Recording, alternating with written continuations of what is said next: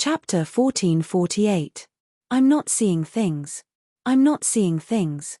The person standing on the city gate tower is her. It's Yi Qian. It's really her. It's really her. Yi Zhixiang was so scared that her limbs were trembling.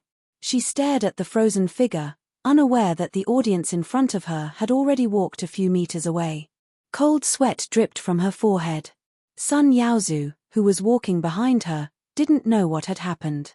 His wife hadn't left yet. He impatiently urged her, "Why are you still standing there?"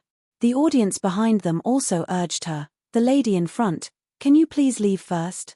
Yi Zhixiang didn't know how she walked out. When she woke up, she was already standing on the side of the street.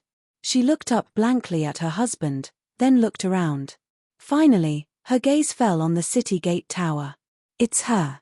It's really her. I'm not seeing things. Yaozu, I'm not seeing things. She was so scared that her voice couldn't be heard clearly. It was so light that she didn't have any confidence. Sun Yaozu, who was fat, was sweating all over.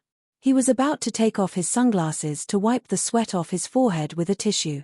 He did not notice his wife's strange behavior. He took off his sunglasses and used a tissue to cover his blind eye. He casually replied, "What do you mean I didn't see wrong?" Yi Qian. I just said that I saw Yi Qian. Yi Zhixiang, who had been looking at the city gate tower, blinked lightly and said in a dry voice, "I saw Yi Qian standing on the city gate tower. I'm not seeing things. She's really standing on the city gate tower. She's standing with the country's leader." Sun Yaozu didn't believe her. The muscles on his face trembled. He scolded Yi Zhixiang, "Are you crazy? See for yourself." Yi Zhixiang handed him the camcorder they had brought back from their overseas trip. "Look carefully. See if it's her." Sun Yaozu, who had snatched the camcorder, took a look and fell silent. Then, the muscles on his face twitched. He gritted his teeth and said with a ferocious expression, "Damn it. It's really her. It's really that bastard." Yi Qian, whom Sun Yaozu wished he could end with his own hands, was sitting in the car. She was sitting in the car that was used to pick up the Director General, and her gaze was cold as she looked straight ahead. On the side of the road, two men stuck their heads out to take a look. They took out their phones and dialed a group of numbers. "Committee member, the car just passed by. We can't see clearly how many people are inside. No matter how many people there are, we're going to do it. Ha ha ha, we're going to succeed. We'll all become celebrities and heroes in the country." Someone replied with a loud laugh, full of ferocity. At noon, all the streets were once again open to traffic. Yi Qian's bulletproof car entered the ring road and began to drive towards the suburbs of Beijing. "There are two cars following behind us. Speed up." From the rearview mirror in the center of the car, Yi Qian saw that there were two heavy trucks following closely behind, trying to attack from both sides. "Drive towards Tongju." The driver was the soldier who had trained with Yi Qian. He took a look from the rearview mirror, and his chiseled face turned cold. "They want to run us over." "Yes, that's why we're going in the direction of Tongju. The highway there is newly repaired, so there are fewer cars." Yi Qian's lips curled up slightly. A faint smile appeared at the corner of his mouth. He was calm, and even a little excited. "Let's start with a round of Fast and Furious." "Fast and Furious?" The soldier couldn't help but laugh. He held the steering wheel with one hand and gave Yi Qian an OK sign with his right hand. He began to deliberately tail the two heavy trucks behind them. Chapter 1449. The car soldiers sent to Zongnanhari were exceptionally good at driving. Moreover, the bulletproof car had excellent performance. As long as they stepped on the accelerator, the car would instantly speed up and leave the two heavy vehicles behind in the blink of an eye. However, the car soldiers did not do that. They needed to lead them to Tongju. They maintained a moderate speed so that the heavy vehicles would not be too far away, but not too close either. Just like when a big fish had taken the bait, the person who hooked it did not need to be too anxious. He just needed to stabilize the fishing rod. Xia Jinyuan and the rest were not done yet. They needed to wait for all the leaders to leave safely before they could put away their guns. The Hunting Eagle team has already captured 4 criminals. The director's intention is very clear. 4 criminals are not enough. He wants to catch all of them in one go. K7's calm voice came from the anti-noise headset. The director will be leaving for Tongju in 2 cars, one in front and one behind. Pigeon and T6 will cover him. Yi Qian will drive ahead. Xie Jinyuan, who was putting away his gun, did not stop moving. He said calmly, "How do you know so much? Are you involved?" "Yes, I'm heading to Guilin now. The so-called big committee of this organization is in Guilin. 10 minutes ago, the latest news came from the local area. 4 police officers went into the mountains to investigate and lost contact. There are rumors that the 4 of them are most likely dead. The big committee has ordered the military to send people into the mountains with the local authorities. The Hunting Eagle team will be in charge of clearing the outer area.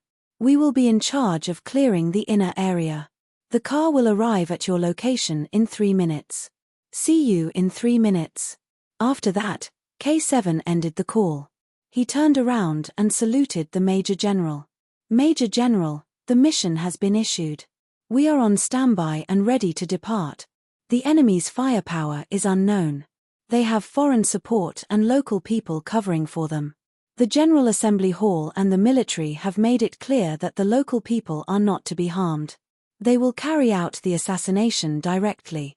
The Major General, who had just finished attending the celebration, did not return to the military base. He ordered from the city tower, "The Snowfield Brigade will send a total of 6 soldiers to Guilin. 6 soldiers will go overseas to join the foreign operation and cut off the connection between the foreign and domestic cults." The domestic operation was carried out by Yi Qian, Pigeon, K7, T6, Q King, and by he. J5, who had just received the mission, immediately set off from the base with 5 of his comrades from the Snowfield Brigade.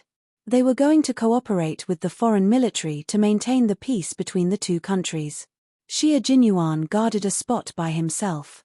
He put away his guns neatly and stuffed them into an inconspicuous travel bag. Dressed like a mountain climber, he left with steady steps. He did not ask about Yi Qian's current situation. The Director General had gone to Tongju in order to lure out the cultists who were hiding even deeper. In order to protect the Director General's safety, Yi Qian would definitely charge at the front and draw all the attention to her. Pursing his thin lips slightly, he pressed the button for the first floor of the elevator. His eyes were calm as he watched the elevator door slowly close. Until his line of sight was cut off, his gaze remained on the steel elevator door. Downstairs, he was calculating the time. There were 7 seconds left before the 3 minutes were up. The 2 team leaders, Q King, were ready to appear in front of him. He was a major, fluent in 6 languages, an electronic explosives expert, and a commando during missions. He, who was 182 meters tall, had a gentle face and was dressed elegantly. His tie was meticulously tied and there was even a steel mechanical watch on his wrist. His temperament was similar to that of a J5. There was a habitual gentle smile at the corner of his mouth, like a mathematics professor in a university, full of the temptation of abstinence. Chapter 1450. This is the first time we're working with Yi Qian. Are there any taboos we can talk about in the car? He jumped into the car first. Then, he asked the captain, "I've been looking forward to this mission for a long time. I'm a little nervous." He, Dove. Their Chinese code names were all responsible for assassination and battlefield support. Yi Qian's missions with the Snowfield Brigade were all frontline fighters. Therefore, Dove was the only one who had met Yi Qian in this group of 12 Snowfield Brigade members. She fell in love with him at first sight. She would mention Yi Qian from time to time when she returned. She had even become Yi Qian's subordinate. Xie Jinyuan got into the car and closed his eyes to rest. When he heard he said calmly, "She's very good. She won't be a burden to anyone. Her sniping is accurate, she's agile, she has good judgment, and she's full of adventurous spirit. Working with her will be a feast for the eyes." It was not an exaggerated compliment. It was the truth. "I'm looking forward to it." The white crane smiled faintly as it looked forward with its beastly black eyes. The smile at the corner of its mouth gradually disappeared as the car started moving. They needed to pick up K7. They also needed to wait for K7 to come over to discuss the specific plan of action. Xie Jinyuan did not get enough sleep last night. In order not to delay the upcoming mission, he made use of the time to catch up on sleep. The two of them did not talk much. They gathered their energy together so that they could be in a better state to take on the important mission. Yi Qian did not know that Xie Jinyuan had joined the mission. At this moment, she was talking to Dove and T6. We're 500 meters away from the highway entrance in the direction of Tongju. We'll seize the opportunity to create an accident. You guys protect the director and quickly overtake them. The director's car was still behind and did not overtake Yi Qian's car. The director's car would only overtake them in the few minutes before the accident. In the car, Dove said softly, "Okay, we'll seize the opportunity. Be careful on your side. We'll have to wait for you to come over for the next mission." It was not an easy task to create a car accident that did not involve oneself. The danger factor was no less than that of a gunfight. "Don't worry, I'm looking forward to working with you again." Hearing Pigeon's concern, Yi Qian's eyes flashed with a faint smile. It was light, joyful, and without the slightest hint of fear. This kind of Yi Qian was definitely a real Special Forces soldier. In the face of imminent danger, she kept calm and did not allow herself to panic. Influenced by her, the soldiers driving the car were very calm. With both hands on the steering wheel, they slightly accelerated and entered the entrance of the Tongju Expressway. The people in the two heavy-duty vehicles did not realize that Yi Qian's vehicle was intentionally trailing them. They were quite happy to communicate with their own people. "We're already on the Tongju Expressway.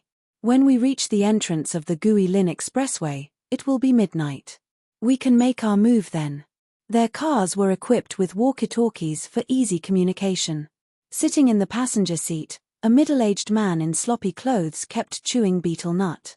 After listening to the driver's conversation, a trace of panic flashed across his face. Someone on the other side of the walkie-talkie laughed maniacally. "The car is insured. Just hit it. If we succeed, we will have money in our hands, and the committee members will think more highly of us. When the time comes, our whole families will become ministers. Ministers close to the emperor." The young man sitting next to him added, "Uncle, you can also take the money back and marry a wife to warm your bed." The two drivers chatted happily. It seemed that as long as they succeeded in this accident, the future would be beautiful. There would be no more worries, and they could do whatever they wanted in the future. Chapter 1451. As they chatted, everyone in the two vehicles, including the middle-aged man who was initially a little afraid, became more and more excited. He kept rubbing the corners of his clothes and chewing on the betel nut in his mouth. Yi Qian and the others kept in contact and did not give them a chance to make a move in the middle of the night. When they entered a tunnel that was about 3,000 meters long, Pigeon's voice came from the headset and reminded Yi Qian in the vehicle ahead, "It's about time. There are no cars passing by here for the time being. It would take 3 hours to get on the highway." Even though it was National Day, there was still very little traffic. In 1999, there were still very few private cars in China, and there might not even be a car several kilometers apart on a not-so-popular highway. The Tongju Highway was such a not-so-popular highway. The tunnel was dark, and 3,000 meters was enough for Yi Qian and the others to make a move. After Pigeon finished speaking, she asked again, "Are you driving now, or is someone from Zongnanhari driving?" It would be best to let someone from Zongnanhari drive. She was just afraid that Yi Qian would choose to drive because he was afraid of hurting his men. "Zongnanhari's brother is driving. I trained with him before." Yi Qian thought Pigeon was worried about the driver's skills, but he did not expect Pigeon to be so worried about her that she did not want her to drive. After all, Xie Jinyuan had said that Yi Qian had the best automobile company in southern province and had trained with the soldiers who were sent to Zongnanhari as automobile soldiers. Hearing Yi Qian's words, he was relieved and said to the Director General, "Don't worry, Yi Qian and the others will be fine. The people in the car will also be fine. The traffic police are already on standby. After the accident, the ambulance and traffic police will immediately rush to the scene to deal with it. You guys are too cautious. What's there to protect an old man like me? I'll have to report this to the General Assembly later. I'm not very satisfied with this arrangement. Ever since Yi Qian suddenly left in the bulletproof car he used to go to the city gate tower, the Director General's expression had not been good. Although she was a soldier, she was still young. He would rather have something happen to himself than the young lady. Pigeon and the T6 combatants could not respond to these words. They were just following orders and could not possibly question the General Assembly's arrangements. Protecting the leader's safety was also the duty of a soldier. The two heavy trucks drove into the tunnel at a speed of more than 90 kilometers per hour. The T6 driver slowed down and pulled away. At the same time, he shot a look at the pigeons through the rearview mirror. They were going to overtake them the moment the accident happened. The car accident had to happen. This would serve as a warning to the cult, breaking through their psychological defenses and causing them to panic. This would achieve the goal of making them afraid. Besides, didn't the other party also want a car accident? Since they had specially sent out two heavy trucks, then let's have a car accident as they wished. It was better to have a car accident in the tunnel than outside. At least, with the two sides of the tunnel blocking, the car would not rush out of the highway or into the opposite lane. Moreover, when entering the tunnel, they would be limited by the light, so they would habitually slow down. This was equivalent to reducing the risk factor. The pistol was already loaded. Yi Qian gestured to the motorist and rolled down the window. He pressed down on his headset with one hand and counted in a low voice, 1, 2, 3. When he counted to 10, a silver-grey sedan suddenly appeared. It actually sped past the two heavy trucks and swerved to the side. Chapter 1452. The second the car sped out of the tunnel, Yi Qian used the rearview mirror to extend the black barrel of his gun outside.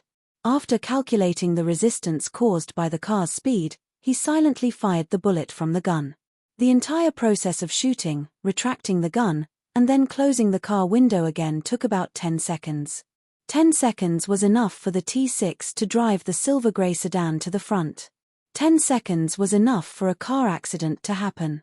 The sharp screeching of brakes rang out in the tunnel. It was so urgent that it scraped against one's eardrums painfully. Immediately after, there was a loud bang as the car hit the ground. The front wheel, which had been pierced by the bullet, lost its balance. The entire car swayed and leaned to one side of the tunnel, causing sparks to fly everywhere. The people in the car were scared out of their wits.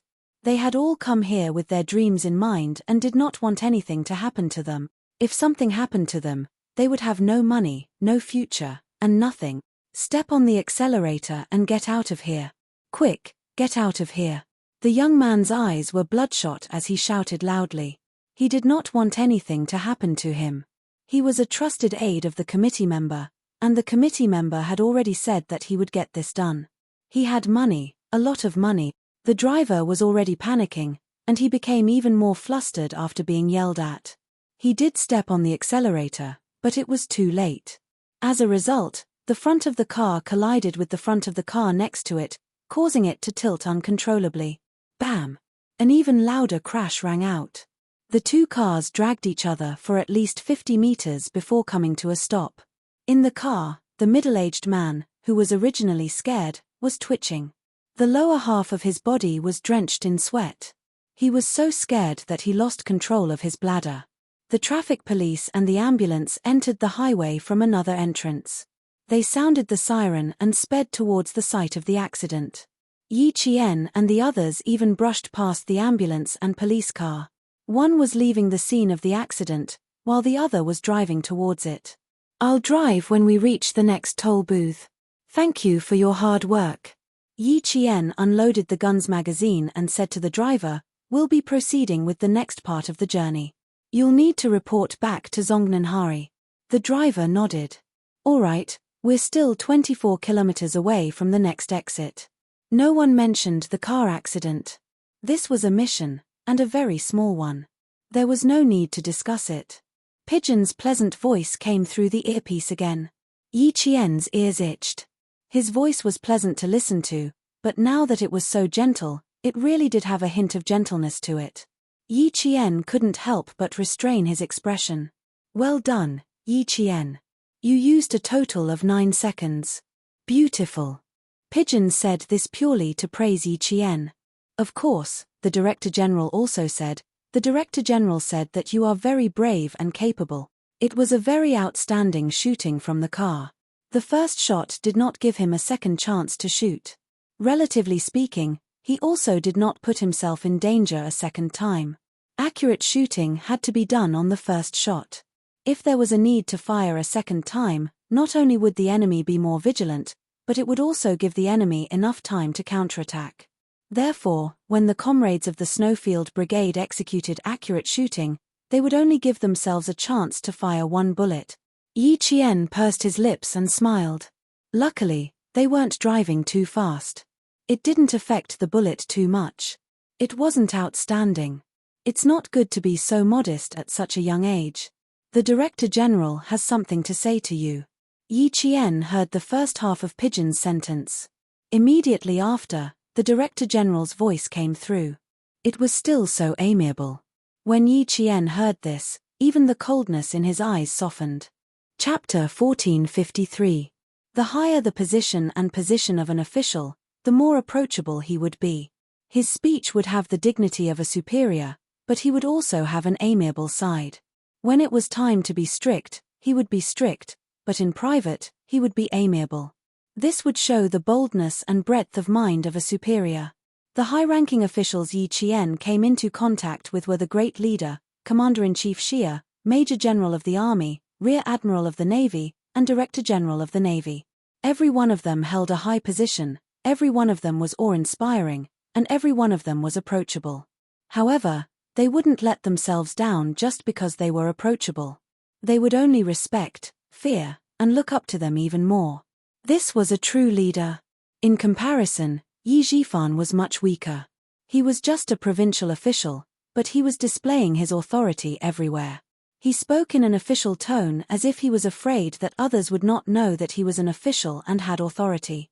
In the face of the director's concern, Yi Jian felt warm in her heart after hanging up the phone. She respected the director even more. This was how a person of high status should be. It was precisely because Yi Qian had come into contact with so many high-ranking officials in her early days that it had a great impact on her growth in the future. She was domineering in the way she handled matters, yet she did not lose her friendliness. Later on, the officers under her all respected her greatly. At 5 p.m., the sky in the north was darkening. Yi Qian and Pigeon received a message from the military at the same time, informing them that the tunnel accident had been dealt with. The 4 criminals had all been sent to the hospital. Their injuries were not light, but they were not serious enough to lose their lives. Yi Qian wasn't worried about the criminals' injuries. He only said lightly, "Lucky? That's good too. Let them stay and let the police see if they can pry any useful clues out of them." Although the criminals were fellow countrymen, they were already standing in opposition to the country. They went against justice, broke the law, and harmed the people and police. To Yi Qian, they were enemies. They were enemies from their own country, their own countrymen. If it wasn't for the fact that the Director General was in the car, Pigeon would have laughed out loud. Yi Qian, what a wonderful person. When the Pakistani side was carrying out a mission, they saw that the children in distress were not afraid of their own danger. They bravely charged into the wolf's den and protected more than 20 Pakistani children by themselves. When he was ruthless, he was very ruthless. He had an exquisite heart that could distinguish between right and wrong.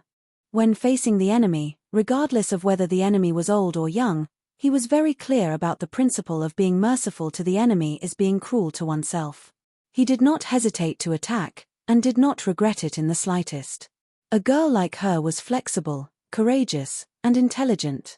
Q King had found a treasure when he found her. She dared to say that if the two of them fell out in the future, Yi Qian would definitely have many suitors swarming over. They would even secretly congratulate Q King for finally being dumped and Yi Qian being single again.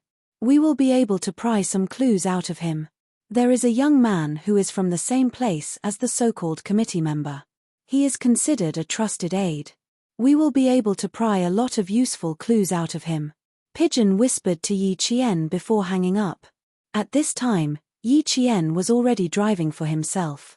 The soldiers from Zongnanhari had left from another exit an hour ago. Yi Qian drove alone behind Pigeon and the others, continuing to act as a target. Chapter 1454. The next exit led to Tongju. In order to take down the entire organization, the director didn't even care about his own safety and directly announced that he would be going to Tongju. Tongju was in danger now.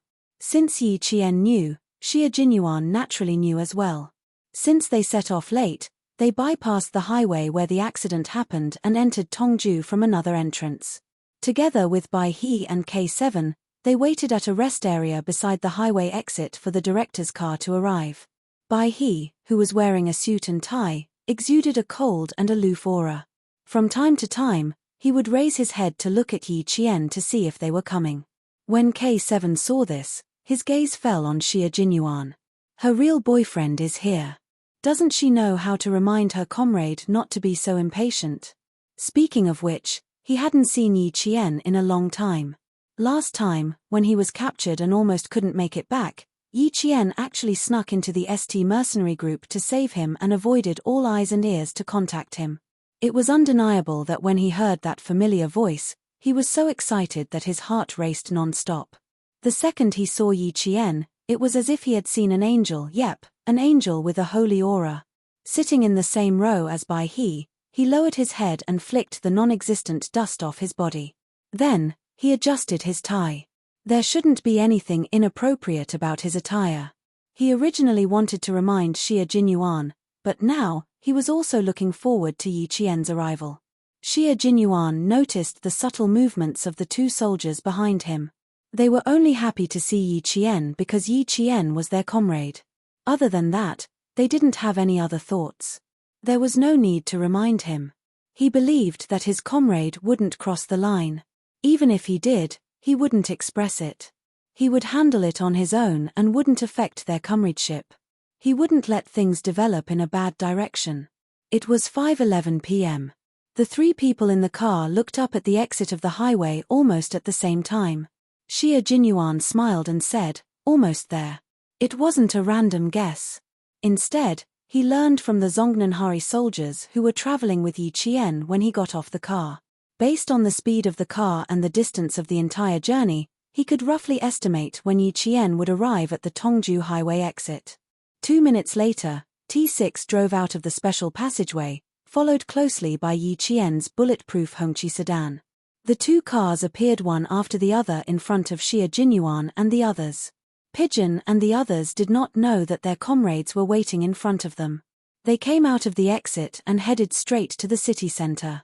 The car drove away without any signs of stopping. Xie Jinyuan's slender fingers tapped lightly on the car window. He said to K7, who was in charge of driving, "The military didn't inform them. They don't know that we're here. Follow the director's car." They didn't say that they were going to follow Yi Qian's car. They needed to escort the director to the hotel first. "I'll take a taxi and follow Yi Qian alone," Bai He suggested. K7 started the car and looked at Xie Jinyuan. He said calmly, "I agree." Everyone knew that the director wasn't the one who was in danger, but Yi Qian. Bai He was afraid that his captain would disagree, so he added, "The car accident has angered them. They're all eyeing the director's car. Right now, only Yi Qian and Q King are in the car. Since we have enough manpower to support our comrades, I can definitely go and support Yi Qian." Chapter 1455. Xie Jinyuan, who didn't urge his comrade to drive, chuckled. His chuckle was low, gentle, and full of ridicule. His deep black eyes looked at K7, who was so cold that he seemed to have no desire for anything, and then at Bai He, who seemed gentle but was actually ruthless. He said slowly, "Yi Qian, she's not weak. It's not a matter of whether she's weak or not. What I mean is, since the situation allows, why didn't you send reinforcements in advance?" Bai He frowned slightly. He didn't quite understand Xie Jinyuan's actions. K7, who favored Yi Qian in his heart, was even more reticent than G3. He still liked to read forensic science books, so he answered on behalf of Xie Jinyuan calmly. "Yi Qian's goal is Q King. She also wants to join the Snowfield Brigade. She wants to join immediately after graduation. Without further explanation, he instantly understood why Q King didn't arrange for him to support Yi Qian. I see. Then there's no need for reinforcements. Joining the Snowfield Brigade immediately after graduation? Before that, he really needed to train hard. And going on a solo mission was far more dangerous than going on a solo mission. Now that he was in China, he could contact them immediately if anything happened. But if he went on a solo mission overseas, there would be no reinforcements. He could only rely on himself to advance and retreat. If he wanted to return safely, he had to put in some hard work. After knowing Yi Qian's goal, he didn't mention about supporting Yi Qian again. The ones that appeared now were just small fries for Yi Qian to deal with. After he thought it through, Xia Jinyuan smiled as the car started. We can't not help, but we don't need reinforcements for now. Later, the three of us still have to meet up with Yi Qian. Hearing this, his smile deepened. I'm looking forward to it. This was getting more interesting. From Q King's words, he only planned to support them silently. He didn't plan to let Yi Qian know that there was reinforcements. How ruthless. However, for the sake of his girlfriend's safety in the future, Q King did put in a lot of effort to nurture her. As a comrade, he would definitely cooperate and not be a burden to his comrade. K7, who knew which hotel the Director General would be resting at, quickly caught up with Pigeon. When the two cars were traveling side by side, he honked to remind him. Pigeon, who was in charge of observing the car, looked outside and saw Q King waving at him. Q King's here. Q King, Pigeon, he said softly so he wouldn't disturb the Director General who was in the car with his secretary. T6 took a quick glance at the car as it made a turn. When he saw Xia Jinyuan, there was a flash of envy in his eyes. How great would that be? He would be able to carry out missions with his girlfriend and deepen their relationship. Even though Jiao Xin was tempted to join the army because of what he said, but if she joined the Shuiyu Brigade, it seemed like he was indulging in fantasy. Now that T6 was getting more and more interested in Injusin, he was trying his best to make her stand out. At the same time, he did not forget to show off his military charisma. This made Injusin, who was already influenced by Yi Qian, even more eager to join him. T6 felt that there was a need to make his presence known again so that he could coax the girl he liked to join the army. Then he would think of a way to get her closer to him.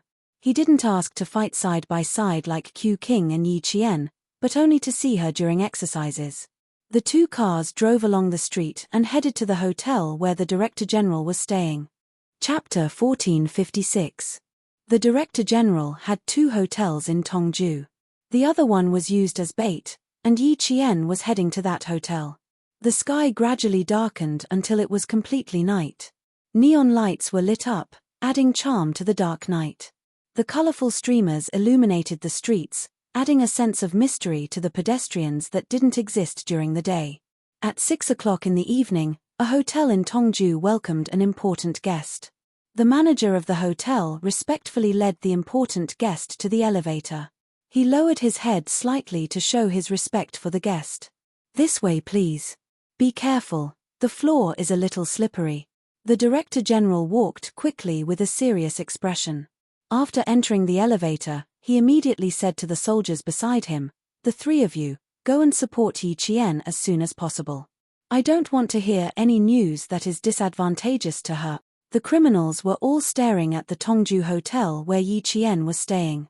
He was very surprised by the military's arrangements, but he had no right to question the military's arrangements. He could only urge Yi Qian's comrades to hurry over. Xia Jinyuan raised his hand to block the elevator door. After the Director General entered, he smiled and said, "We will go and support her immediately. Don't worry, there won't be any bad news. Also, we believe in our comrades. We won't put ourselves in danger. I believe in you too. This mission is different from before. You all need to be more vigilant and protect yourselves. The troops are still waiting for you to make contributions. Your comrades are also waiting for you to return." The Director General did not know that the special forces that were sent this time were super elite special forces. The concern in his words warmed the hearts of every soldier in the Snowfield Brigade. Fighting for the country, fighting for their beliefs, and fighting for the leaders who contributed to the country was an unshirkable responsibility of every soldier. It was also a sacred responsibility. In Tongju International Hotel, someone in a room on the 5th floor took out his binoculars from time to time and carefully looked at the entrance of the hotel. When he did not find the target, he put down his binoculars angrily and paced back and forth in the room. Not here yet, not here yet. Did something go wrong? He was a little restless. He walked and stopped at times. In the hotel lobby, someone was reading a newspaper. Occasionally, he would look up at the entrance of the hotel, then look down at the newspaper in his hand with a gloomy expression. When Yi Qian came in alone, she started scanning the front of the hall. By the time she reached the front desk, she had already finished scanning the entire hall. The check-in information had already been registered, so all they had to do was take the room card and check in. When they passed by the sofa in the hotel lobby, Yi Qian nodded slightly and looked in the direction of the sofa. Yi Qian had a square face, a beard, thick eyebrows, and a scar at the peak of his eyebrows. He wore a navy blue jacket, light blue jeans, and a black and white ball target. He looked to be 1.74 meters tall and had a rather muscular build. Yi Qian only needed to take a glance at him from the corner of his eye to remember his appearance and what he was wearing. Yi Jian could not help but slow down when she saw the man taking something out of his jacket. Then, the square-faced man took out a phone with a flashing screen and answered the call. I didn't find anything. Could it be that there's a traffic jam? You wait upstairs first. I'll keep watch downstairs. No matter when they come over, it's fine as long as they come out at night. Let's get this done as soon as possible and satisfy the committee member. When the words committee member drifted into Yi Qian's ears, Yi Qian's eyes immediately darkened. The leader of the cult was the committee member. He came from a mountain village, did not study, and relied on his mouth to recruit followers. Chapter 1457. Yi Qian lowered her head slightly as she walked into the hotel room. Her eyes darkened slightly. The man in the lobby needed to be dealt with. His accomplice in the hotel also needed to be dealt with. Then, how many criminals were staying in this hotel? What would happen next? Since they wanted to clean up Tongju, the Tongju police should have made preparations. The director was the bait, so the police couldn't have done nothing. So, what was she going to do next? Yi Jian, who was sitting by the bed, frowned slightly. The Major General had told her that one of her main tasks was to ensure the safety of the director during the grand ceremony, as well as the safety of the director for the next 2 days. Then the problem was, she was not by the director's side now. The second mission was to enter a mountain village in Guilin and find the policeman who had been brutally dismembered by the criminals. The Major General had said that this was her follow-up mission. Since she wasn't protecting the director and hadn't received any orders to go to a mountain village in Guilin, she was going to be left alone in the hotel tonight. She was just going to be a target. Even if she was going to be a target, the criminals had to know about her. But it was obvious that the other party didn't know about her. Otherwise, the square-faced man would have taken a few glances at her when she walked past him. But he didn't. For a moment, Yi Jian couldn't understand the military's arrangement. She couldn't understand, but Xie Jinyuan knew. He had already guessed the military's intentions when Yi Qian drove into Tongju alone. They wanted to use this opportunity to train Yi Qian. That was the military's only intention. Furthermore, they had specifically instructed him not to contact Yi Qian in a hurry and not to allow anyone, including the pigeons, to contact Yi Qian. They wanted Yi Qian to be completely isolated and helpless. Thinking about it carefully, Little Fox had never gone on a mission alone before. She had never been isolated and helpless. It was fine for her to know about this mission, but it would make the director, who didn't know the military's intentions, worried. He didn't have any objections to the military's arrangements. Little Fox had set him as her goal. Her goal was to enter the Snowfield Brigade. She even wanted to join as soon as she graduated. The military would only be stricter with her. As Xie Jinyuan was thinking about this, his face turned cold. Even K7, who was in the same car, couldn't help but stare at him. Focus on driving. Xia Jinyuan, who did not look up, reminded her calmly, people are coming and going, and there are even pedestrians who run red lights. If we get into a car accident in a busy city, we will become a laughingstock. The Tongju International Hotel was located on the side of the downtown area. It was bustling with people coming and going. When the car entered the downtown street, it could not help but slow down to avoid hitting the pedestrians who suddenly rushed out. He had already seen the flashing neon lights of the Tongju International Hotel. He looked left and right at the busy streets and frowned slightly. If the fire is set in advance, the consequences would be unimaginable. Yi Qian won't give them a chance to commit arson. Xia Jinyuan immediately replied, she won't just sit in the hotel and wait. As long as she finds any clues, she will immediately take action. Besides, the Tongju police are secretly ambushing them. The entire Tongju International Hotel is under surveillance. No one will give the criminals a chance to set the hotel on fire. Now that they knew the other party's movements, they only needed to catch them in one fell swoop. Naturally, they needed to know the other party's situation at all times. The police of Guilin cooperated with the police of Tongju. Tonight, the Tongju International Hotel would not be too peaceful. Chapter 1458. Yi Qian, who knew nothing, knew that the hotel wasn't very peaceful tonight. She didn't wait in the room and returned to the lobby with a cup of coffee that was just right. The square-faced man was still there, but he looked increasingly impatient. He would cross his legs from time to time and put them down again. The newspaper in his hand was shaking, and his patience was running out. Yi Qian narrowed her eyes as she walked past. When the man suddenly changed his legs, she walked over without a trace and tripped him. The coffee spilled on the square-faced man's clothes, and she tripped over him. She staggered a few steps forward and fell head first into the sofa. Do you have eyes? The square-faced man didn't think he was in the wrong. Instead, he scolded Yi Qian. Do you know how to walk? You spilled all over me. Yi Qian, who pretended to be unsteady, quickly apologized. Sorry, I didn't pay attention to my feet. I'm so sorry.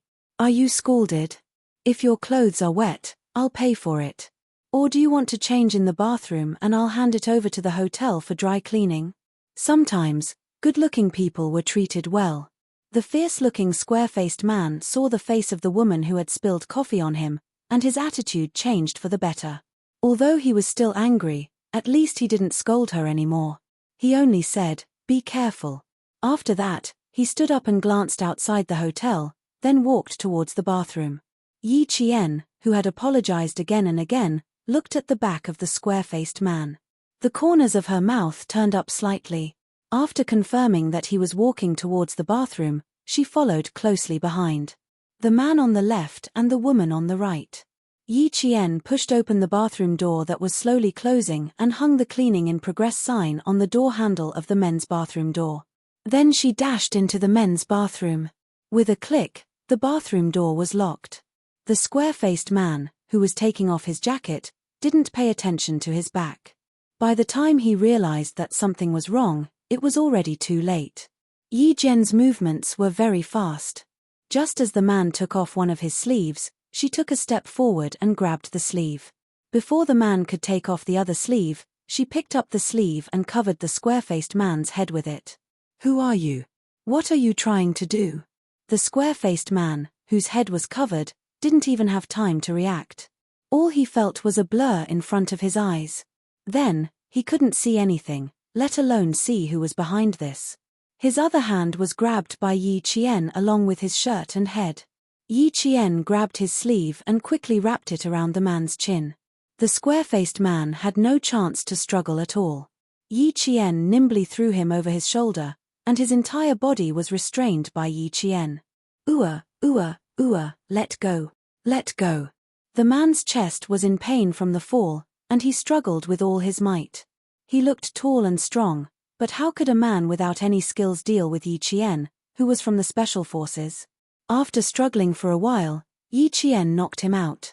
Against such a person, Yi Qian did not feel any sense of accomplishment. It was too easy. About 3 minutes later, the square-faced man's voice suddenly came from the bathroom. Fuck, he's still not here at this time. Will there be a problem? Don't tell me he won't come. Why don't you come out and take a look? Don't tell me you've already entered the hotel and I didn't see you. That can't be. You suspect that you saw wrong? The voice came from the phone. Yi Qian's eyes flickered as he held the phone and said, I don't know. Anyway, I didn't see him. Come out and get me. Let's discuss if we should call the committee member. The voice belonged to the square-faced man. Chapter 1459. On the other end of the phone, the square-faced man's partner's breathing obviously quickened. When Yi Qian heard this, a faint light flashed in the depths of his eyes. It was obvious that the other party was not only confused because things did not go according to their plan, but also because their emotions were fluctuating. This was a good thing for her. The committee member has high hopes for us. If we don't even know how to light a fire, how are we going to explain it to the committee member? If we don't do a good job, Mr. Charlie definitely won't contact the committee member for us. The man on the other end of the phone was obviously anxious, as if a broken pot was about to break. Motherfucker, if we really can't do it, we'll just set the place on fire at 1 o'clock in the morning. Who cares if the secretary or bureau chief has checked in? Let's start the fire first. Set the place on fire at 1 o'clock in the morning, Mr. Charlie, committee member. Yi Qian, who caught the sensitive words, immediately realized that the square-faced man and the man on the other end of the phone were only able to contact the committee member through a man named Charlie. In that case, these people were all small fry. Small fry also had their advantages. They were timid, afraid, and easily frightened. Let's find Mr. Charlie first. That's fine too. We'll just set the place on fire anyway. Alright, cut the crap. I'll come up and find you. Yi Qian's voice was the same as the square-faced man's. The square-faced man's voice was mixed with a Guilin accent, and Yi Qian's voice was Guilin accent.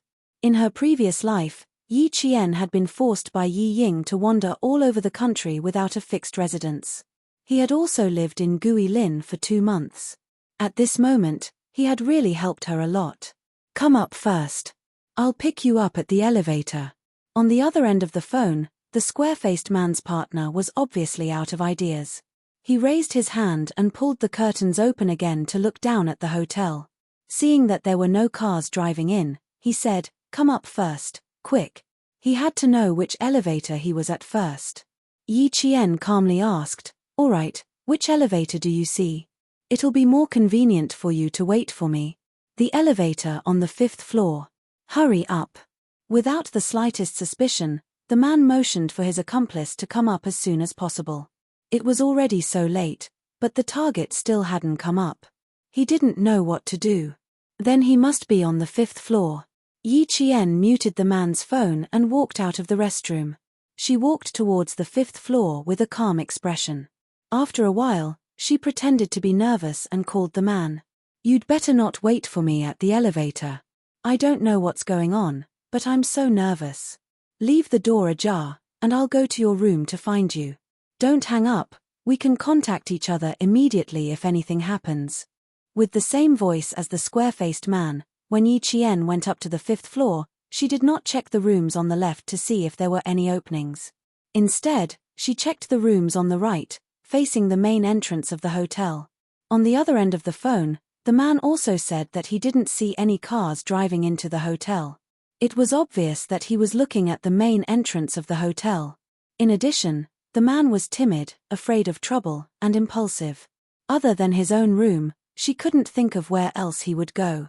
She asked him to leave the door ajar as a test to see if he was in his room. The man didn't refuse. Instead, he happily agreed. After probing for a while, Yi Qian was sure that the man was in his room. Chapter 1460. Yi Jian's search speed was neither slow nor hurried. She strolled along the long corridor that was covered with thick carpets.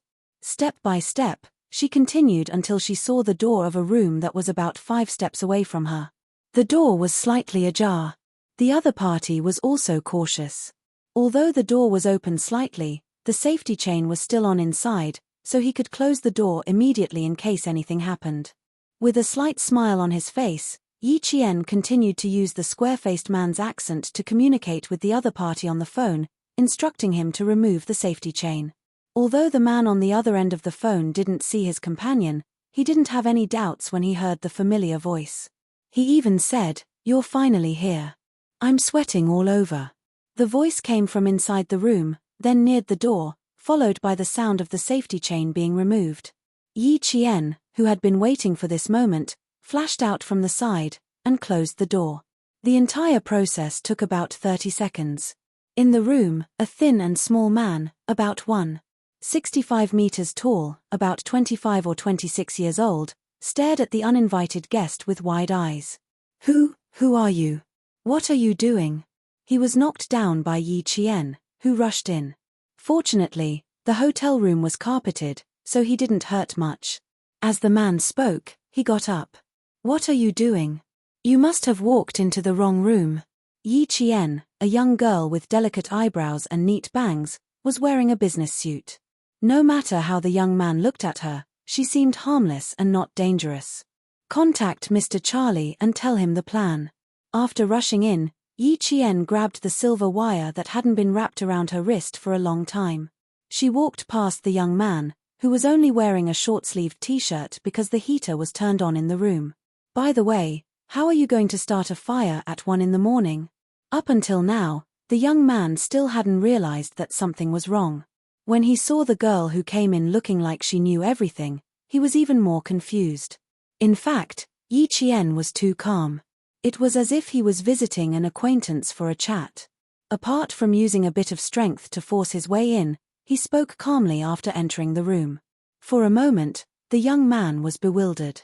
When he heard her mention Mr. Charlie and the fact that she had set a fire at 1 o'clock in the morning, the young man was the first to be shocked. His expression changed as he blurted out, "How did you know?" "I know a lot. We still need to keep an eye on the ground. We can't come up. Keep an eye on this side too." Yi Qian looked around and confirmed that he was the only one in the room. He didn't have any dangerous weapons on him. He sat down on a round chair by the window of the hotel. His eyes were cold as he looked at the young man sternly. "Set fire. If they come on time, it won't be a problem to set fire to them." But they didn't come. "It's best to ask Mr. Charlie first." The young man didn't look like a repeat offender at first glance. Yi Jian's half-truth and half-lies, coupled with the imposing manner of a strategist, made the young man, who was originally baffled, suddenly seem to have found his backbone. He quickly sat on another leisure-round chair and looked at Yi Jian up and down. After a while, he said, "Who the hell are you? Why haven't I seen you before?" As he spoke, he couldn't help but straighten his body. His eyes were vigilant and he questioned without much confidence, "Tell me who you are first. I'm someone the committee member arranged to help you at any time. Otherwise, how would I know about your plan? The car accident plan this morning has already failed. So this time, as long as the target appears, we must succeed. We can't afford to fail." Chapter 1461. When Yi Qian told him what had happened during the day, the young man's vigilance dissipated. He sighed deeply. "That's right. They couldn't do it and made things difficult for me and Brother Xiong. Mr. Charlie isn't here. All right, I'll contact Mr. Charlie. If he doesn't come, should we still set the place on fire?" Then he glanced at Yi Qian and asked in confusion, "Why didn't my uncle mention that he would arrange for someone else to come? He only told me that old Dong and the others would come to help me. He didn't mention a woman like you." This sentence made Yi Qian feel that something was amiss. It sounded like this young man had some status. Old Dong should be the square-faced man. How many? Where are the rest of them? He had to find them. If you didn't suddenly ask Old Dong to come up, I wouldn't have appeared. Old Dong can only stay in the lobby. How can he leave so easily? As for the others, call them now and tell them to keep an eye on them. Don't be impatient. Yi Qian tried to get information from him again. He didn't need to be careful. He used a reproachful tone to get information from him. If you ask this person to come up and ask that person to come up, what if the person you're waiting for appears? Don't you know the identity of the other party? How to get information from him and how to get the information he wanted as soon as possible. These were all skills that a Special Forces soldier needed to know. After the young man finished calling his companions, The smile on Yi Jian's face deepened. It was the first time he was fighting alone, and he was facing a powerless enemy. He wondered if he was lucky. Yi Jian was indeed lucky. She met a guy who wanted to earn some credit so that he could go back and ask his uncle to put in a good word for him to make a fortune. 5 minutes later, the young man called the other 4 accomplices. After hanging up the last call, he said proudly, "Keep watch. There won't be any problems." One was guarding the back door, one was watching the parking lot, one was hiding in the hotel's computer room, and the last one was at the door opposite the young man. Yi Qian knew that it was about time for him to take action. All he needed was for the other party to contact Mr. Charlie. The clock pointed to 9 p.m. Xia Jinyuan, who was sitting in the car, looked at the time and said to K7, "Contact Yi Qian and ask her if she found anything." Yi Qian had planned to keep the young man alive to see if he could find more clues. However, when he heard that his uncle also wanted to meet the committee member, Yi Qian knew that there were no other useful clues. Hearing K7's voice, Yi Qian, who had tied up the young man with the bedsheet, lowered his voice and said, "The criminals plan to set the hotel on fire at 1 a.m. tonight. I have already found several of their accomplices at the hotel, and one of them was not at the hotel." She told them everything she knew so that the 3 people in the car could hear her clearly through the hands-free mode of the phone. Xia Jinyuan raised his eyebrows slightly and smiled at Bai He. He had said that his little fox wouldn't just sit around and wait for death. She was already taking action. "Yi Qian, take care of the other 4 criminals." Xia Jinyuan finally spoke. He said slowly with a hint of coldness in his voice, "No one is supporting this operation. Think of a way to take care of it alone." Chapter 1462. Xia Jinyuan's cold voice came through the phone, and Yi Qian was stunned for 3 seconds. It wasn't because of what he said, but because of his arrival. She had been in contact with pigeons all the way from Beijing to Tongju. Why was Xia Jinyuan here? Is there a problem? While she was stunned, she heard his cold voice again. This time, it sounded like an order. Yi Qian's expression was tense as she replied, "No problem, I will deal with the remaining criminals as soon as possible. However, Mr. Charlie needs backup. He is too close to the hotel, and if there is any movement, he will immediately run away." She didn't ask why he wanted her to deal with all the criminals in the Tongju International Hotel alone. Faced with an order, she chose to obey. K7 glanced at Xia Jinyuan. Seeing that his captain nodded in agreement with Yi Qian's request, he said to Yi Qian, "Okay, be careful." Just as he was about to hang up, he seemed to have thought of something. His calm voice became a little darker. "A soldier can be a king. Every soldier of the Snowfield Brigade is like that." For a person who was so calm and emotionless to suddenly say something so emotional, let alone Yi Qian, even Xia Jinyuan and Bai He were surprised. No, it should be said that they were surprised. "I understand. Thank you for the reminder." After Yi Jian recovered from her shock, she replied with a smile, "That's great, that's really great. Even K7 cares about me. Does that mean that all the special forces from the Shuiyu Brigade have accepted me as their comrade?" Yi Jian thought.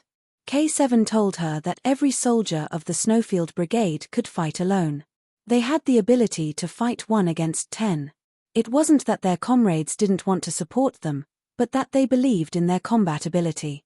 Yi Qian had no problem dealing with a few small fries. He tied up the young man's limbs and dragged him directly to the bathroom. Then, he stuffed a towel into the man's mouth. In order to prevent him from escaping, Yi Qian tied the man to the toilet bowl with a towel. Finally, when he closed the bathroom door, he used the belt of his bathrobe to tie the door lock from the outside. One of the suspects is in the men's washroom in the hotel lobby, the second last seat. The other was in the bathroom of room 5015 on the 5th floor of the hotel. "I'll deal with the rest of the suspects now." Yi Qian told K7 the location of the suspect that had been taken care of. The rest of the cleanup work could be left to K7 and the others or the Tongju police. With that one word, he ended the call and turned to Xia Jinyuan. "The follow-up work will be handled by the Tongju police. Will the criminal Mr. Charlie also be handed over to the Tongju police?" For the police, this was an opportunity to perform meritorious deeds.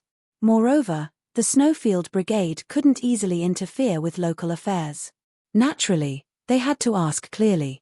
Inform the Tongju police and tell them the location of the 2 suspects that have been arrested. Don't say anything else for the time being. If they need our help, it won't be too late to take action. Xia Jinyuan was also well versed in local politics. Although they had a high chance of winning, since the Tongju police were already deployed, they would definitely complete the task successfully. Otherwise, how would the local officials answer to the director who personally acted as the bait? As for Mr. Charlie, Xia Jinyuan pondered for a few seconds and said to Bai He, "Contact Pigeon, I need to ask the director." The director hadn't rested. When he received Xia Jinyuan's call, his serious face suddenly smiled. Yi Qian did well. This Charlie is the biggest fish in Tongju. Since the Tongju police are going to arrest him, you won't have to be involved in local affairs to avoid increasing your workload. Chapter 1463. After all, the soldiers sent from the army were all going to Gui Lin, not to catch criminals. Xia Jinyuan had no objections to the Director General's arrangement. That was his original intention as well. As a soldier, it was not appropriate for him to get involved in local politics.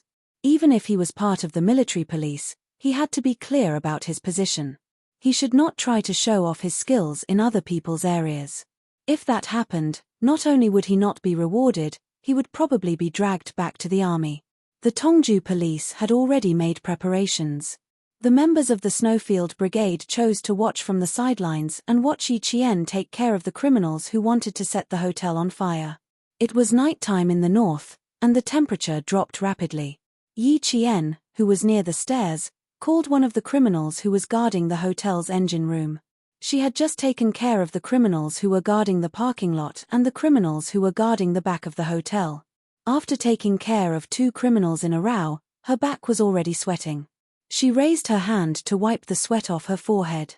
The faint blue light from her phone illuminated Yi Qian's face, making it seem as if her face was covered with a layer of blue coldness.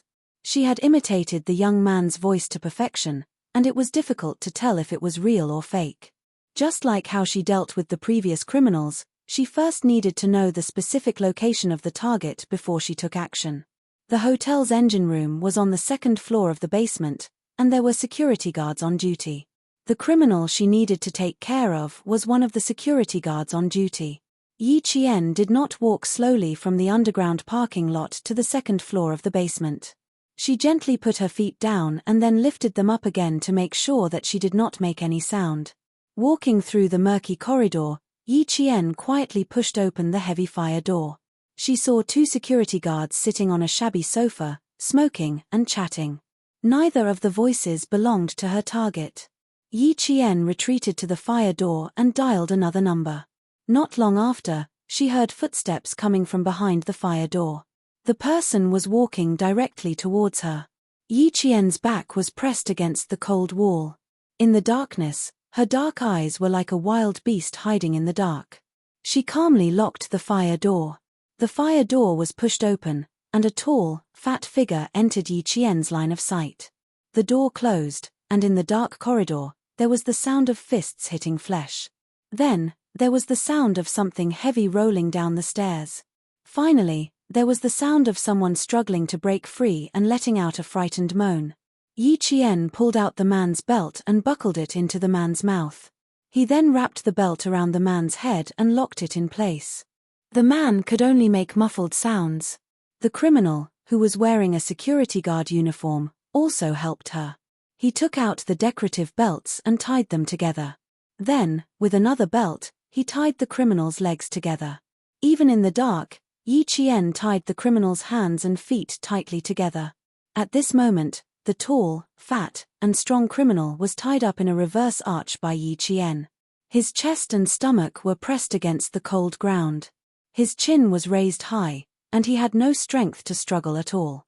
The third one was dealt with. She takes an average of 5 minutes to deal with one. K7, who received another call from Yi Qian, raised his eyebrows slightly. There was a subtle smile on his indifferent face. He said to Bai He, "Are you looking forward to meeting her even more?" Bai He nodded. The smile on his handsome face was much deeper than K7's. That's right. I'm looking forward to it more and more. These few people are nothing to her. Xie Jinyuan, who had been calm from the beginning to the end, smiled gently. No one knew better than him how powerful his little fox was. His little fox wanted to ascend to the throne, so it was not a big deal for her to deal with a few small fries. Chapter 1464. Xie Jinyuan waited quietly for Yi Qian to resolve the dangerous situations in the hotel one by one. He waited quietly for her to complete her mission for the night. The Major General sat alone in his office with his head lowered as he worked. Other than occasionally lifting his head to pick up a document that was placed further away, he never lifted his head or moved around. The alarm clock placed directly on the desk rang. Only then did he look up from a pile of documents, put the work in his hands aside, and raised his hand to pick up the landline receiver. At 9:30 p.m, Xie Jinyuan received a call from the Major General. The Major General only asked, "How is Yi Qian doing?" Xie Jinyuan seemed to have been waiting for the Major General to call. When he heard the Major General's call, he replied calmly, "The cleanup has been completed. The Tongju police are cleaning up the dangerous items in the hotel according to the criminal's statement. Yi Qian is doing very well.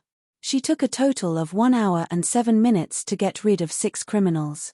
At the same time, she assisted the Tongju police in apprehending one of the main criminals in Tongju. It was not a difficult task for Yi Qian to watch." The Major General, who originally had a serious expression on his face, smiled faintly. "Xiao Yi, this is the first time you have completed a mission without carrying any weapons. You have a good start." To Yi Qian, this was a mission, but to the military, this was her first time fighting alone. It was also a test. "Yes, it is indeed a good start. Major General, I wonder if the military is satisfied." Xie Jinyuan's thin lips curled up as he asked with a smile. His unfathomable black eyes gazed out of the car window. Inside the car, the neon lights were reflected, adding warmth to his cold eyes. "I think you should be very satisfied." His question and answer made the Major General laugh out loud. "It seems that you have already guessed my intentions. Not bad. Yi Jian has the whole situation under control. She has submitted an answer that has satisfied the military for the time being, and also made me feel relieved for the time being. Everything was for the time being, which meant that the test for Yi Qian had just begun. The military wanted to see if she could calmly face a one-on-one battle. They also wanted to see if she could quickly find a solution when she fell into a situation where she had no support and no clue but had to carry out a certain mission. Although the mission to rescue K7 was also a solo mission, at least the goal was clear. He knew that there were reinforcements behind him, and if there was any danger, he could immediately contact his comrades. But this time, there was no clear target, no definite information, and no idea if there would be any reinforcements. Not a single clue was given to Yi Qian, and he had to find it on his own. The Major General was actually a little nervous when he made the decision to let her carry out a mission without any clues. In addition to being daring and careful in carrying out this kind of mission, one also needed to know how to look for clues, how to control the whole situation, and how to further communicate with the criminals. At the same time, one also needed to complete the mission in secret so that one could successfully escape. Yi Qian had to think about all of this by himself. He had to do it by himself. There could not be any accidents in between. Just like this time, once she was exposed and the criminals noticed something strange, they might set the place on fire in advance and use the most extreme method to fight against the police. Xie Jinyuan sneered. "It is also because you believe in her and are willing to give her a chance. If he did not believe in Little Fox, how could he let her fight alone? How could he arrange such a mission to train her?" Chapter 1465. The smile on the Major General's face tightened and his eyes sharpened as he explained his plan to Xie Jinyuan. "You hope that she can enter the Snowfield Brigade directly after graduation. What about me? Pigeon's team can't be led by you all the time. You need a leader." This was the reason why Yi Qian was being nurtured with all his heart. It was because she had the ability to lead the entire team. Moreover, her overall ability was above average and was comparable to that of Xie Jinyuan. When the leader recommended Yi Jian to go to the capital to protect the Director General, He was already thinking further. He immediately discussed with the military headquarters not only to let Yi Jian go to the capital to protect the Director General, but also to let her join the cleanup operation and arrange for her to act alone. At the same time, the Major General and the military had promised that Yi Qian would become a qualified Special Forces soldier within the next 4 years. She would be able to enter the Snowfield Brigade immediately. If Yi Qian wanted to become an outstanding Special Forces soldier like Xia Jinyuan and the others, she would have to train hard. Based on her outstanding performance in the past few years and her hard-working personality, it was possible for her to enter the Snowfield Brigade directly after graduation like Xia Jinyuan. Thank you for your trust in her. I can also promise you that Yi Qian will not let you or the military down. She was even willing to put aside her hatred for the time being just to become an outstanding Special Forces soldier. Xia Jinyuan completely believed in the girl he loved and would not disappoint those who had placed their hopes in her. As for himself, as her goal, it could be said that he had witnessed her growth along the way. It was so exciting and so difficult. Step by step, every step was so steady and steady. She did not take any shortcuts. How could Yi Qian not become an outstanding Special Forces soldier like this? The Major General also believed that Yi Qian would not disappoint him. After giving Xia Jinyuan a few instructions with a cold expression, he said, "The director has been very worried. Once you're done with your work, get Yi Qian to pigeon call the director to let him know that you're safe." The director was not aware of the military's arrangement for Yi Qian's test. To the director, Yi Qian staying in the Tongju International Hotel alone was like a live target. To the military, it was a test for Yi Qian. There was no danger at all. If a Special Forces soldier couldn't even take care of a few criminals, then he didn't deserve to be called a Special Forces soldier. He might as well go home and sleep. Yi Jian did not disappoint the Major General. She was still able to find clues when there were no clues. She subdued 6 criminals without any support throughout the process. It could be seen that her psychological quality had always been very stable. She did not panic because of this. A total of 20 barrels of gasoline, 4 packs of explosives, and 5 quilts soaked in gasoline were found. 12 lighters and 6 switchblade daggers were found on the 6 criminals. In the hotel, the Tongju police cleaned up the dangerous items found. A police officer said as he recorded, according to the confessions, all the items were brought into the hotel by the criminals using their position as hotel security. 25-liter barrels of gasoline, 4 packs of explosives, and 5 quilts soaked in gasoline were enough to burn down the entire hotel. It's not my fault. It's really not my fault. I don't know anything. I just came here to stay for a night. A man's terrified voice came from the room next door. He pleaded for his innocence with tears and snot. Chapter 1466. When Yi Qian, who was assisting the Tongju police, heard this, he raised his head and said to the police officer taking notes, "This criminal has some connections. He has an uncle who is very close to the main culprit. When I was trying to get information from him, I found out that he planned to ask his uncle to bring him to meet the committee member after setting the place on fire." The police officer did not have any doubts about the words of the person who had contributed the most tonight. "Okay, I'll report it immediately. Okay, you should be done with the inventory here too." Yi Qian, who had planned to leave after handing the criminal over to the Tongju police, took off his filter mask. His obsidian-like eyes had a faint smile as he stared at the police officer. "The hotel crisis has been resolved. I think it's time for me to leave. I'll have to trouble my police brothers from now on." The police officer who was about to pass by the next room immediately stopped in his tracks. "Aren't you staying at the hotel tonight?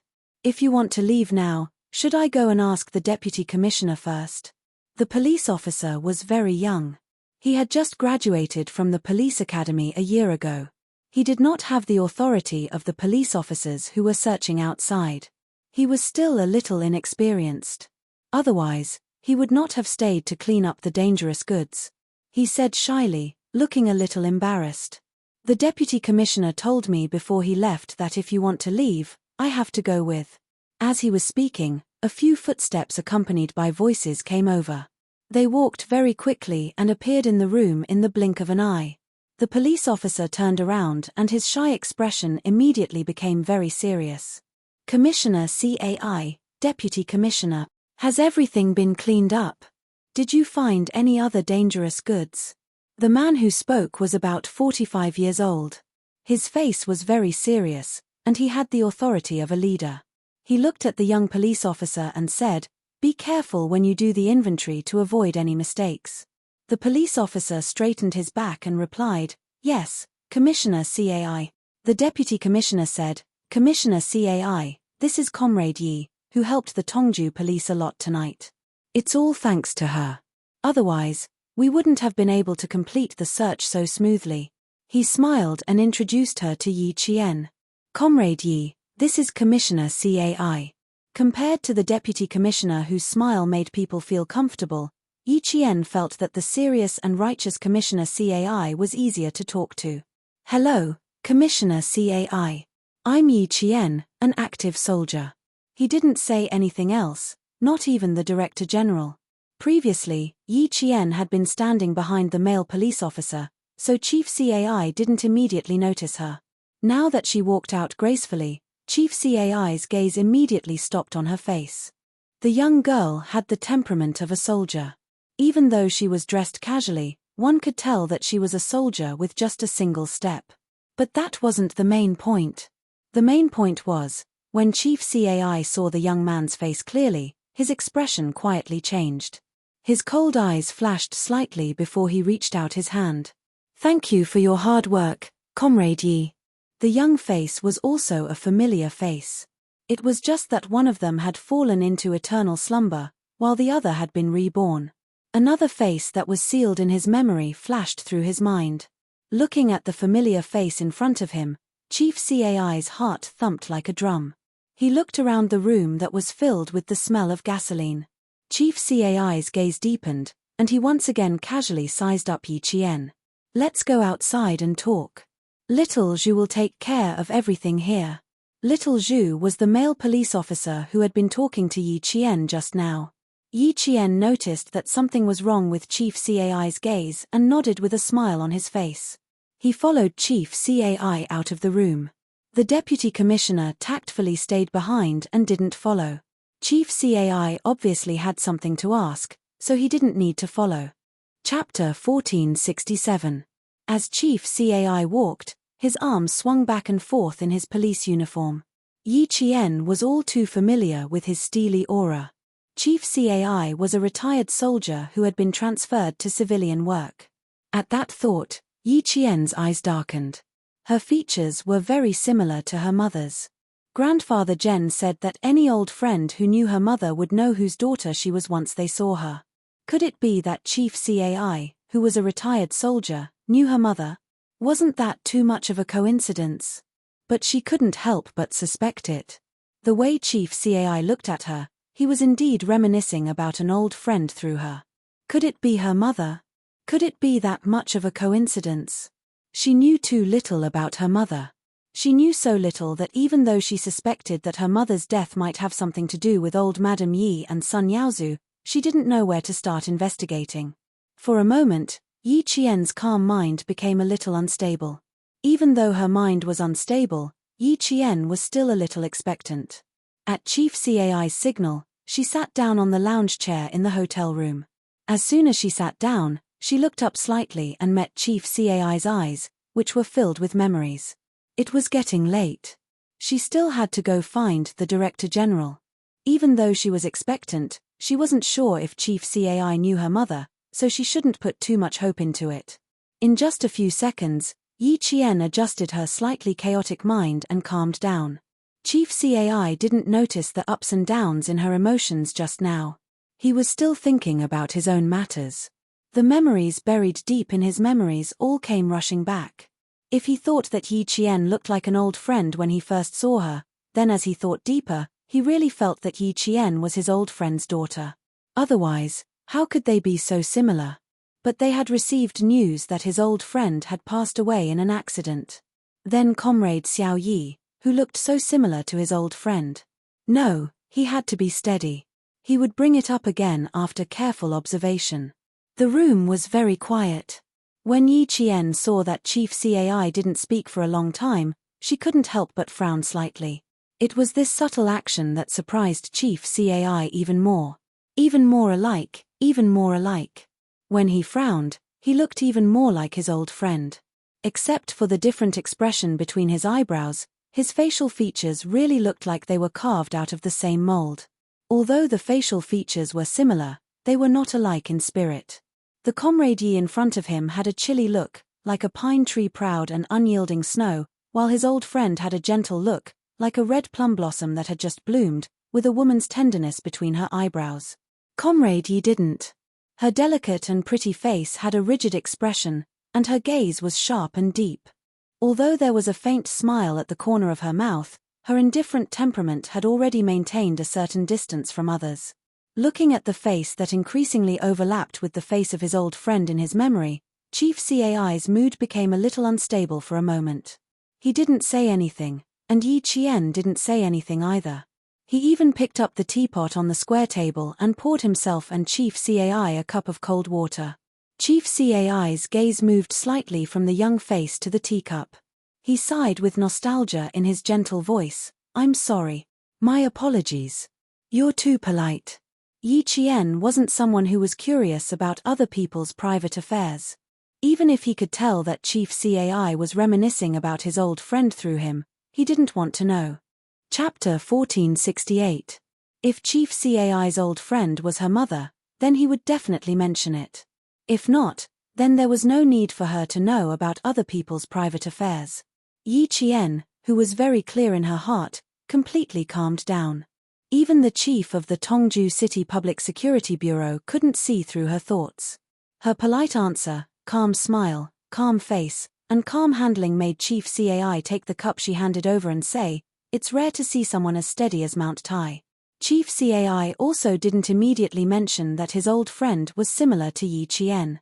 The official business hadn't been resolved yet, and private matters could be discussed later. After taking a sip of cold water, Chief Cai put down the cup and looked at Yi Qian again. Seeing her drink the cold water calmly under his gaze, there was no trace of nervousness on her face, and there was no trace of restraint in her movements. Chief Cai's smile deepened, and he nodded secretly. She solved the hotel crisis with her own strength, and immediately contacted the Tongju City Police after the incident. She didn't have the slightest intention of claiming credit, and then immediately left to the police to deal with the follow-up matters and didn't show up again. It was rare for someone so young to be able to act so steadily. "Xiao Yi, I will truthfully write this merit in the report and submit it to the Great Hall." "Xiao Yi, I will report this merit to the Great Hall." When Chief Cai talked about official business, he spoke clearly word by word, unlike the deputy chief who was deliberately vague, afraid that Yi Qian would steal the credit from the Tongju City Police. Although the Tongju City Police knew that there were criminals in the hotel, we didn't know what they were planning, nor did we know that the hotel security guards had joined the cult. If it wasn't for your help, tonight wouldn't have gone so smoothly. I will write it in detail in the report, and I won't hide anything. If there are any commendations in the future, the Tongju City Police will contact you in time. It will more or less help your military career. Soldiers and police were the same. They all needed to make contributions. The more commendations they received, the more help it would be in the future. Moreover, this was her merit, and no one could take it for themselves. What belonged to her could only belong to her. The Tongju City Police wouldn't go so far as to steal credit from a soldier who helped them. But Yi Qian didn't need it. He smiled and said, "Chief Cai, you're too polite. This is the responsibility of a soldier. Besides, I didn't do anything else. I just caught a few criminals while I was at it."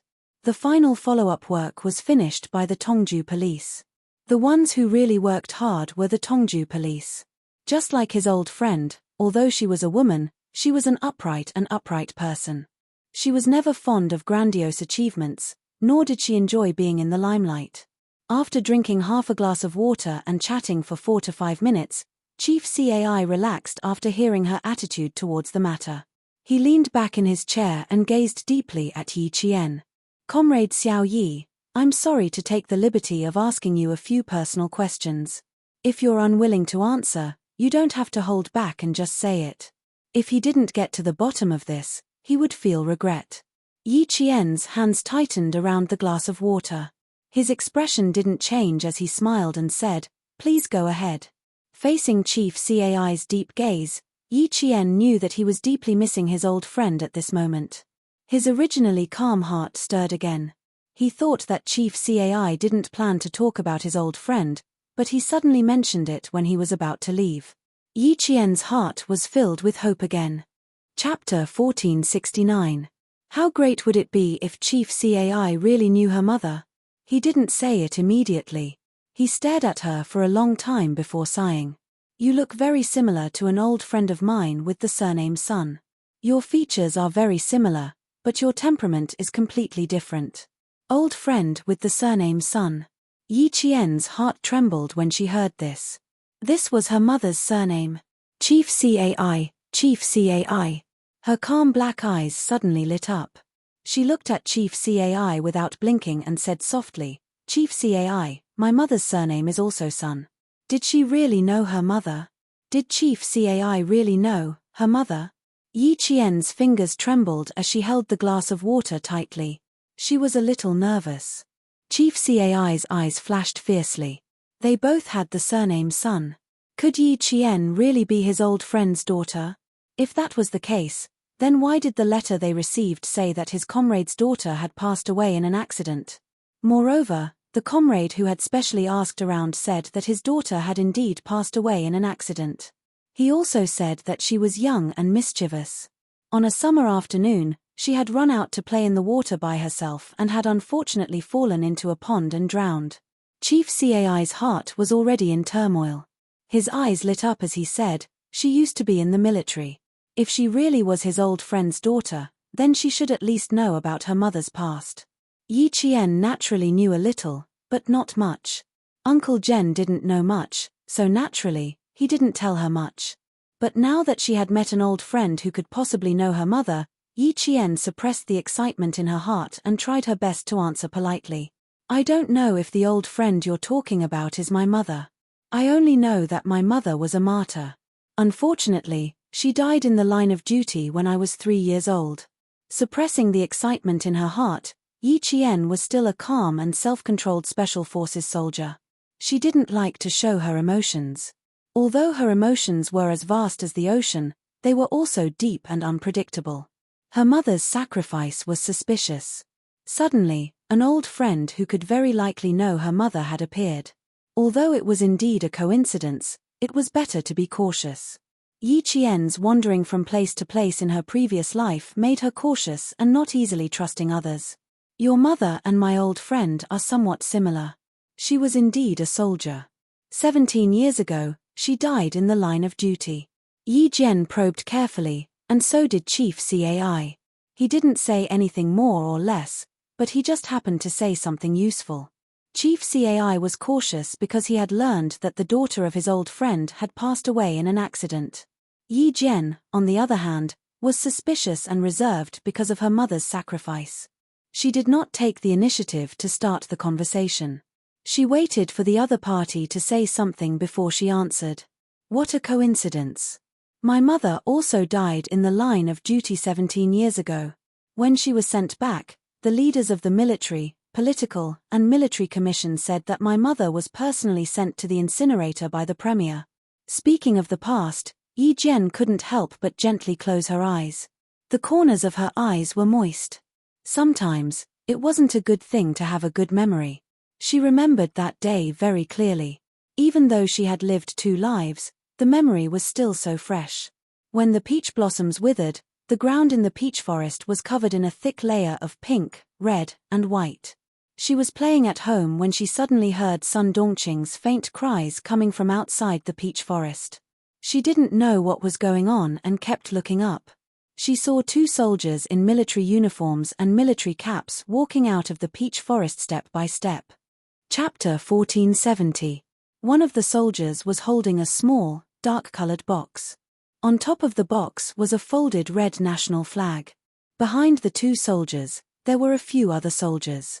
They were surrounded by the villagers, and some aunties were sobbing. Later, She found out that they said her mother had sacrificed herself and slept in that small dark-colored box. Peach blossoms fell like rain. The sky was grey and misty, and it drizzled. It was very cold on her face, and it made her heart feel very empty. They all said her mother had sacrificed herself. Sacrifice represented death. What was death? When she was 2 or 3 years old, she experienced her father's death. She already understood what death was. When I sent her back, the willow tree by the pond had just started to sprout green, and the peach blossoms had just bloomed. I knew my mother had sacrificed herself. Yi Jian said softly. She knew that Chief Cai hoped that she would be able to answer every sentence he said. Then, she would be able to string them together and find out whether she was the daughter of his old friend or not. Chief Cai, who was leaning against the back of the chair, unconsciously sat up straight. His deep eyes became watery. All of our comrades liked to call her Red Plum. Red Plum in the army, Red Plum in the army. Is it because her name has the word Shui in it? Yi Qian raised her hand to wipe the tears from the corners of her eyes. She knew that her heart was beating a little fast, and it felt like it was going to jump out of her throat. With every word she said, she observed Chief Cai more carefully. She didn't want to miss the slightest expression on this middle-aged man's face. She thought that she had indeed met her mother's old friend, her mother's former comrade. Chief Cai's eyes became watery, and there was nostalgia, sadness, and reminiscence of the past. Yes, her name has the word Shui, like the red plum blossoms in the snow. So, her code name was Red Plum. Red plum blossoms in the snow, blooming proudly in the snow. As he spoke, his voice became hoarse. Marta Sun Xueqing, this is my old friend, and also my former comrade. It couldn't be wrong, it couldn't be wrong. Yi Qian must be her daughter. Hong Mai, oh Hong Mai, I didn't expect your daughter to have grown up so much. She's even carrying on her mother's will. She's also donned a military uniform to serve the motherland just like you. She's become a female soldier who's not inferior to a male soldier. You in the underworld must feel gratified. Chief Cai completely believed that the girl in front of him was his old friend's daughter. His originally serious eyes became infinitely warm as he slowly talked about the past. I know that she has a daughter. My comrades in the team all know. But more than 10 years ago, we wrote a letter to ask about it. We received a reply from the town saying that Sun Xueqing's comrade's daughter died in an accident. We also sent a retired comrade to inquire about it and received the same reply. They all said that you went out to play in the water at noon in the summer and unfortunately fell into the water and died. Everyone in the same class as Hong Mei believed it. We all believed that you died because you fell into the water that summer. In the end, he didn't. Hong Mei's daughter was still alive. And he had met him. At this moment, Chief Cai completely believed that the young female soldier in front of him was their comrade Sun Xueqing's daughter. She didn't know that her mother's comrade had come to inquire about it. However, even if she did, she wouldn't have known that when she was young, she had struggled to survive in Sun Dongqing's hands. Yi Ying had forced her to be timid and weak. In addition, Yi Zhifan had received old Madame Yi's orders to raise her into a useless person. She didn't know anything about the outside world. Chapter 1471. I'm sorry to have made you worry. I've always lived in Shuiku village and never left. When did you come to our village? 3 years after your mother's death, some of us retired at the end of the year. We wrote a letter to the town in September and received a reply in early October. At the end of December, one of our retired comrades specially came over before returning home.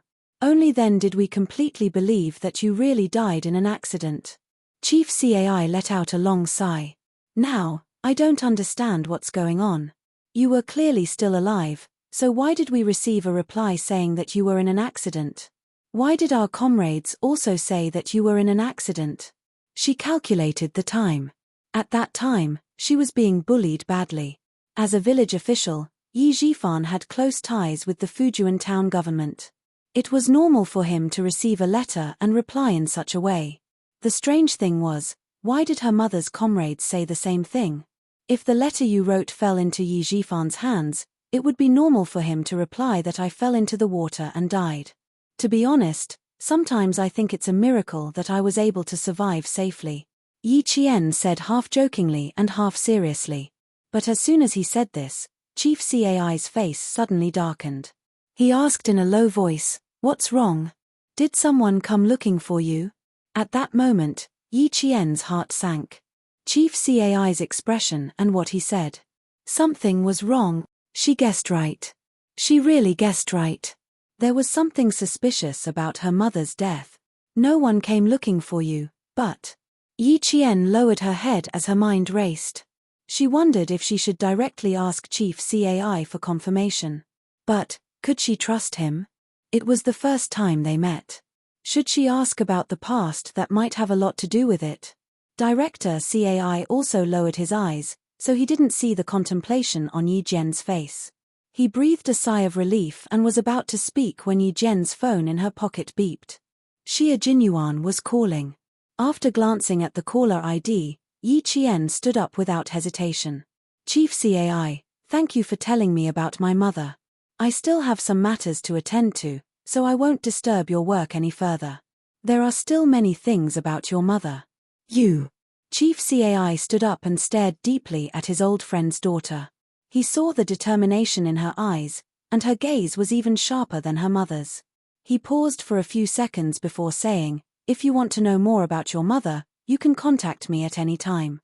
It was clear that Chief Cai had hesitated when he said this. After a moment of hesitation, his eyes were filled with determination. Yi Qian, who had always been suspicious of her mother's sacrifice, felt her heart sink. She thought that she would definitely contact Chief Cai because he knew about her mother's situation. "All right, maybe one day I will really come and disturb you." Yi Qian took the phone number that Chief Cai had written on his notebook at the last minute. He glanced at it and memorized the numbers. Yi Qian bowed slightly to Chief Cai before walking away. The young female soldier left without looking back. Just like her mother that day, even though she knew it was dangerous and that she might not come back, she accepted the mission, packed her equipment, and left without looking back. Yi Qian only knew that when her mother sacrificed herself and came back, the willow trees were green and the peach blossoms had withered. She did not know that when the red plum blossoms left, the world was covered in white snow and the only red plum blossoms were blooming. Chapter 1472. The door slowly closed and the young man walked out of sight. Chief Cai slowly sat back in his chair with a serious expression on his face. Did his comrade, who had gone through thick and thin with him, lie? Hong Mai's daughter was still alive, so why did he say that the news was confirmed? What if his comrade really lied? Chief Cai's hands, which were casually placed on the armrest, slowly clenched into fists. Hong Mai's daughter was very smart. She should know something, which was why she was so careful when she answered his question. If she really knew something, who told her? What would she do next? When would she call him? Yi Qian knew that she would definitely call Chief Cai. In her previous life, she was muddle-headed and didn't realize that her mother's death was suspicious. Since she was back in this life, she would definitely investigate. She would definitely investigate. Yi Jian's mind was in turmoil as she walked step by step. She was very steady and did not panic at all. The calmer she was, the harder it was for others to tell what she was thinking at this time. She would definitely call him, but not now. She's out. In the car, K7 put away his binoculars and said to Q King, who was resting with his eyes closed, "Aren't you going to get out of the car to welcome her?" The car was parked on the side of the road where they could see the hotel's revolving door. Xia Jinyuan didn't need to use binoculars. His dark gaze pierced through the cold night and the dim light to see his girl walking over calmly with her head held high and chest puffed out. Xia Jinyuan, who had no intention of getting out of the car, put his hand on the door lock and opened it. He was still using binoculars in the front passenger seat. He adjusted the focus so that he could clearly see the girl's face. However, just as he was about to take a closer look, the girl's eyes, which were originally looking straight ahead, suddenly moved. She looked straight at him with a gaze that was as sharp as a knife. He was so shocked that he quickly put down his binoculars. He turned to K7 in shock and said, "She's very sensitive. She noticed me as soon as I adjusted the focus." He, Why did the Major General train her so well? Why did she make the leaders miss her so much? Why did the military open the door for her? You'll know when you get to know her. K7 asked a few whys, but he did not explain himself. After that, he started the car and waited for his two comrades to return. The white crane looked outside with a pensive look in its eyes. Why? Naturally, it was because she had something extraordinary about her. She had an ability that no one could surpass. Before they even met, he was already frightened by her sensitivity. There was silence in the car. Outside the car, Yi Qian saw Xia Jinyuan walking towards him and quickened his steps. I'm sorry for making you wait. She stopped in her tracks and spoke first. I was delayed by something. It's a personal matter, she explained in a more serious tone. Xia Jinyuan raised his hand and gently patted her shoulder. It's okay. Get in the car first. She had already said that she was delayed by personal matters. Based on his understanding of her, it was obvious that she would tell him about this matter and not hide it from him. If she really wanted to hide it from him, his little fox wouldn't even mention it. The hotel's greenbelt was equipped with dim street lights. There were also spotlights near the roots of the shrubs. Although Yi Qian was standing in the light, her beautiful face was still hazy. Xia Jinyuan could clearly see her expression. It was filled with sadness and palpitations. Chapter 1473.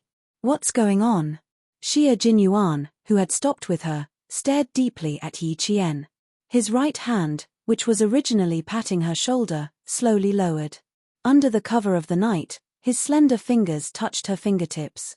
The touch was so cold that he directly held her hand tightly. Suppressing his doubts, he said in a soft and deep voice, "Now is not the time to think about personal matters. No matter how big the matter is, it has to be temporarily suppressed." Holding her hand tightly, the two of them walked side by side. In addition to the K7, there is also a comrade from the Snowfield Brigade, codenamed by he. We received orders from the military and a call from the Guilin police. Tonight, we need to rush to Huzhou. We will take the 6:17 a.m. flight to Guilin tomorrow morning. His hand was very warm. The warmth from his palm and fingertips warmed Yi Qian's cold fingers. So, even if there is a personal matter, you have to put it to the back of your mind. We are soldiers. When the order is given and the mission is carried out, personal matters are insignificant compared to national affairs. I don't need to say more. You know this in your heart. Hide the sadness in your body and force back the tears in your eyes. Yi Qian, raise your chin and remember your identity. It was impossible to be comforted while carrying out a mission. Yi Qian, whose eyes were a little red, took a deep breath. Thanks to the night and the cold night wind, she did not lose her composure. Feeling the strength from him, Yi Qian gently closed her eyes and nodded. When she opened her eyes again, there was no trace of tears in her eyes. There was no sadness in her either. There was only the cold temperament of a soldier beside her. He was wise, calm, and had already unsheathed his sword. He was already standing in front of the car door. As soon as Yi Jian came over, he took the initiative to shake hands with him. His movements showed the elegance and grace of someone from a famous family. Hello, Yi Jian. I'm Bai He. I have always heard about you from my comrades. Today, I finally got to meet you. Your gaze stunned me. When he mentioned it, Yi Qian realized that the person who had secretly watched her when she walked out of the hotel was Bai He. Hello, Bai He. I am Yi Qian. I'm sorry for making a fuss just now. When he withdrew his hand, Yi Qian had already finished sizing up the white crane. He could not stop a thought from emerging in his mind. Why were the special forces of the Snowfield Brigade like beauty pageants? Every one of them was so handsome. Using the words of 10 years later to describe them, why are they all so good-looking? Every one of them was not only good-looking, but their figures were also 1 in a million. They were all tall and straight like pine trees and slender like green bamboos. As for their figures, needless to say, they had broad shoulders, narrow waists, and long legs. Once they were in uniform, they could attract a lot of attention just by looking at their figures. Yi Qian suddenly rejoiced that he had a firm state of mind. He did not have too much desire for men, nor did he have a crush on them. Otherwise, when faced with such a group of good-looking and well-built male soldiers, he would really only care about looking at men every day. After sizing him up, Yi Qian calmly retracted his gaze, not at all attracted by his handsome face. He stood tall and straight like a pine tree, exuding an inviolable military aura. When Bai He saw this, she felt a chill in her heart. She also had a better impression of Yi Qian. To be able to become comrades with such an outstanding female soldier filled her with joy. Xie Jinyuan, who was standing beside her, opened the car door and said to Yi Qian, "Let's talk in the car." Bai He smiled at Yi Qian without any sense of distance and got into the car first. At the same time, she did not forget to quickly say to K7, "Very good." Chapter 1474. How could he say not bad after just meeting him? The K7 glanced at him. When he heard the sound of the door closing behind him, he released the brakes and stepped on the accelerator. The car with good performance immediately sped forward a few meters. Now that the matter at Tongju International Hotel was settled, he had to be careful with the next important mission. In the car, Yi Qian first contacted the pigeon and reported to the director that he was safe. Then, he discussed the next mission with Xie Jinyuan and the other two. Your mission is to find a few police officers who were sacrificed and make sure that they can come back in one piece. Xie Jinyuan first discussed Yi Qian's personal mission because she would be the first to sneak into the village. There's a young girl in the village called Fu Hui who will help you secretly.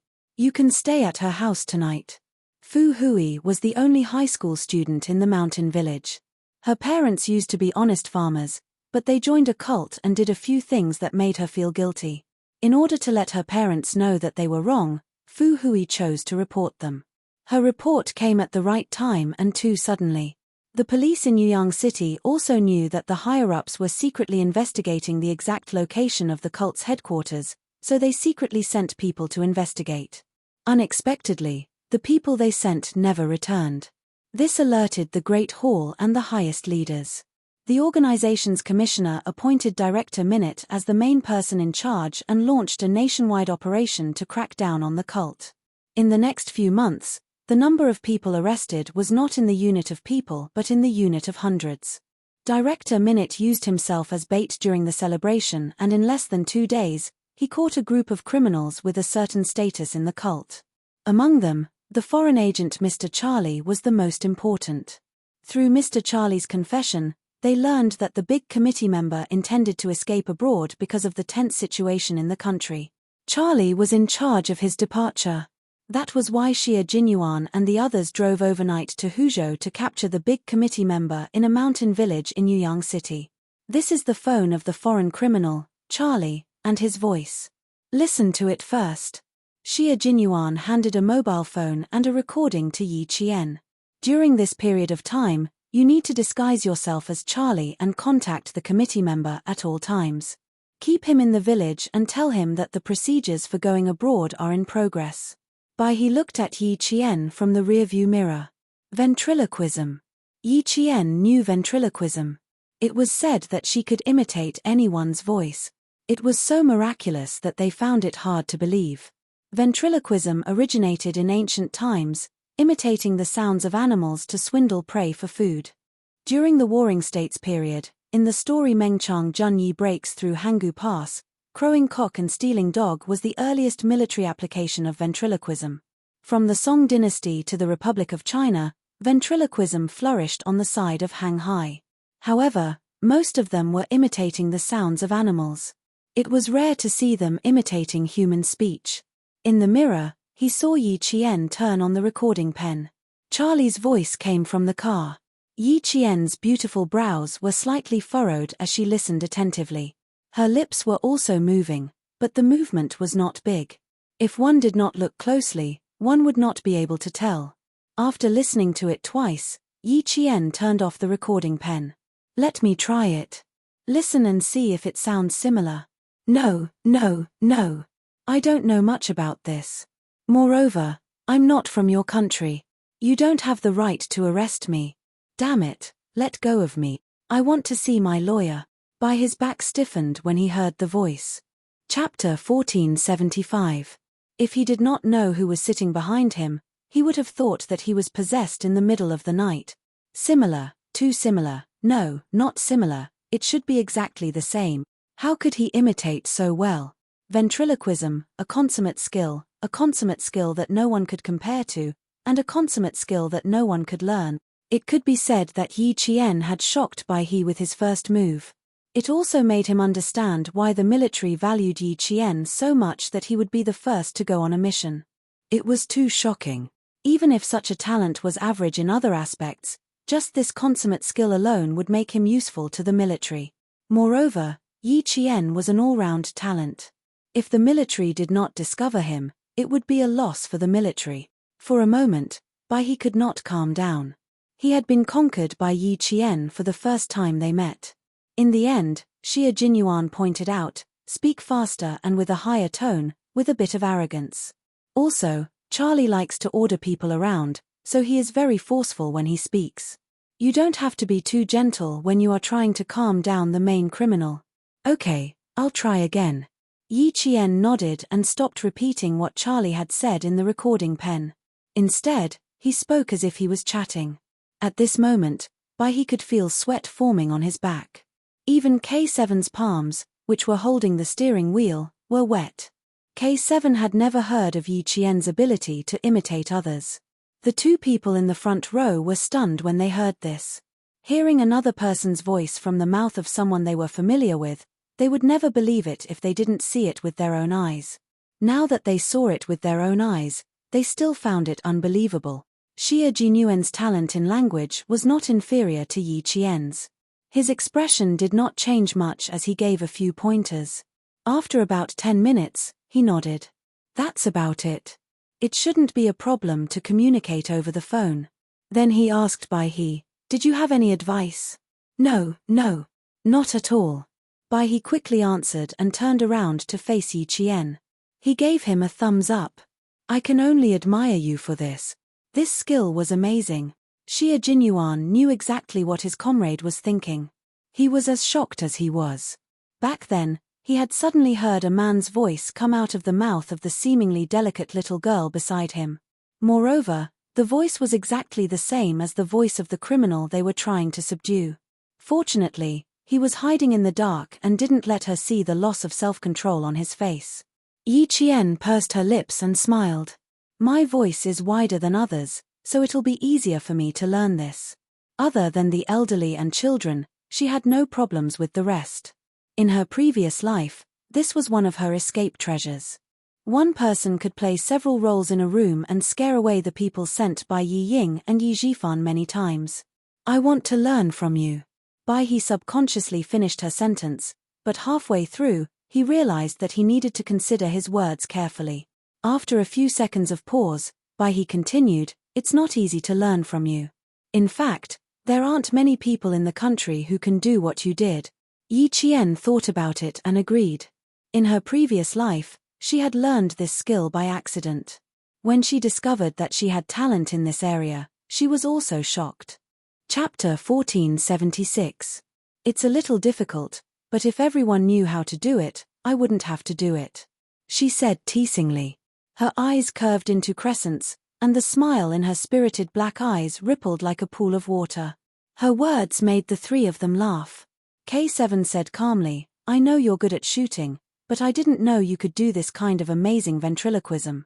It seemed like the taciturn K7 would talk more when he was with Yi Qian. Xie Jinyuan was already used to it, but Bai He, who didn't know, was surprised. K7, did something good happen to you today? You said 10 sentences in half an hour, and each sentence was more than 5 words long. He will be more gentlemanly in front of Yi Qian. Xie Jinyuan answered for his comrade. Not only him, but G3 as well. As long as they are in front of Yi Qian, they will talk a lot. The car had already left Tongju City, and the next intersection was the highway to Huzhou. K7, who didn't need a GPS, seemed to be very familiar with Tongju, and the car made several turns before it reached the highway.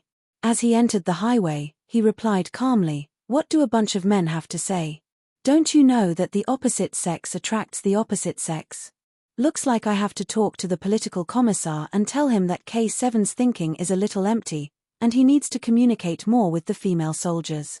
Xie Jinyuan raised his eyebrows, and his thin lips curved into a faint smile. He was relaxed and gentle. We're a bunch of men, and we're making K7 suffer. K7 actually continued in a serious tone.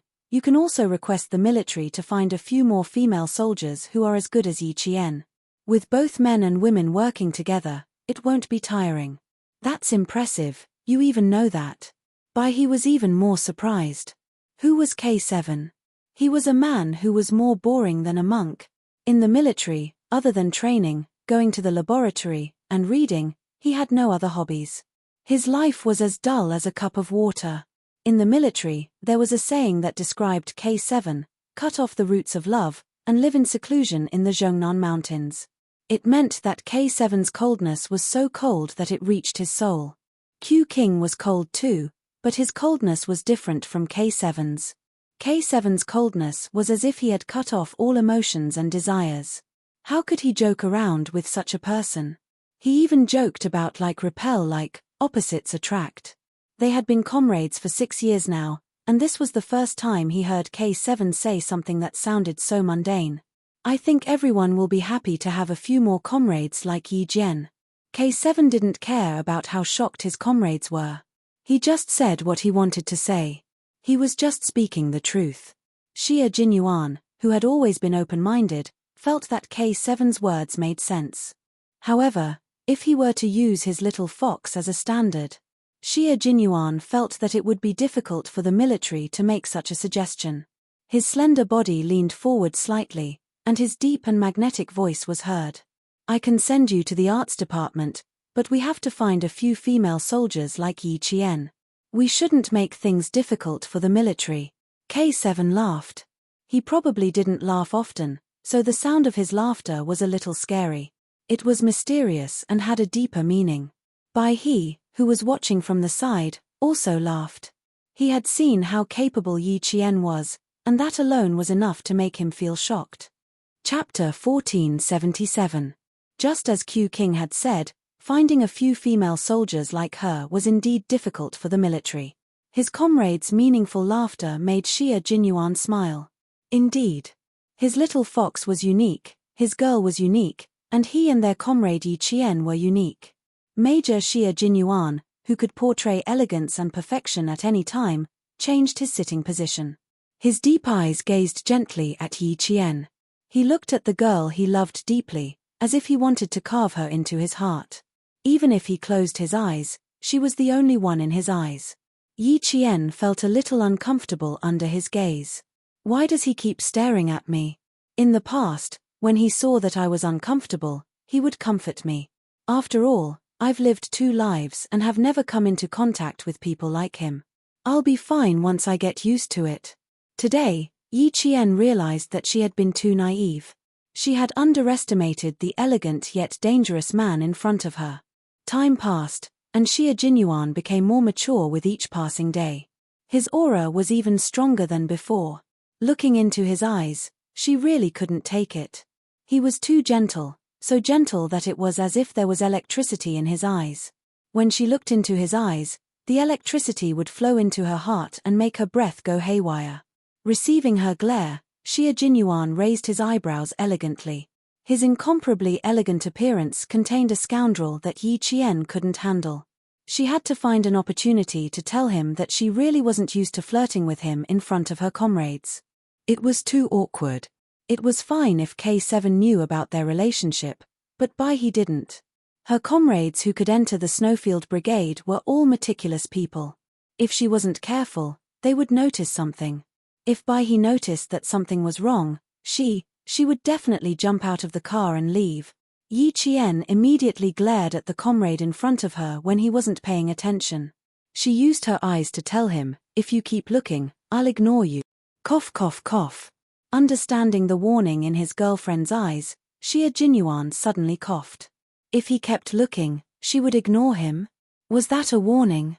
All he saw was her cuteness.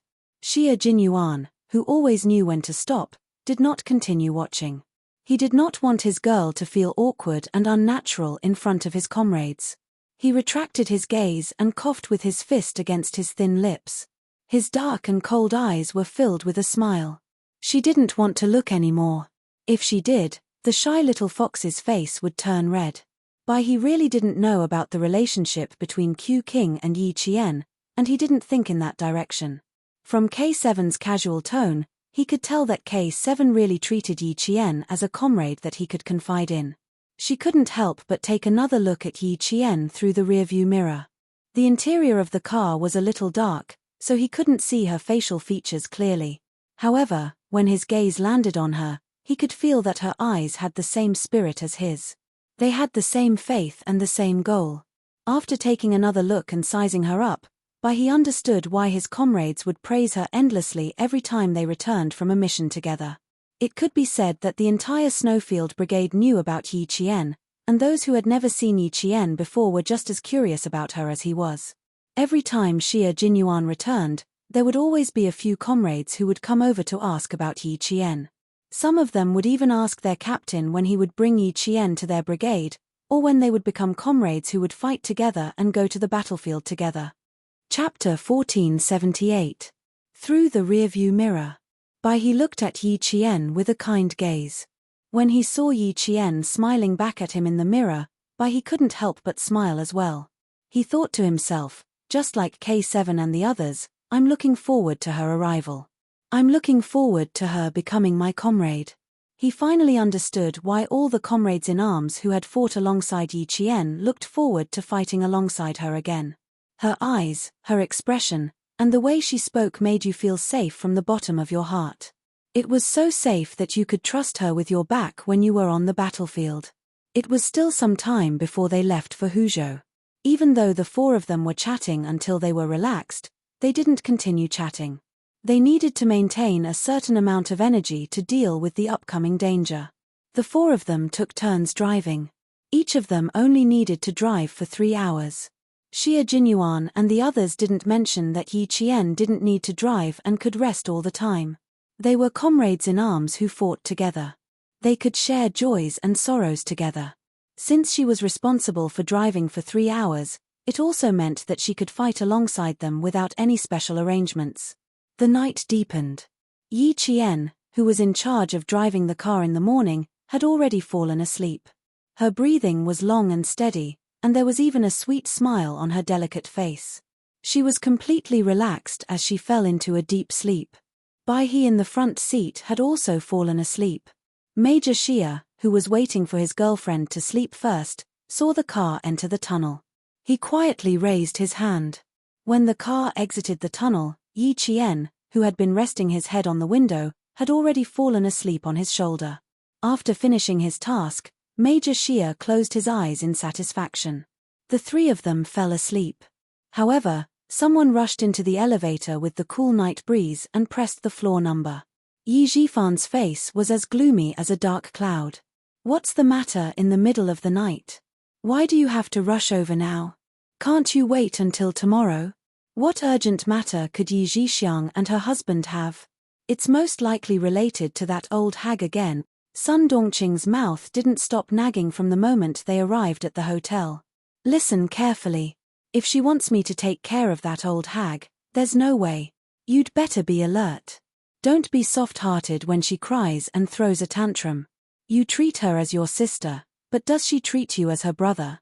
Never. When she was young, she always looked forward to the two of us fighting.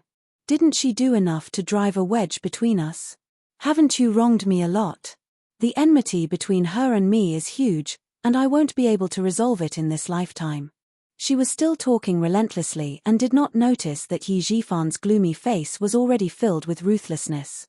Yi Ying saw this and her heart thumped. She secretly tugged at her mother and whispered, "Mom, aren't you tired after talking for so long?" He didn't stop at all from his house to the hotel. "Since we're already here, do we have to go back now? Dad knows what's going on. Can you stop saying that?" His voice became lower and lower. "Can't you see that Dad is in a bad mood now? Can you at least be considerate of your father?" Sun Dongqing had always listened to her daughter's words. When she heard her daughter's words, she snorted and stopped nagging. Yi Jifan didn't want to communicate with his wife anymore. There was no point in talking to her. Other than arguing and throwing tantrums, he couldn't think of anything else she could do. She was smart once in a while, but she was stupid afterward. Chapter 1479. When they arrived at Yi Zhixiang's room, Yi Ying knocked on the door. "Auntie, it's me, Yi Ying. Dad, Mom, and I are here to see you." As soon as she finished speaking, the locked door of the hotel room opened. Yi Zhixiang stood in front of the family of three, wearing a black trench coat. Her face was ashen. Ever since she confirmed that the person standing on the city gate tower was Yi Qian, she could not relax for even a second. Looking at Yi Zhifan, her lips trembled as she said, "Brother, something big happened." Her expression was so terrible that even Sun Dongqing, who had wanted to show off her power, was shocked. What happened? Her heart fluttered for a moment due to all the fuss. The room was filled with the smell of cigarettes. Sun Yaozu, who had smoked half a pack of cigarettes, stood up. His expression was also terrible, but when he spoke, his fierceness did not change. "Something troublesome has happened. Second brother, we have to discuss how to solve it. Look at the TV. I have to start from there." Sun Dongqing glanced at it and looked away. She rolled her eyes and said sarcastically, "Didn't you just go to the capital for a vacation? Do you still need to show off to us? Do you think I haven't been there before?" She did not look carefully, but Yi Ying saw it. She, who had been standing there with a smile, turned pale in an instant. Her finger trembled as she pointed at the figure she was most familiar with. It was also the figure she hated the most. "Dad, Yi Qian, look. That's Yi Qian." Yi Zhifan saw it only a few steps later than his daughter. His eyes narrowed as he stared at the figure on the TV. This. After being reminded, Sun Dongqing finally saw Yi Qian. She looked at him in disbelief and stuttered, This, isn't this the city gate tower? Why is she standing with the leader?" Everyone wanted to know. Everyone wanted to know why Yi Qian was standing with the leader of the country. Yi Ying, who was leaning against the bed, fell onto the bed. The photo stimulated her so much that she was in a daze. She mumbled, "How is this possible? How is that possible? No way, no way, no way." Sun Yaozu saw that the mother and daughter did not believe him no matter what. They only knew how to repeat bullshit like "I don't know how to." He cursed in his heart. "Motherfucker, I didn't ask you to come here to listen to bullshit. Nisying, your aunt recorded it with a DV camera. You don't believe me? Do you think I'm trying to scare you? Do you want to watch the recording? Come here and watch." He pointed at the DV camera on the coffee table, glanced at Yi Ying, and said to Yi Zhifan, "Brother Tingrui, you decide what to do. This damned girl is attending the celebration with the leaders of the country, and she's even standing on top of the city gate tower. I told you to raise her into a useless person, but you fucking sent her to the country's leaders with your own hand. Second brother, if you don't give me an explanation for this, I won't let you off." Sun Dongqing didn't think about how to deal with the aftermath. She rushed over and picked up the DV machine on the coffee table. Her hands trembled as she pressed the buttons. "How do I do it? What are you going to do with this lousy thing? I want to watch the video. I want to watch the video." She was panicking. She was really panicking. On the other side, Yi Ying got up from the bed and stumbled over. Her body was trembling. "Mom, give it to me, show it to me, I want to see it. I want to see it." Chapter 1480. Yi Ying's reaction was bigger than anyone else's. After snatching the DV camera, the more anxious she was, the more she didn't know how to use it. Her lips trembled as she pressed down hard on the function button, so hard that her fingertips turned white. How could this be? How could this be? She had just accepted that Yi Qian had gone further than her and stood higher than her. She had finally adjusted her mindset. Why did something unacceptable happen again? Why? Yi Qian was better than her now. She had to accept it. As long as she worked hard, she would surpass her one day. She would return to the past and Yi Qian would only be able to look up to her. But in the end, Yi Ying's face was not only pale, but she also looked crazy. She was in a state of confusion and was not normal at all. After pressing the buttons for a long time and not seeing the video she wanted, Yi Ying suddenly raised her head and shouted at Yi Zhixiang, "What rubbish? What rubbish did you buy? You call yourself a college student. You don't even know how to use a small video recorder." Yi Zhixiang glanced at Yi Ying with disdain. She did not act like an elder and said sarcastically, "No wonder you can't compare to Yi Qian in everything. You're just stupid, bitch, shut up." Sun Dongqing, who was defending her daughter, immediately jumped out and shouted back, "You shameless bitch. Ying calls you auntie. Bitch like you, bah. You don't deserve it." Yi Zhixiang could not take this kind of insult. Hearing this, she was so angry that she screamed and rushed over like a shrew. "Sun Dongqing, you bitch, how dare you insult me? I'm going to tear your rotten mouth apart." She pounced on Sun Dongqing and began to fight. She scratched Sun Dongqing's face with her hands and kicked Sun Dongqing. Sun Dongqing, who did not expect her to attack, did not react in time and suffered a few losses. "Insult you? Not only am I going to insult you, I'm going to hit you." Yi Zhixiang, who had the upper hand, cursed. She did not learn old Madame Yi's cleverness, but she learned how to insult and step on people's sore spots. "You're so stupid. No wonder you gave birth to a stupid thing like Yi Ying. You're not as good as Yi Qian, but you're so full of yourself. You want to compare yourself to Yi Qian? You won't even have a chance in your next life." Sun Yaozu took a look and said to Yi Zhifan gloomily, "Second brother, you don't care about second sister-in-law? She's the wife of a provincial official after all. Why is she acting like a shrew?" As he spoke, he had no intention of stepping out to mediate the fight. "Zhixiang needs to be taught a lesson. Mom doesn't have the energy right now, so let her sister-in-law teach her a lesson." Yi Zhifan didn't intend to stop the fight. Sun Dongqing had always been good at fighting. No one expected Yi Ying's expression to be so crazy. Yi Zhixiang had stepped on her sore spot. Her last shred of rationality snapped when Yi Zhixiang said, "You want to compare yourself with Yi Qian? You won't even have a chance in your next life." He finally collapsed. Her eyes were bloodshot and her facial features were twisted. She looked around the room with a ferocious expression. When the four adults weren't paying attention, she picked up 2 teacups and approached Yi Zhixiang. Just as Yi Zhifan thought, Sun Dongqing wouldn't let herself be at a disadvantage when it came to fighting. She pressed Yi Zhixiang to the ground and rode on her like a horse. She lectured Yi Zhixiang fiercely, "You want to fight with me? Why don't you open your eyes and see who I am? You dare to insult Ying. Your mouth should be torn apart." Yi Zhixiang wasn't someone to be trifled with. As long as she could move her hands, she could hit back. She deserves to be stepped on by Yi Qian. She's as stupid as her mother. "Ah!" Yi Zhixiang, whose forehead was hit, instinctively covered her face and yelled, "Murder! Murder!" Chapter 1481. With 2 porcelain cups in her hands, Yi Ying smashed them on Yi Zhixiang's head, face, and the corner of her mouth. She did not say a word. She just kept smashing them mechanically. Those who said she was not as good as Yi Qian deserved to die.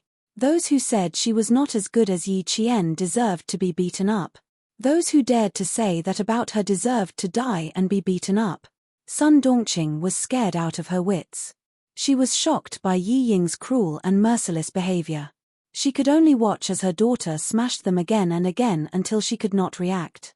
Not only was she scared out of her wits, but even the fierce Sun Yaozu was scared out of his wits. Who would have thought that a little girl could be so cruel? She was smashing a porcelain cup on Yi Zhixiang's head. She was going to kill her. Everyone in the room was scared out of their wits by the scene in front of them. Everything happened so suddenly that no one was prepared for it. Because it happened so suddenly, there was no way to prepare in advance or prepare for it. Even Yi Zhifan's mind went blank for a few seconds. Yi Ying. Yi Zhifan, who was the first to react, rushed over and grabbed Yi Ying's shoulders with his arms. He forcefully dragged Yi Ying back, causing her to fall to the ground. Yi Ying, who was in a frenzy, could not take it anymore. "I'm going to kill her. I'm going to kill her. Let go of me. Let go of me." She struggled to get up from the thick carpet. She waved the blood-stained porcelain cups in her hands. Her eyes were bloodshot as if she was possessed. "I'm going to kill her. I'm going to kill her." Yi Zhifan could not control her anymore. The back of his hand was also smashed. He grabbed Yi Ying and yelled at Sun Yaozu, "What the fuck are you doing? Take the cups away from her." Then he said to Sun Dongqing, "Call 120. Yi Zhixiang screamed in pain. She covered her face with her hands and blood flowed through the gaps between her fingers. The carpet was soaked in blood. If anything were to happen to Yi Zhixiang today, his daughter would be ruined. Completely ruined. Sun Dongqing, who got off Yi Zhixiang, scrambled to find her handbag and pulled out the 120 emergency number. Sun Yaozu also reacted. He rushed up and snatched the cups from Yi Ying's hands. He kicked Yi Ying's chest. "Fuck. I didn't expect her to be so cruel." His wife was beaten. He did not have much affection for his wife. Yi Zhifan didn't have time to stop her. He could only watch as his daughter was kicked on the spot. Her eyes turned white, and she fainted for a moment. Instead, he heaved a sigh of relief. Yi Ying's screams could not be heard in the noisy room. Only Yi Zhixiang's screams could be heard. Sun Dongqing looked at the blood flowing through the gaps between Yi Zhixiang's fingers. Her heart raced and she panicked. "Take our daughter away, quick." Yi Zhifan was also panicking, but he knew that he had to clean up the mess. He needed to take his daughter away as soon as possible and not let the medical staff see her. "Take your and your daughter's passports and go straight to the airport. Call me as soon as you buy the tickets to any city." Sun Yaozu would not let Yi Zhixiang off so easily. He had to send his daughter away before he could react. Sun Dongqing, who was out of her wits, could only listen to her husband's instructions. With her hair disheveled, she folded her handbag and carried her daughter who had fainted. She really did carry Yi Ying, who was at least 165 centimeters tall and weighed around 94 kilograms, and left the hotel quickly. Chapter 1482. They were originally here because of Yi Qian, but in the end, it ended with her in the hospital. Her nose was broken, and there were several serious injuries on her head, forehead, and chin that required stitches. The bones on the back of her hand were cracked. When the results came out, Yi Zhifan's hand trembled as he held the report. "This is going to be hard to explain. Ying is in big trouble," he muttered to himself. She gave Sun Yaozu a handle on her. "Trouble is coming." Yi Zhifan sat down tiredly. He didn't move for a long time, so he closed his eyes and sat there quietly like a statue. Yi Qian, who he originally wanted to raise as a good-for-nothing, became an important person. He accompanied the country's leaders to the city gate tower to watch the grand celebration. His daughter, who he had painstakingly raised to become a phoenix, became a runaway and accomplished nothing. He couldn't understand how things got to this point. He couldn't figure it out no matter how hard he thought about it. He wanted to ask Yi Qian. He really wanted to ask Yi Qian what happened on the second day of junior high. How did she suddenly wake up? How did she suddenly know how to work hard? She worked hard and was in the limelight, but she made others feel uneasy. The hornless dragon jade pendant, Yi Xinfan, Sun Xueqing. Yi Zhifan thought about the past. In the end, he covered his face with both hands and buried his head. His straight back also bent down. Yi Qian, who was thousands of miles away, didn't know about Yi Zhifan's thoughts. She was still sleeping soundly on Xia Jinyuan's shoulder. She didn't even realize that K7 and Bai He had stopped to change shifts. At 2 o'clock in the morning, Xia Jinyuan gently supported Yi Qian's shoulder. His movements were slow and gentle as he helped her lean against the car window again. He said to Bai He, who was sitting in the back, "Let her rest against the car window. She can change her pillow from left to right. She won't get a stiff neck." Bai He, who didn't know what was going on, nodded and said, "I'll adjust her position." K7's eyelashes fluttered slightly. J5 and V7 always said that Q King was shameless. He really was shameless. Yi Qian, who was leaning against the car window, found it funny. He really knew how to find excuses. At 5 in the morning, Yi Qian prepared to switch shifts with Xia Jinyuan. She drove all the way to Huzhou Airport to catch the earliest flight to Yuyang. The flight tickets had already been booked, and the four of them boarded the plane at 7:15 a.m. News came from the Pigeon that the Director General would also be taking a plane to Guilin. After a night of interrogation, they managed to pry out a lot of clues from Charlie, as well as the crimes that were not discovered. The Director General was furious. The pigeon's interrogation skills have improved again. Xia Jinyuan, who knew the result, said to Bai He with a smile, "How dare you say you can't take the scare? You didn't even use your ultimate move and you already confessed everything." Bai He thought of the pigeon's interrogation methods and sneered, "Everyone has their own specialization. She's a psychology doctoral student after all." There were many talents in the Snowfield Brigade, and any one of them was much better than the average person. Every one of them had several titles. Yi Qian, who was sitting in the middle, had a tranquil smile on her face. She quietly watched the two of them talking in low voices. Her comrades were so powerful, so how could she fall behind? When you're with experts, you'll wholeheartedly chase after their footsteps and learn from them in order to motivate yourself and allow yourself to ceaselessly improve and grow. This was the principle of one is marked by the company one keeps. The plane landed at 10:30 a.m. Yi Qian sat in a shabby minibus and headed to a small village deep in the mountains. It was already 1 o'clock in the afternoon. The minibus was severely overloaded. Yi Qian, who was sitting at the back, opened the window to let the fresh air blow away the stuffy atmosphere in the minibus. Her gaze would occasionally linger on the woman in front of her, and then she would gently move away.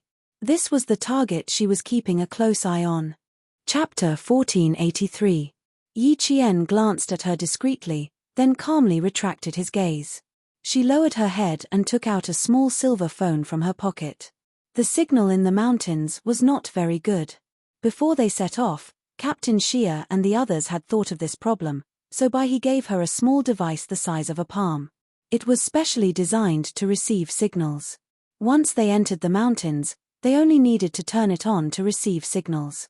Her fingers lazily played with the phone's keyboard. The didda sounds of typing could be heard from time to time, conveying the message that she was bored and irritated. Sitting next to Yi Qian was a young man who had returned to the village from working. He was a little reserved and did not dare to lean completely against the seat. Every time his gaze drifted to the beautiful and young girl beside him, he seemed to be even more nervous. After a few times, Yi Qian felt bad for him. After playing with the phone for a while, Yi Qian lowered his eyes to cover his flickering eyes. Then, he casually put the phone into his pocket and closed his eyes with a heavy heart expression. The target that Yi Qian had targeted secretly watched Yi Qian many times. She sized up Yi Qian's attire and observed Yi Qian's actions and expressions. In the end, as if she had confirmed something, her hands with bright red fingernails opened her exquisite handbag. She fumbled in the bag with one hand for a while before retracting her hand. "Hold on tight, hold on tight." In front, the driver loudly reminded the passengers to hold on tight to prevent them from falling when the car made a sharp turn. As the car began to turn, the people in the car fell in one direction, and then in the opposite direction. After 2 consecutive left and right turns, the passengers standing in the car swayed back and forth like roly-poly toys. It was 2:30 in the afternoon, almost 2 hours before Yi Qian boarded the car. Some people wanted to board the car midway. They probably did not want to stand in front, so they kept squeezing to the back. The passengers who were squeezed said, "Why are you squeezing? There are no seats in the back. I like to stand in the back. What can you do to me?" The one who got on the bus was a sloppily dressed man. He used the simplest and crudest language to reply to the passengers who had insulted him. Someone whispered, "Don't mess with him. He's a hooligan in this area. He usually makes a living by stopping cars from other places. If he sleeps on the road without paying, he won't get up. His villagers call him Old Rascal." Most people wouldn't provoke this kind of person for fear of getting into trouble. The man nicknamed Old Rascal was not angry. Instead, he felt proud. He squeezed to the back of the crowd and exchanged glances with the woman Yi Qian was staring at. He saw that the woman was glancing in Yi Qian's direction. Old Rascal followed her gaze and looked over. When he saw Yi Qian, his yellow eyes widened. Indeed, a good one had arrived. Sister Li's taste was indeed high. The two of them exchanged silent glances. Then the Old Rascal walked over to the young man sitting with Yi Qian and said, "Stand up, I want to sit here." His voice was just like his nickname, rascal and barbaric. I'll count to 3. If you don't stand up, I'll beat you up. The young man was naturally unwilling, but when he saw old rascal suddenly pull out a knife from his pocket, his expression changed. He lowered his head and hugged his old backpack tightly. He silently stood up. Yi Qian did not open her eyes. As the car swayed, her body swayed as well. She maintained her balance and did not move left or right. Chapter 1484. Little girl, it's so tiring for you to sit like this. Come, lean on my shoulder. I guarantee you'll be comfortable. Less than 2 minutes after they sat down, the sloppily dressed old rascal began to speak rudely. Don't be shy.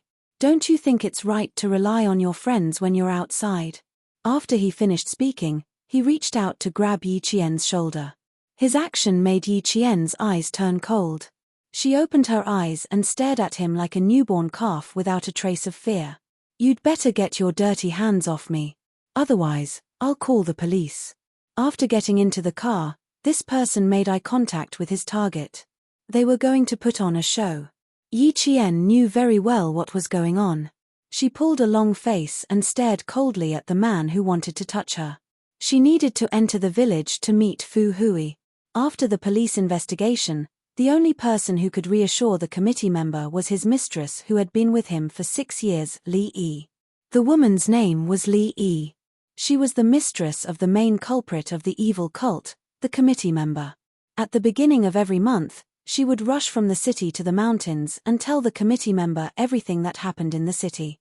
The man who wanted to touch her was definitely someone that Li Yi had deliberately called up.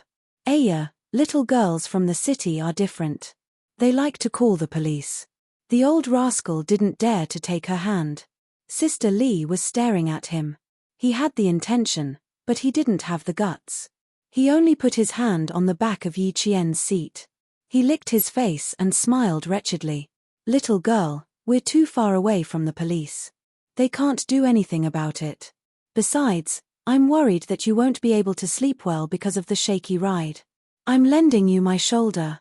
I'm just being nice. Normally, Yi Qian would have beaten him up without a word.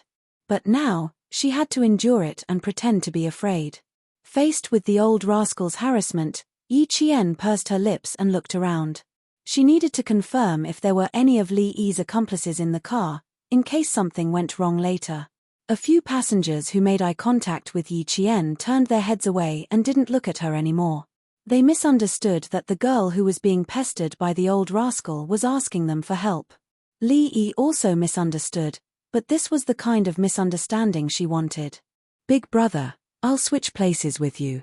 She got up and walked over. At the same time, she reached into her bag and pulled out $200 bills. This is my sister. She's visiting my relatives with me. Just now, she was a little awkward and was a little unhappy. I'm sorry, big brother, can we exchange seats with you? Li Yi, who was wearing heavy makeup, was 36 years old.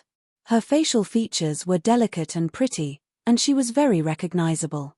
He was wearing a black undershirt, a black knee-length leather jacket, a red scarf around his neck, a pair of black skinny jeans, and a pair of mid-length leather boots. Among the group of plainly dressed villagers, he looked particularly Western. In the words of the villagers, one could tell at a glance that he was a city dweller. She took out the money and acted as if she was trying to avoid a disaster. Everyone on the bus thought that she was really Yi Qian's older sister. The old rascal didn't dare to take the money at first, but Li Yi forced the money into his hands. Only then did he take it with a smile. While playing with the knife, he deliberately said, "Why didn't you say so earlier? If you had said so earlier, we wouldn't have had to be a good person."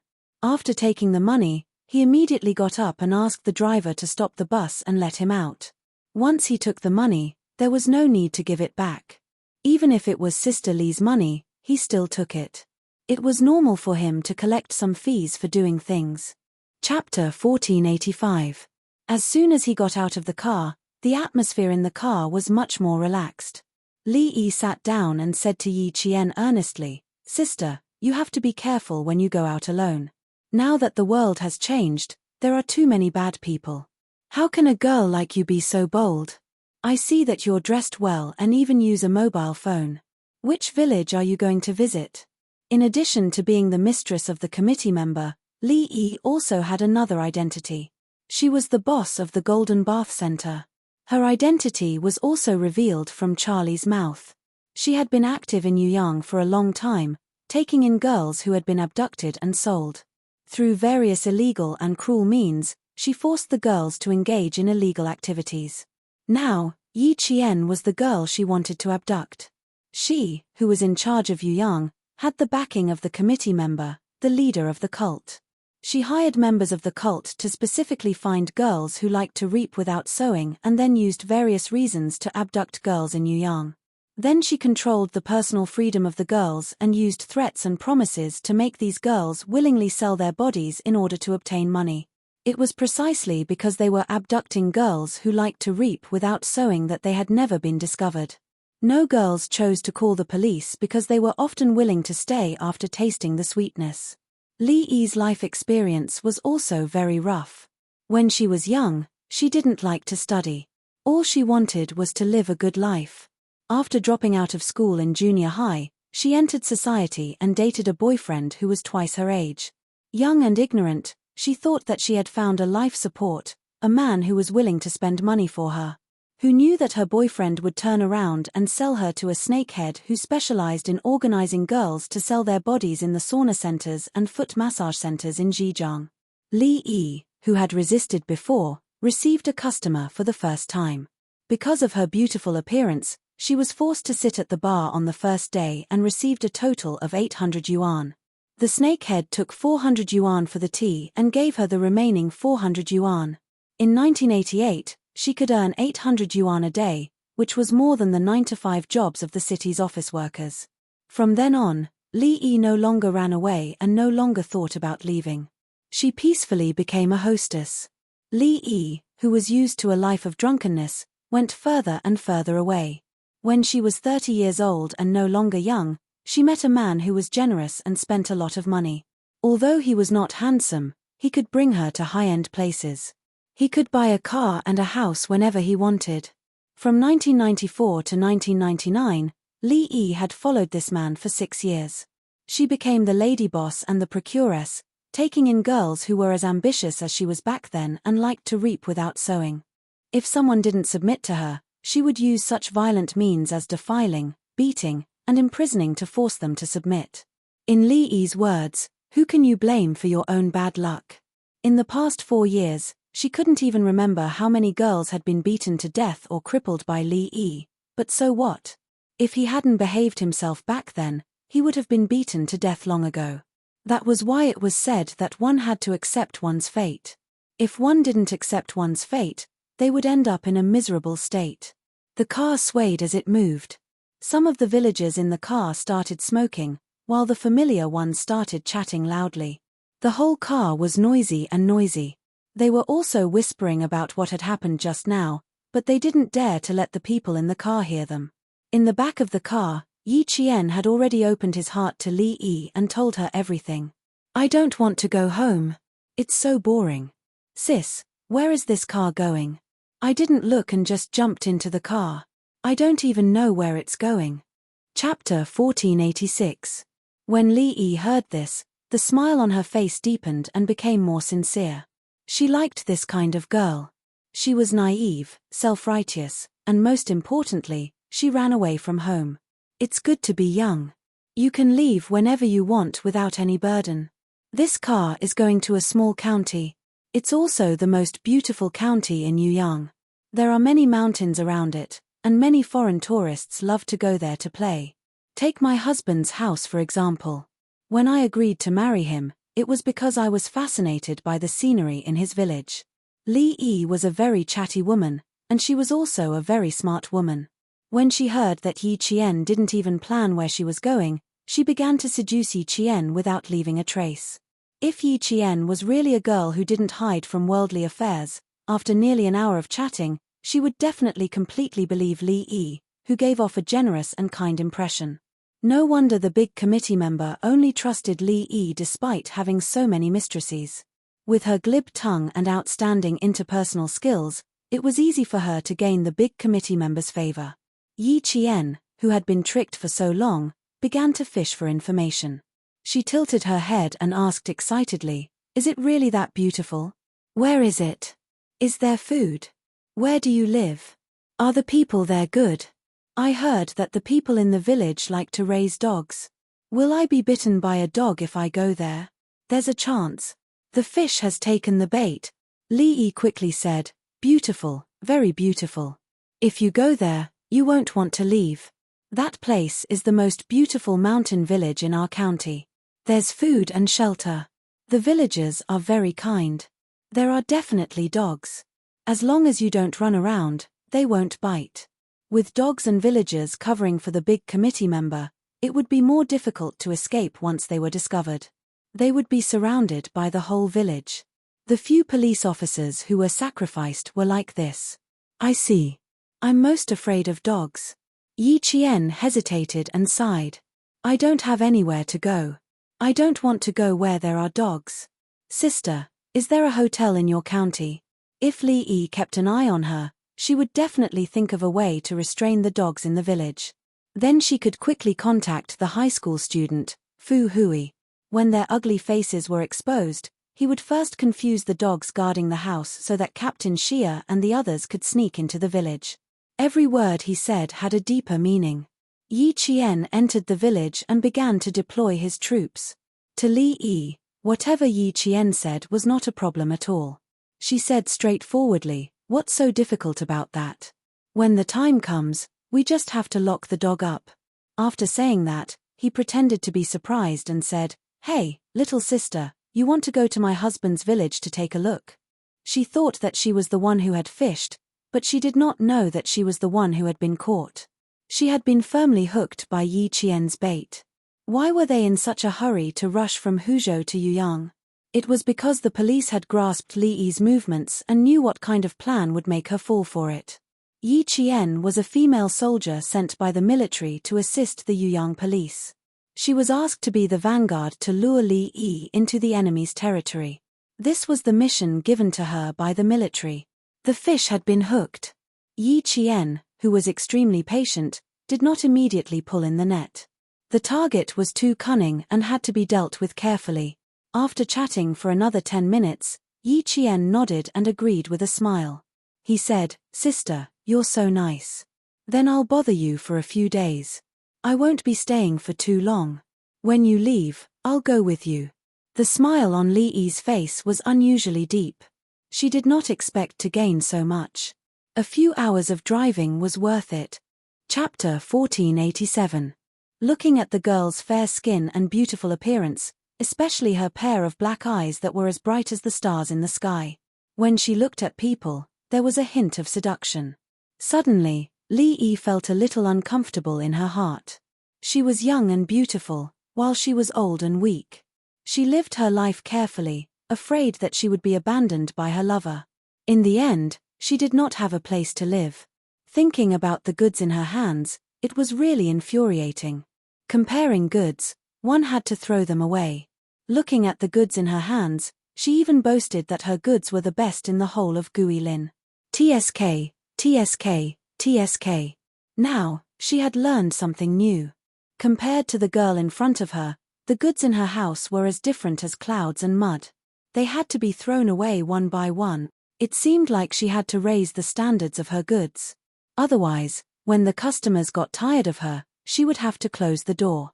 People live for freedom and happiness. I think you are an open-minded and cheerful person. If you feel uncomfortable, just walk around. When you come to our village, I will play with you. When the time comes, I will find a few villagers to take you to hunt pheasants and wild rabbits. As Li Yi spoke, she wanted to hold Yi Qian's hand to show her affection, but she grabbed nothing. Yi Qian, who pretended to be very interested, clapped his hands and said excitedly, "Really? Hunting with a shotgun like the ones on TV?" After years of training, there were thin calluses between his palms and fingers. The calluses between his left and right thumbs and index fingers were from holding a gun. Li Yi, a criminal with a handgun for self-defense, could not rule out the possibility that she knew something. Li Yi did not mind that she did not hold his hand. She answered with a smile, "Yes, hunting with a shotgun." But the shotguns in our village are different. When the time comes, I will let you see. There were guns, but the number was unknown. Yi Qian's pupils constricted slightly. He picked up the bottle of mineral water and took a sip. The overseas organization provided guns, bullets, and drugs. She needed to find out if these dangerous items, which were banned by private individuals, were in the village. As such, she had a few things to do before she could contact Captain Xia. First, meet with Fu Hui. Second, find the remains of the sacrificed police officers. Third, find out the location of the prohibited weapons and the approximate number. Fourth, draw the terrain of the entire village.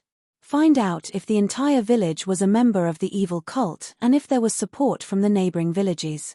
However, he could ask Fu Hui about it first.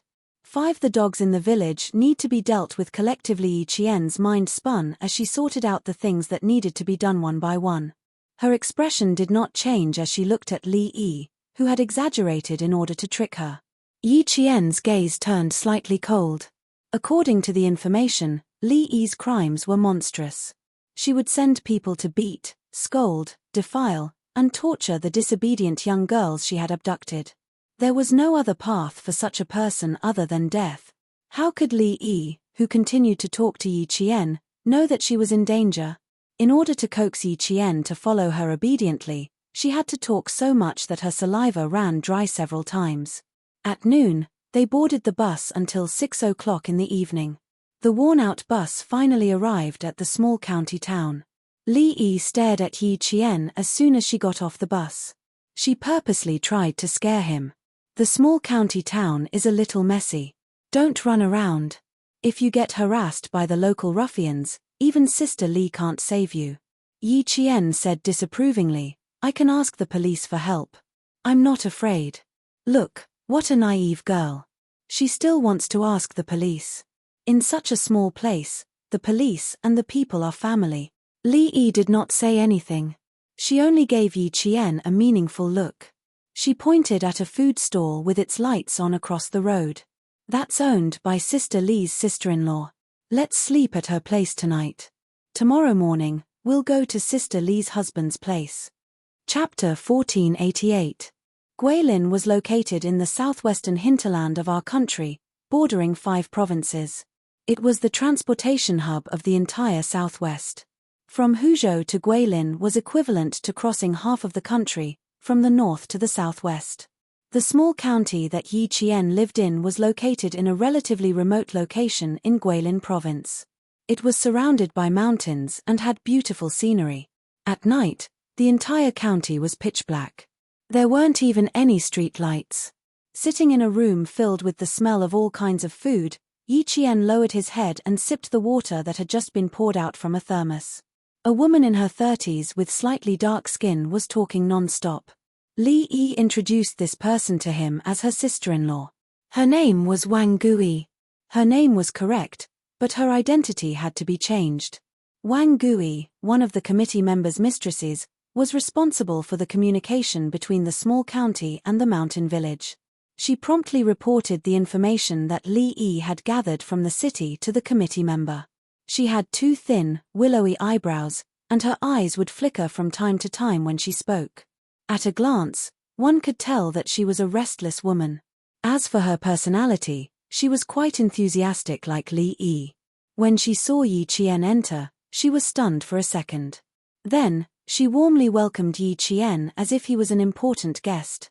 In a short while, she praised him as if he was a fairy. Anyone who heard it would feel a little elated.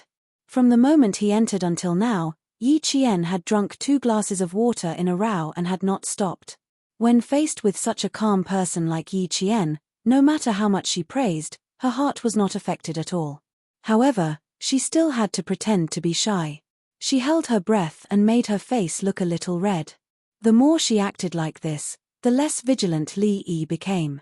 She secretly gave Wang Gui a provocative look and a smug smile appeared at the corner of her mouth. Wang Gui relied on the fact that she had been with the committee member for a year. Every day, she tried her best to get the shop in Yuyang into her hands. When she failed, she abused Li Yi's authority. Bah! Wang Gui, You want to fight with me? You're too inexperienced. Wang Gui, who was angered by Li Yi's gaze, felt a dull pain in her chest. Unconsciously, even the smile on her face became a little stiff. The powder on her face was a little thick, and under the dim yellow light, one could see the creases at the corners of her eyes and lips. The corners of his mouth twitched, and he patted his forehead exaggeratedly. Ayo, look at my memory. After chatting for so long, I still didn't forget to ask if you guys had dinner. You definitely haven't eaten, right? It takes 5 to 6 hours to travel from the city to our county. Wang Gui was quite smart. She didn't immediately vent the anger in her heart. She simply changed the topic. Didn't Li Yi say that she intended to starve the goods she brought over? Phut, it was not what she wanted. But he couldn't really go against her, but he had no choice. Li Yi was the woman most trusted by the committee member, and he still had to rely on her to make money in Yuyang. Even if he had an unclear relationship with the committee member, he didn't dare to be presumptuous in front of Li Yiqian, who was drinking water in a refined manner, glanced at the two of them without leaving a trace. His eyes moved slightly, and a trace of understanding flashed through the depths of his pupils. Wang Gui and Li Yi were not on good terms. I'm not hungry. Little sister, are you hungry? Li Yi, who was secretly gritting her teeth, turned her head and said to Yi Qian with a smile, I didn't have much of an appetite after sitting in the car for a few hours. I didn't even care if you were hungry, little sister. Wang Gui was a good person now. Bah, who did she think she was? Yi Qian, who was drinking water, didn't need to say anything. She only needed to smile at whoever said something. It was easy to provoke the two of them to dislike each other. Chapter 1489. Yi Qian smiled at Li Yi. Wang Gui stood up with pain in her chest and said lightly, I'll cook some noodles for you. My husband wants to go out to play cards tonight and asked me to cook dinner early. I'll have to trouble my sister to eat noodles. Li Yi also stood up and apologized with a fake smile, thank you for your hard work. I'll sleep upstairs with my sister tonight. Then she looked at the open door and walked towards it while saying, who would come to buy things at this late hour? Leaving the door open in the middle of the night, my sister from the city might be a little scared.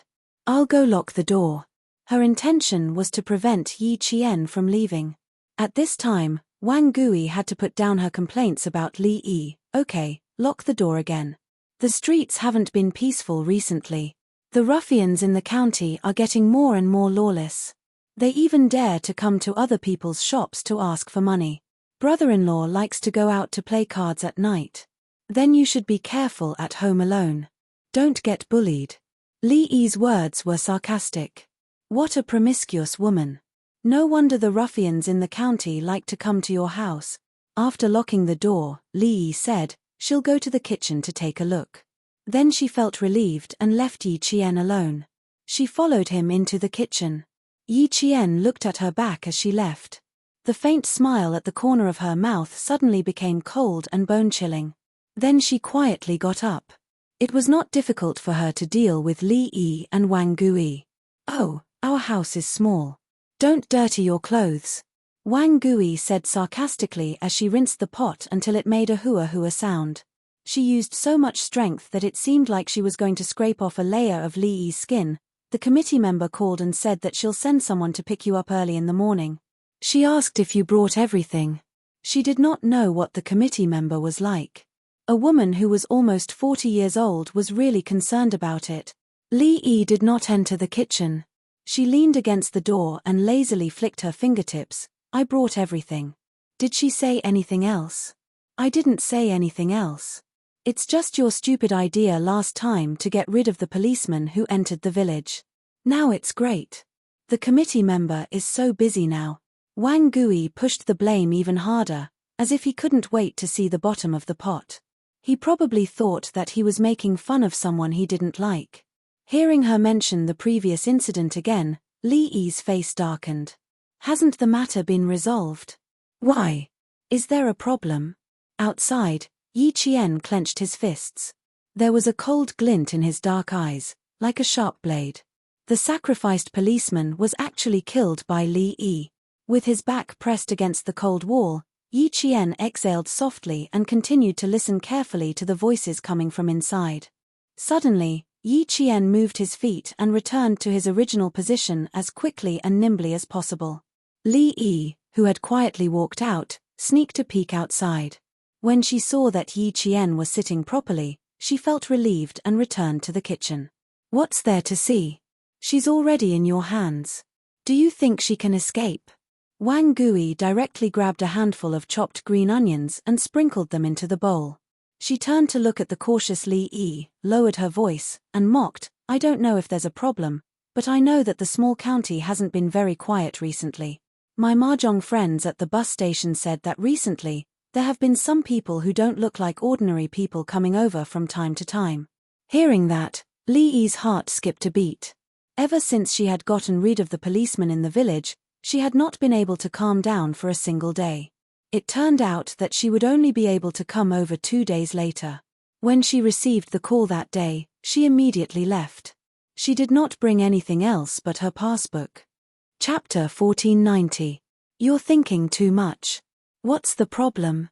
Suppressing the panic that suddenly rose in her heart, Li Yi answered angrily, but she paid attention in her heart. Whenever there was an unusual person or a good car in the county, Wang Gui's mahjong friends would come over to inform her in advance. If they said that there was a problem, then there was probably a problem.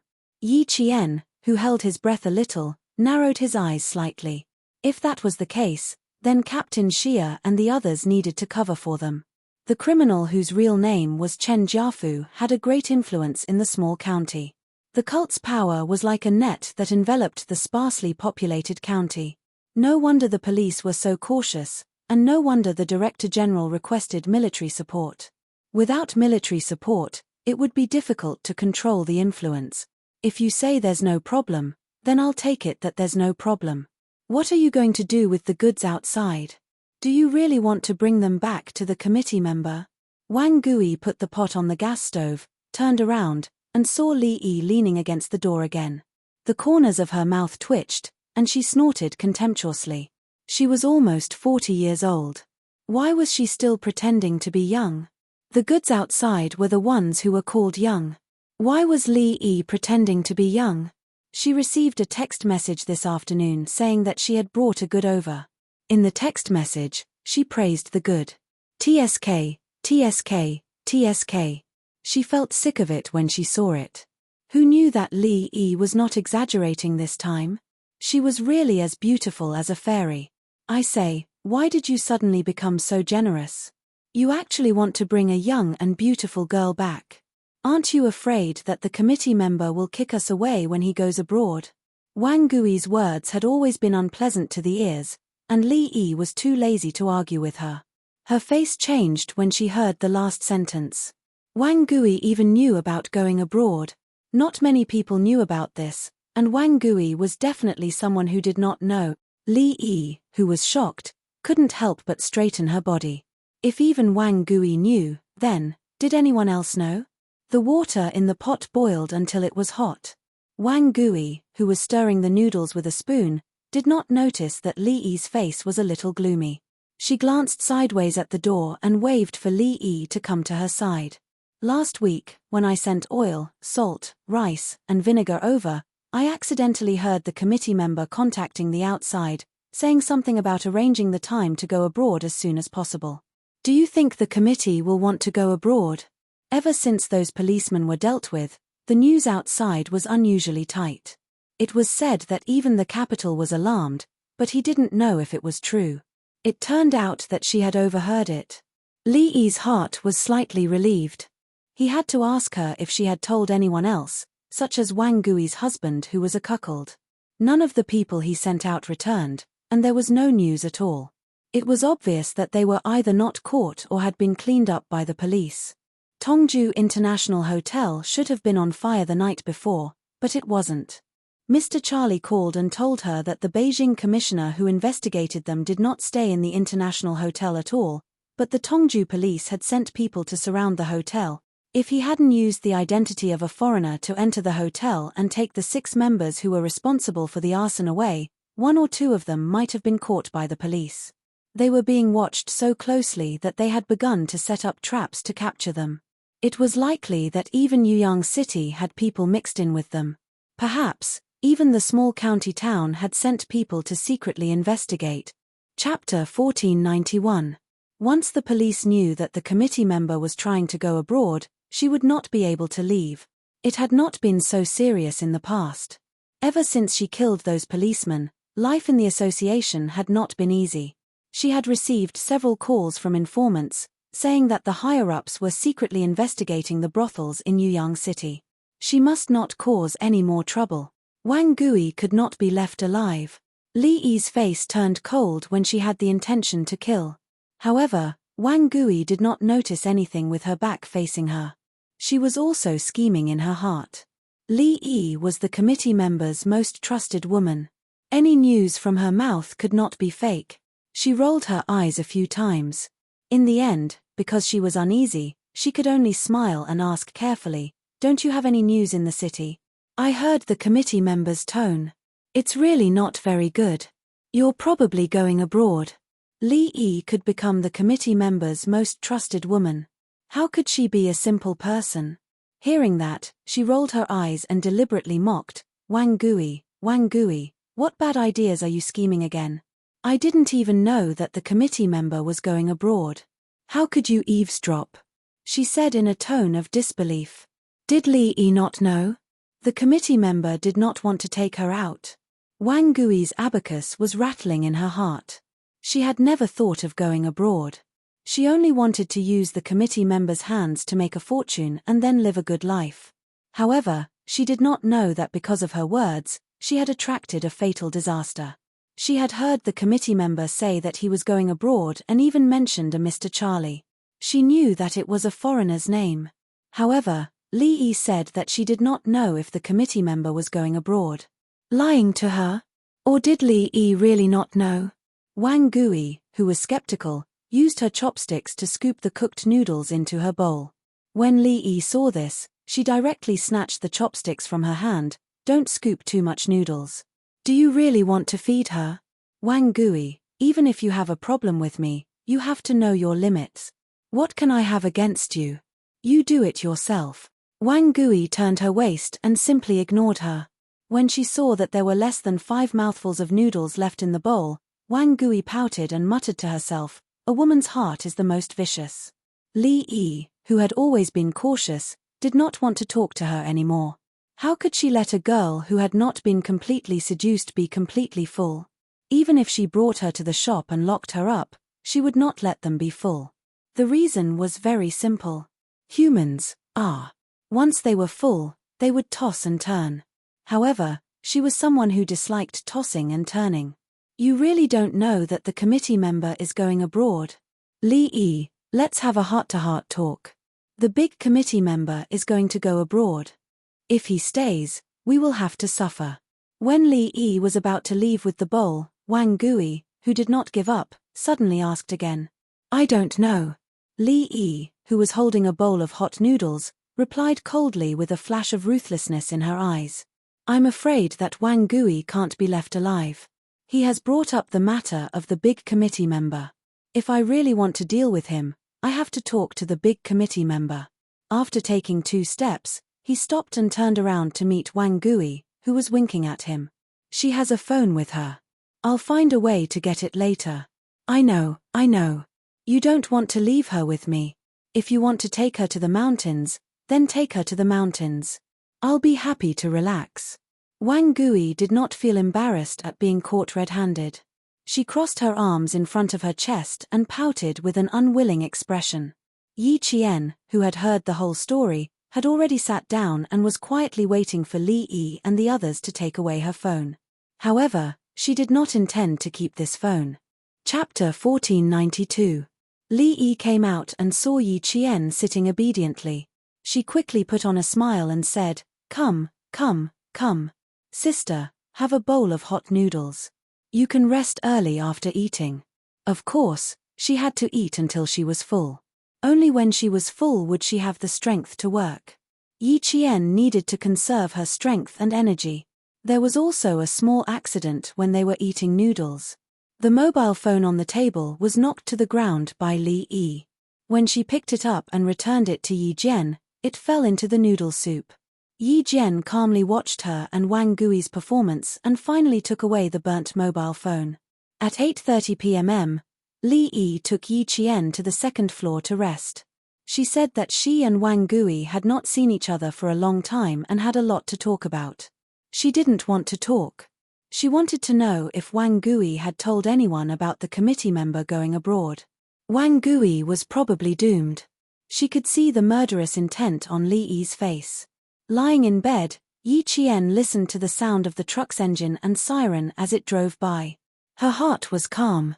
If Wang Gui was really doomed, she wouldn't stand up to help her. She had done a lot of things to help the wicked. She deserved to die. Yi Qian, who had lived 2 lives, had experienced many things in her previous life. While she was arming herself, she was also indifferent to some things. She had a strong sense of responsibility, but if she was asked to help someone who deserved to die, she couldn't do it even if she wore a military uniform. Unless it was an order from the higher-ups, she would definitely not step in. Yi Qian, who was clear about right and wrong, would never abuse her kindness. She could distinguish between good and evil, and could also distinguish between beauty and ugliness. Wang Gui, who belonged to the evil category, would not be listed as her protector. Downstairs, Li Yi said with a cold expression, "You know a lot of people, and now is a special time. You should watch your mouth and don't bring trouble to the committee member. It's impossible for her to go abroad. If the committee member is gone, who will lead our God leader church? How can we manage so many believers in the church? Wang Gui, if you dare to say things you shouldn't say outside, the committee member will be the first to not let you off. Li Yi, you better watch your mouth. You want to splash dirty water on me? No way.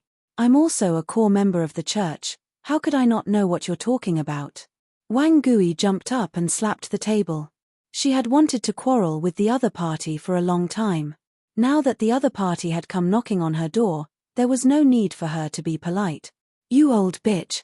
You want to monopolize all the benefits that the committee member brings to you? Heh, don't even think about it. Did you disturb the goods upstairs? Do you know why I personally took action? There were more and more believers in the society, and the committee members had to help them. If I don't work hard to earn money, how can the committee member help them? How can we make those believers believe in us and do things for us?" Li Yi saw that her expression didn't seem to be lying, and her heart was relieved. If Wang Guizhen was someone who didn't know the gravity of the situation, the committee member wouldn't have nurtured her as a backbone. There was another advantage to being a backbone. If something happened, they could be pushed out to take the blame. After learning that Wang Gui did not tell anyone, she immediately called the committee member to see how to deal with it. Committee member Chen Jiafu never took the initiative to contact the backbone below. Even if Li Yi looked for him, she had to go through the backbone left in the village. One more person knows, one more danger. Charlie is still applying for passports for us. We have to wait to deal with her. Chen Jiafu's voice was a little rough on the phone. Chapter 1493. This was a middle-aged man who had only studied in primary school. He had been sent abroad to work, and when he came back, he had established a God's church and had been active for 4 years. Li Yi was relieved. "You're right. Wang Gui knows too much about us. If we don't solve it, you won't feel at ease even if you go abroad. In Beijing." She wanted to say more, but Chen Jiafu, who was more vigilant than anyone else, immediately stopped her. "Okay, if you have anything to say, come to the village. As for the goods in your hands, if they are really good, bring them to the village first." There were too many things that needed money outside. Recently, the situation was so tense that he couldn't go out to earn money. Now, he could only wait and see when Charlie could settle the matter and let him get away safely. Getting rid of a few policemen actually exposed him. He really didn't expect that. Charlie analyzed that there was a mole in the village who reported him to the outside. If there was a mole in the village, even if he decided to go abroad, he had to find out. He had already shouldered so many lives, and he didn't care about one more. He asked about the girl's background, whether there was anyone else with her when she came out, her family situation, personality, etc. Li Yi answered truthfully without hiding anything. Chen Jiafu had always trusted her. After asking a few more questions, he hung up the phone. When both sides got the news, Li Yi, who had an idea in her heart, was relieved. Since the committee members said that they wanted to get rid of Wang Gui, then she had nothing to worry about. When Li Yi came back, it was already past 11 at night. Yi Qian, who was alert, heard her unlocking the door and tiptoed into the room. The wind blew, but Yi Qian didn't smell the blood on her. It seemed that Wang Gui was still alive for the time being. After entering the room, Li Yi didn't turn on the lights. She only flashed the flashlight in her hand. She saw that the girl she had kidnapped was lying on the bed without a trace of suspicion. She gently picked up the small bag that Yi Qian had been carrying and walked out of the room. 5 minutes later, Li Yi returned to the room with the bag that had been checked clean. She took off her clothes and lay down. At 2 o'clock in the morning, Li Yi, who had a lot on her mind, was still awake. Yi Qian, who woke up from his sleep, gently closed his eyes and continued to sleep in the same position. After a while, he fell asleep completely. After the sky was high, a tough battle began. At 5 o'clock in the morning, Yi Qian and Li Yi, who had not slept the previous night, boarded a small four-wheeled farm truck. She sat in the middle, with the driver on her left and Li Yi on her right. It's a bit far to the mountains. Sister, if you didn't sleep well, you can rest on Sister Li's shoulder and have a good sleep. Li Yi yawned and chatted with Yi Qian. As they chatted, she fell asleep first. Before setting off from Yuyang, the Yuyang police told him that it would take 4 hours to get from the small county to the mountain. After that, he would have to take a motorcycle. That was not all. He would have to walk more than 30 kilometers on the mountain road to reach the mountain.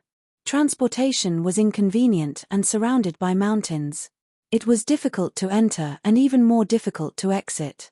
It was said that it was not too far away, and the transportation was quite convenient. Some mountain villages required one to walk for a day. After getting off the four-wheeled farm vehicle, they sat on a shabby motorcycle. After riding for about 3 hours, they arrived at a poor and backward mountain village. 2 men who claimed to be relatives led the way and began to climb over the mountains. It took Yi Qian an entire day to arrive at the place where the committee member Chen Jiafu was hiding. They set off at 5 o'clock in the morning and didn't enter the village until 7 o'clock in the evening. Chapter 1494. Li Yi did not bring Yi Qian to see Chen Jiafu. She came here for an urgent matter. Yi Qian was only here to lure him back. When they entered the village, she arranged for Yi Qian to go to another villager's house. This was a small village with no more than 30 families inside and outside the mountains. It used to represent poverty, backwardness, and the elderly had no one to rely on. But now, it had become a mountain village where every family had money to spare, especially Chen Jiafu's sisters and relatives. They had all built 2-story buildings and lived the good life in their hearts. Chen Jiafu had a certain level of intelligence to be able to survive in such a small village as an illegal organization that made use of rumors, spread fallacious theories, deceived, and bewitched members to control and recruit members in order to save mankind, spread religious doctrines, and collect money by any means necessary, thus endangering the stability of society. He knew very well how to unite the villagers, and he also knew how to seek protection. Even if the villagers in the village had become his shelter, they had also become his eyes and ears. Chen Jiafu would immediately know if there was even the slightest bit of movement. The few policemen who had been sacrificed were tipped off by the villagers. Li Yi had come up with a plan, and in less than half a day, they had been cruelly killed by them. Yi Qian, who was walking on a muddy path in the dark mountain village, followed closely behind a villager. Behind her were 2 middle-aged women from the village. They were supposed to be escorts. Li Yi did not follow. She had already gone to look for Chen Jiafu. After climbing up a small slope, Yi Qian couldn't help but raise his head and look about 300 meters away from him. That was the direction Li Yi left in. A villager was holding a torchlight at the back, while she walked in front towards a 100-year-old maple tree that was lush with leaves that couldn't be concealed by the night. Chen Jiafu lived next to the 100-year-old maple tree. Yi Qian did not stop. He glanced at the villagers from the corner of his eyes and followed them. Sister Li, where is she going? After taking a few steps, Yi Qian deliberately stopped and asked. The two villagers at the back looked at each other. One of them, a middle-aged woman, replied, she went to her husband's house. It's getting late. We'll send you there and still have to go home. Let's go. She did not want to say a single word to Yi Qian. She was on high alert. Yi Qian did not ask any more questions. If he did, it would arouse their disgust and alertness. Moreover, she only needed to know that the direction Li Yi was heading in was indeed where Chen Jiafu was. However, he still had to ask a few more people to confirm. But what she didn't expect was that Li Yi actually arranged for her to go to Fu Hui's house. Fu Hui was the only girl in the village who had attended high school. She was also the only girl in the village who had read a lot of books. If it wasn't for her report, the Guilin police wouldn't have been able to find out the origin of the master church and where the main crimes were committed. As for Fu Hui's parents, they looked honest. It was hard to imagine that their hands were stained with evil. The man and two women who were in charge of watching over Yi Qian pulled Fu Hui's parents to a dark corner and whispered, Sister Li will be bringing him back to Yuyang in a few days. Keep a close eye on him, and tell your daughter to be more alert. Leave it to my family. Sister Li's business is our family's business. Fu Hui was extremely anxious. She pulled Yi Qian into her room. Where did you come from? Why did he come here with Sister Li? Do you know where this is? What's your family's phone number? Hurry up and tell me. Chapter 1495. To see if a person was sincere to another person, the answer could be seen in his eyes. Without a doubt, Fu Hui's concern for Yi Qian was sincere. She was very, very concerned about Yi Qian, and was also very, very worried about her situation. The adults in front of them were still talking, and their eyes would occasionally look towards the house. After talking for a while, the three villagers who had escorted Yi Qian here left in the night. Tell Fu Hui to keep a close eye on them. Big Sister Li has agreed. How can we get this done? Our son will have the capital to marry a wife. Fu Hui's father couldn't hold back the excitement in his heart. He quietly said to his wife, when the time comes, we'll take out the family's savings and buy a house for our son in the city. Nowadays, the villagers in the mountains all went to the city. Every one of them wanted to buy a house in the city. Of course, they wanted to buy it for their son, for the rest of their lives to depend on. As for their daughter, they never considered her. Fu Hui's parents were the same. Fu Hui was originally studying in the town's high school. Perhaps because of one sentence from Li Yi, the couple immediately asked Fu Hui to drop out of school and stay at home obediently. Li Yi was afraid that Fu Hui, who was good at studying, would become wild after getting into university. She might even help outsiders to deal with the village, and she might even report the committee members. To prevent trouble before it happened, she used the reason of leaving her daughter at home to earn money for her son to marry a wife as an excuse to persuade Fu Hui's parents to let Fu Hui, who had good grades, drop out of school and return to the village. In the depths of Guilin Mountain, it was normal for girls to drop out of school. For a girl like Fu Hui who was good at studying to drop out of school, it was also normal. Therefore, Fu Hui's suspension of school didn't attract the attention of the teachers, nor did it attract the attention of the school. It was also because of this incident that Fu Hui, who had never been in the know, found out that her parents had committed a crime. After a week of internal struggle, Fu Hui used the excuse of going to school to get her textbooks as an excuse to report the incident in the village. However, the timing of her report was too coincidental. It just so happened that the Guilin police were investigating this incident. She was afraid that the police would be alerted to this incident, so she rashly acted before they had any evidence of the God's church and sacrificed her own brother. As the only student in the village who dared to stand up and fight against evil, Yi Qian greatly admired Fu Hui's courage. Although the girl in front of him wasn't beautiful, she had a kind heart, and a pair of eyes filled with sincerity. Looking at her, who was so concerned about her and worried about her, Yi Jian felt a warm current flowing through her heart. She said softly, "Thank you for your concern. I'm fine." The sound of footsteps came from outside. It was Fu Hui's parents. Yi Jian, who didn't reveal her identity to Fu Hui, stood aside obediently. She was reserved in an unfamiliar environment and shy in front of strangers. Fu Hui's parents were already middle-aged. Their faces were covered with frost from hard work. The joints of their hands were large, which was also the result of years of hard work. Looking at them, Yi Jian's gaze was a little cold. Their ignorance had not only ruined this family, but also cost their daughter, Fu Hui's life. And their reason was so laughable. It was so that their son could marry a wife and buy a house in the city. Chapter 1496. Sacrificing their daughter for their son, did they ever regret it? Clearly, Fu Hui's parents never regretted it. They only had their son in their eyes. Keep an eye on her. If she runs away, I'll break your legs. Fu Hui's father warned in a low voice. His eyes, which should have been simple and honest, had a cruel indifference. He cared about his own life and used other people's pain to fulfill his own wish. Fu Hui's mother looked at Yi Qian as if she was measuring the value of an object. She looked up and down, then up and down, back and forth. Suddenly, her eyes turned, and there was a flicker in her eyes. This girl was really not an ordinary good girl. Her eyes were big, her skin was white, and her mouth was small. She also had an aura about her. The girls in the village were not spirited, and her body was clean. One look and one could tell that she was a virgin. She pulled her husband, who was warning her daughter, and used her eyes to tell him to talk outside. Then she said to Fu Hui, "Keep an eye on her. If anything happens, your father will be angry."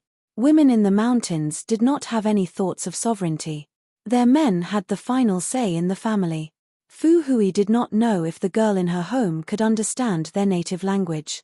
Seeing her parents helping a villain, she did not feel good. She tried to persuade her parents to turn back, but in return, she was beaten up. They even warned her that if she did not listen, they would sell her to Li Yi and use the money to buy a wife for her stupid brother. Seeing that her parents were so stubborn that they even said that they would sell her, Fu Hui, who had always been filial to her parents, was very sad. She also knew that the so-called God's church in the village was the evil cult that was reported in the news. Her parents had been brainwashed, and could never go back to the past. "Tonight, when you sleep, don't take off your clothes. I'll take you out of our village. Don't ask why, just follow me." Fu Hui could not bear to see the girl in front of her fall into Li Yi's hands, but she could not say too much. She was afraid that the other party would be afraid, so she could only say a few words vaguely. Yi Qian already believed that the girl in front of him sincerely wanted to help him. His eyes were as bright as the stars and as bright as jade waves as he smiled at the girl and said softly, "Hello Fu Hui, I am Yi Qian, the leader sent by the Noble Lin police. I am also here to protect your personal safety. Trust me, Fu Hui. I will not let anything happen to me. At the same time, I will bring you out of the mountain village safely." Yi Qian spoke a little fast. He told Fu Hui what he needed to do urgently. "I need your help now.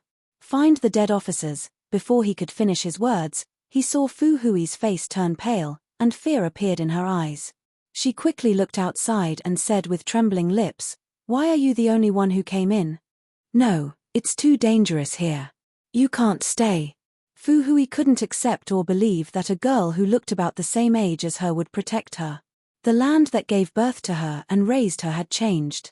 The once kind and simple neighbors had changed. They were selfish, cold, heartless, and violent. These were the neighbors now. Yi Jian raised her hand and gently patted the girl who had been tormented day and night. "Trust me, Fu Hui. The fact that the police sent me here means that I have enough ability to deal with the difficulties you're facing now, which is also the difficulties we're facing now." Chapter 1497. Her voice was very soft, and there was no trace of panic when she spoke. There was only a visible calmness. Her gaze was calm and gentle, and the cold expression between her brows wiped away the panic in her heart. As calm as Mount Tai, as steady as a rock. Fu Hui gradually calmed down. Outside, Fu Hui's parents, who were discussing something, suddenly closed the front door and locked it with a lock. They left with a flashlight to illuminate the dark road. Seeing her parents leave, Fu Hui actually breathed a sigh of relief. They were supposed to be her dearest family, But things had turned out this way. Yi Qian sighed. My parents have made a big mistake. If they continue, what awaits them is the death penalty. I have no way to persuade them to turn back, so I can only place my hopes on the police. I hope it's not too late. Without her family watching over her, Fu Hui smiled bitterly. Her eyes were red, and under the light, there were tears glistening in her eyes. She did not continue talking about herself. Raising her hand to touch the corner of her eyes, the strong girl very calmly picked out the important things to tell Yi Qian. The policemen who were killed were not buried in a place. Chen Jiafu said they were sinners and did not deserve to be reborn. If they are not dealt with properly, they will become evil spirits and harm the villagers. So, what happened next was too gory. Fu Hui could not bear to say it even after thinking about it. Yi Qian gently closed his eyes to hide the anger in his eyes. Being cruelly dismembered. Even if he had been on the battlefield, he could not say it out loud. Chen Jiafu is very cruel, but the villagers in our village have been brainwashed by him. They follow his orders and treat his words like an imperial edict. Actually, it should be said that it was the will of God, but Fu Hui could not say it out loud. She, who had been standing, spoke of Chen Jiafu with undisguised hatred in her eyes. If it were not for him, her parents might be a little petty, but they would definitely not walk down the path of crime. However, if her parents could really stick to their principles, Chen Jiafu could not do anything about it. In the end, it was all because of one thing: money. I'm not sure how many people were involved in the killing of the policeman. But I know that my parents were probably involved. As she spoke, Fu Hui wiped her eyes again, and her voice became even more hoarse. I'll get you something. Wait for me for a while. Fu Hui did not let Yi Qian stay for long. In less than 3 minutes, she returned to the room with a photo in her hand. When she handed it over, she said with a sad expression, I found this in the pig manure pool in my backyard. That was why Fu said that her own parents were involved. In the photo, the young man was in high spirits. He was wearing a brand new police uniform and white gloves as he saluted the camera. This is one of the deceased police officers. He's only 24 years old. Fu Hui, I need your help. No matter what, I have to find them so that their families can see their intact bodies. Yi Qian's eyes flashed coldly as he carefully put the photos away. He looked up and stared at Fu Hui quietly. Tonight, I need to find them. The 18-year-old Fu Hui nodded. Okay, I'll accompany you. No, Fu Hui. You need to stay. Yi Qian smiled and shook his head. You need to stay and cover for me. You can't let your parents find out that I left, and you can't let the villagers know my identity. I'll have to trouble you for the next 3 days. Chapter 1498. Fu Hui still wanted to say something, but Yi Qian said, for your safety and mine, Fu Hui, you have to stay here. You need to help me with something. Just in case, I need to know how many dogs there are in the village, which families have them, and which don't. Every family has one. Fu Hui understood why Yi Qian asked that. The police officers were found by the dogs in the village. I have one at home too, but it's locked up in the backyard. Hearing this, Yi Jian frowned slightly. If every family had a dog, it wouldn't be good. She didn't have enough medicine with her. Yi Qian unzipped his jacket and unzipped the side zipper. He took out the medicine hidden in his jacket. This is concentrated medicine. It can make a dog go crazy instantly. Fu Hui, your dog. Let me do it. Fu Hui took the medicine and looked at Yi Qian with determination. You arrange it. I'll listen to you. She could only trust the young policewoman in front of her. She had no other choice if she wanted to stop her parents from making more mistakes. In the one-story red brick bungalow, the two girls started their bold plan. Fu Hui's parents walked out of Chen Jiafu's house with happy faces. Call our son and tell him to come home quickly. Oh, now we don't even have to pay for a wife. Should we go to the city and buy them a house? Fu Hui's mother said jubilantly. She had not worked for a few years and her body was a little fat. She looked like a kind person, but the words she said were unpleasant. We have to get things done as soon as possible. This woman will only settle down after she gets married and has a child. We have to prepare as soon as possible. Fu Hui's father nodded. That's right. Call our son tomorrow morning and tell him to come home quickly. Oh, and tell him on the phone that we found him a beautiful wife. She's not any worse than the ones out there. The daughter-in-law they were talking about was Yi Jian. Their son's marriage had been settled. The couple could even walk briskly now. It was past 8 o'clock in the evening and the mountain village was pitch black. The branches in the mountain were like ferocious monsters hibernating. Just looking at them would make people panic. The night insects chirped in the grass, bringing a trace of tranquility to the entire mountain village. Li Yi, who was sitting in the chair, had a gloomy face. She was unhappy with her lover's arrangement. How could he give such good goods to the Fu family? Charlie, I couldn't get in touch with him today. If you can't get in touch with him tomorrow, we will leave tomorrow night. Chen Jiafu, who was not handsome, but had a pair of cunning eyes. He smoked an expensive imported cigarette and said, "We made a wrong move. If we make one more mistake, we will spend the rest of our lives in prison." When Li Yi heard this, she took out the documents from her bag and placed them on the table. In that case, the rumors outside are already very tense. All right, I'll listen to you. I'll do whatever you say. But what about Wang Gui? Have you thought of how to deal with her? Chen Jiafu was really reluctant to deal with his mistress who had been with him for a year. However, it was not a matter of whether he was willing or not at this time. Wang Gui, who was horrified, looked at the young men who suddenly appeared in the house. Her chubby body kept shaking. Brothers, I really don't know. I really picked up this mobile phone. If I told a lie, I will be struck by lightning. Wang Gui swore. She did not care about the consequences. She just wanted to get rid of this group of fierce men as soon as possible. Chapter 1499. Xie Jinyuan, who was wearing a baseball cap, was lazily sitting on the wooden sofa. His slender fingers kept playing with the dagger.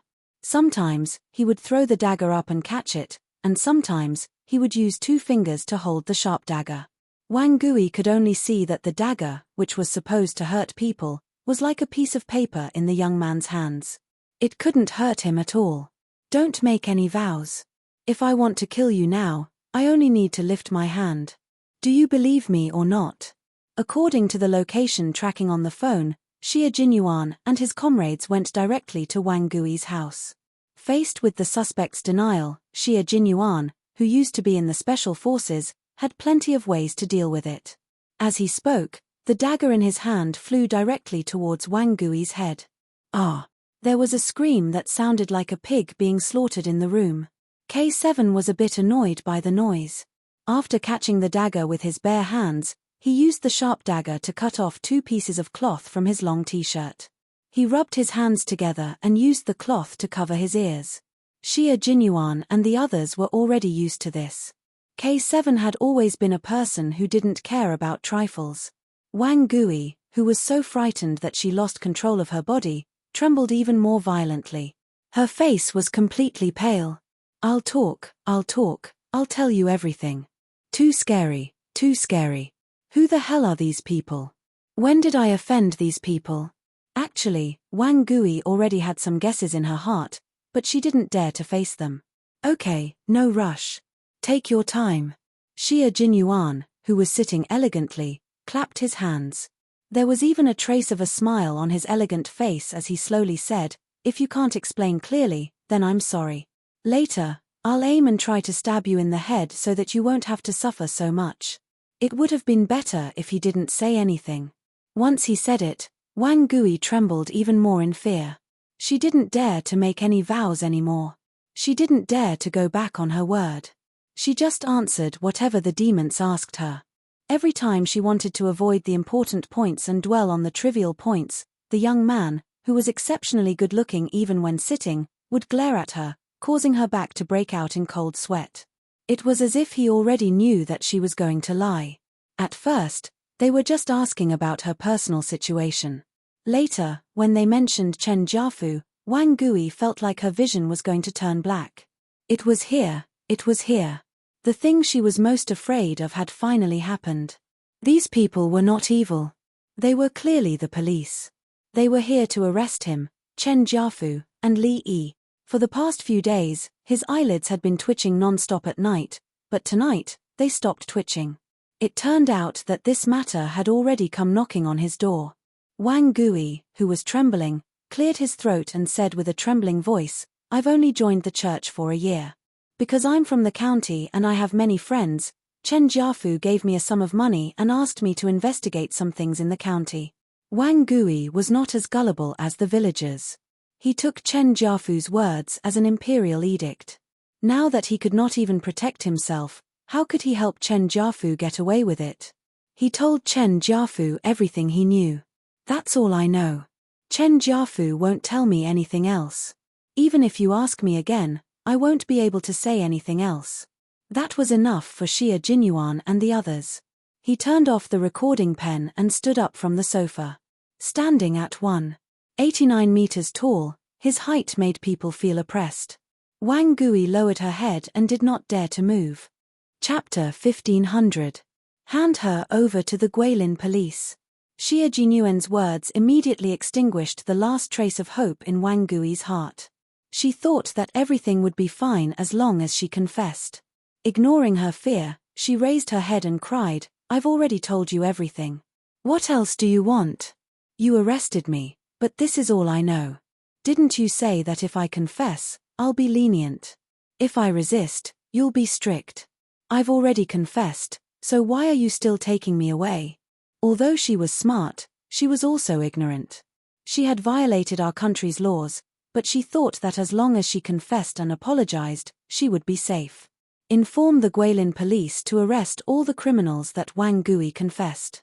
Cut off all communications between the main culprits and the outside world. After Wang Gui was taken away, her grocery store temporarily became the base of the Snowfield Brigade. Xia Jinyuan turned on the satellite map and pointed at a spot. His handsome face was as cold as water. Chen Jiafu's hiding place is here. It's surrounded by mountains, so transportation is inconvenient. The Guilin police will control all the provincial roads and stations in the county. We'll drive to the mountain village tonight to meet up with Yi Qian. At the same time, we'll control all the villagers in the mountain village to prevent a riot. According to Wang Gui's confession, all the villagers in the mountain village where Chen Jiafu was hiding had been brainwashed. If they only arrested Chen Jiafu, all the villagers would revolt. This was the last thing the leaders wanted to see. We'll be the vanguard. Pigeon and the rest will be the support. Yi Qian will be the spy. At the same time, we'll protect the witness, Fu Hui. Brother, this battle is a little special. We have to be vigilant. Don't let the bullets go off accidentally. The people in this battle were all citizens of the country. They had to be careful to avoid leaving behind any evidence that would lead to criticism. Bai He nodded. We can fight, but we can't kill. We can't use guns. That's basically it. When carrying out a mission in the country, especially when it involved the citizens, as soldiers, they had to bear more pressure than when they were fighting overseas. Even if they were facing criminals, they couldn't point their guns at them casually. This was a restraint for soldiers, and also a country's responsibility for the lives of its citizens. The lights in the grocery store went off. A few black figures walked out of the door and disappeared into the darkness. The sound of the motorcycles starting up rang out, but the people in the county who had fallen asleep did not notice anything.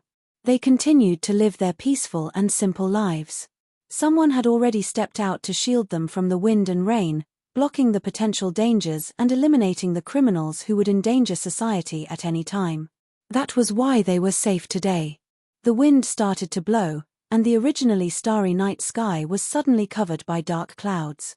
Even the insects had stopped chirping, and everything in the world was completely shrouded in darkness.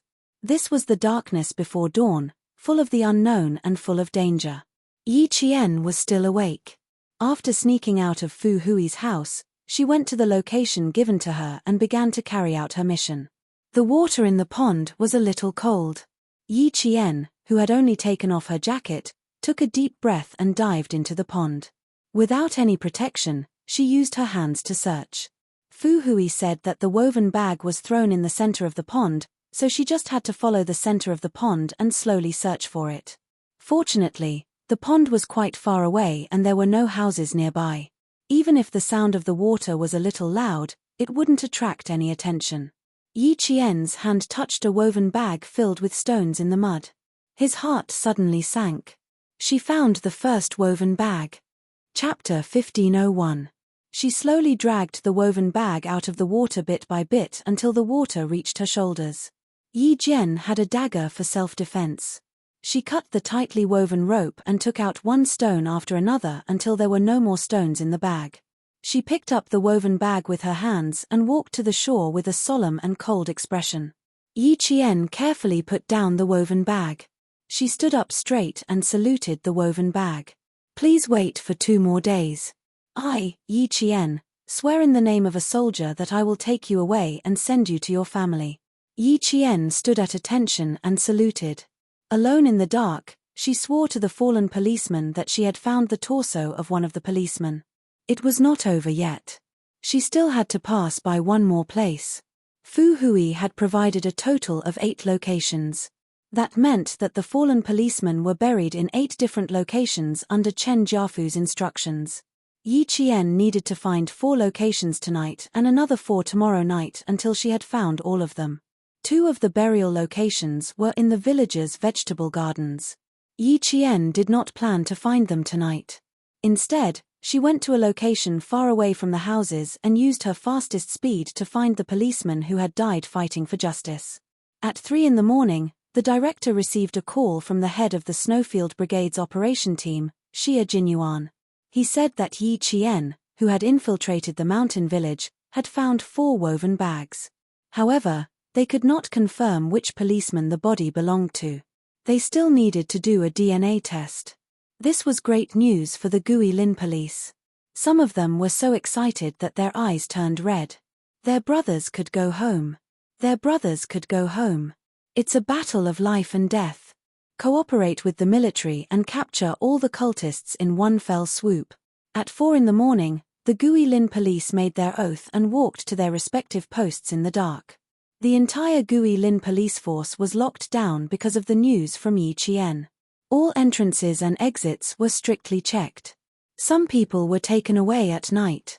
Some were even taken away in their sleep. In Yuyang, the police raided Golden Bath. The so-called technicians, masseuses, waitresses, and even the waitresses who were busy in the kitchen were all taken away by the police. Golden Bath was in chaos. Some people wanted to secretly contact the police with their phones, but they found that their phones had no signal. The phone lines had been cut off and they could not contact the outside world. No signal, no signal, my phone has no signal. Mine too. Mine too. What do we do? What do we do? How do we inform Sister Li? Those who were not taken away immediately were still discussing in secret. They had no way of contacting the outside world. Li Yi, who was far away in the mountain village, did not receive any news. She was still sleeping soundly on the shoulder of her lover, Chen Jiafu. Bye. 5 minutes later, they came out of the woods and walked into the thick fog with hurried but steady footsteps. The mountain was foggy. Yi Qian, who had hidden the 4 woven bags, also came out of the woods. Hearing the dogs barking in the village, she quickly went to Fu Hui's house. It was almost dawn. She had to hurry back. Chapter 1502. Fu Hui was extremely anxious. She didn't sleep the whole night and stayed in the same position on the bed, afraid that she would miss the signal if she moved. Time ticked by, and it was already 5:30 p.m. Her parents, who usually woke up early, were probably already up and dressed. Why isn't she back yet? Why isn't she back yet? Did something happen to her? You must protect her. Fu Hui, who was nestled under the blanket, clasped her hands together and said softly. Her face was full of anxiety. Her parents had already woken up so that they could call their son early.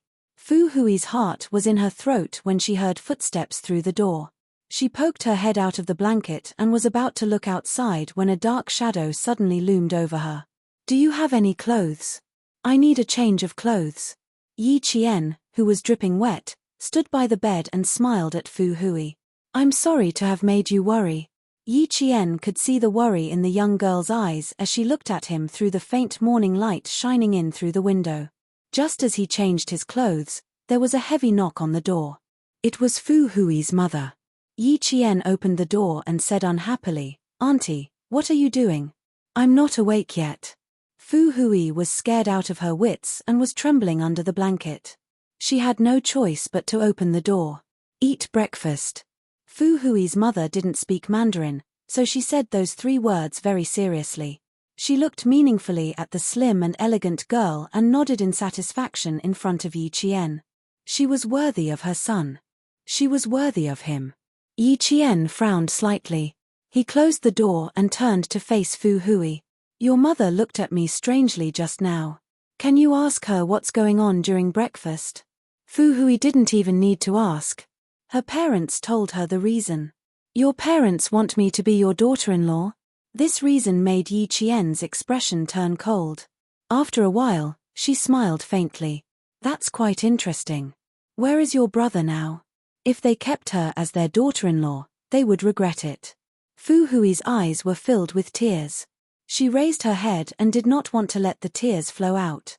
"I also think it's very interesting. For my brother, my parents are really..." It was said that children should not talk about their father's mistakes, but what about her parents? They had made too big of a mistake. She sniffled fiercely and took a deep breath before continuing, "They're heartless. Don't be sad. You're doing very well, Fu Hui." Yi Qian, who had never taken the initiative to hug someone, hugged the girl whose heart had been broken by her parents. In a gentle and calm voice, he said, "You need a new environment. The path you take is different from theirs. Everything will get better. Don't be too pessimistic. Such a kind and righteous girl, she would have a good ending." Li Yi didn't appear until noon. Seeing the 2 girls sitting on each side with at least 3 meters between them and sunbathing in boredom, the smile on her face relaxed a lot. "Sister, I'm so sorry. I've been busy until now to have time."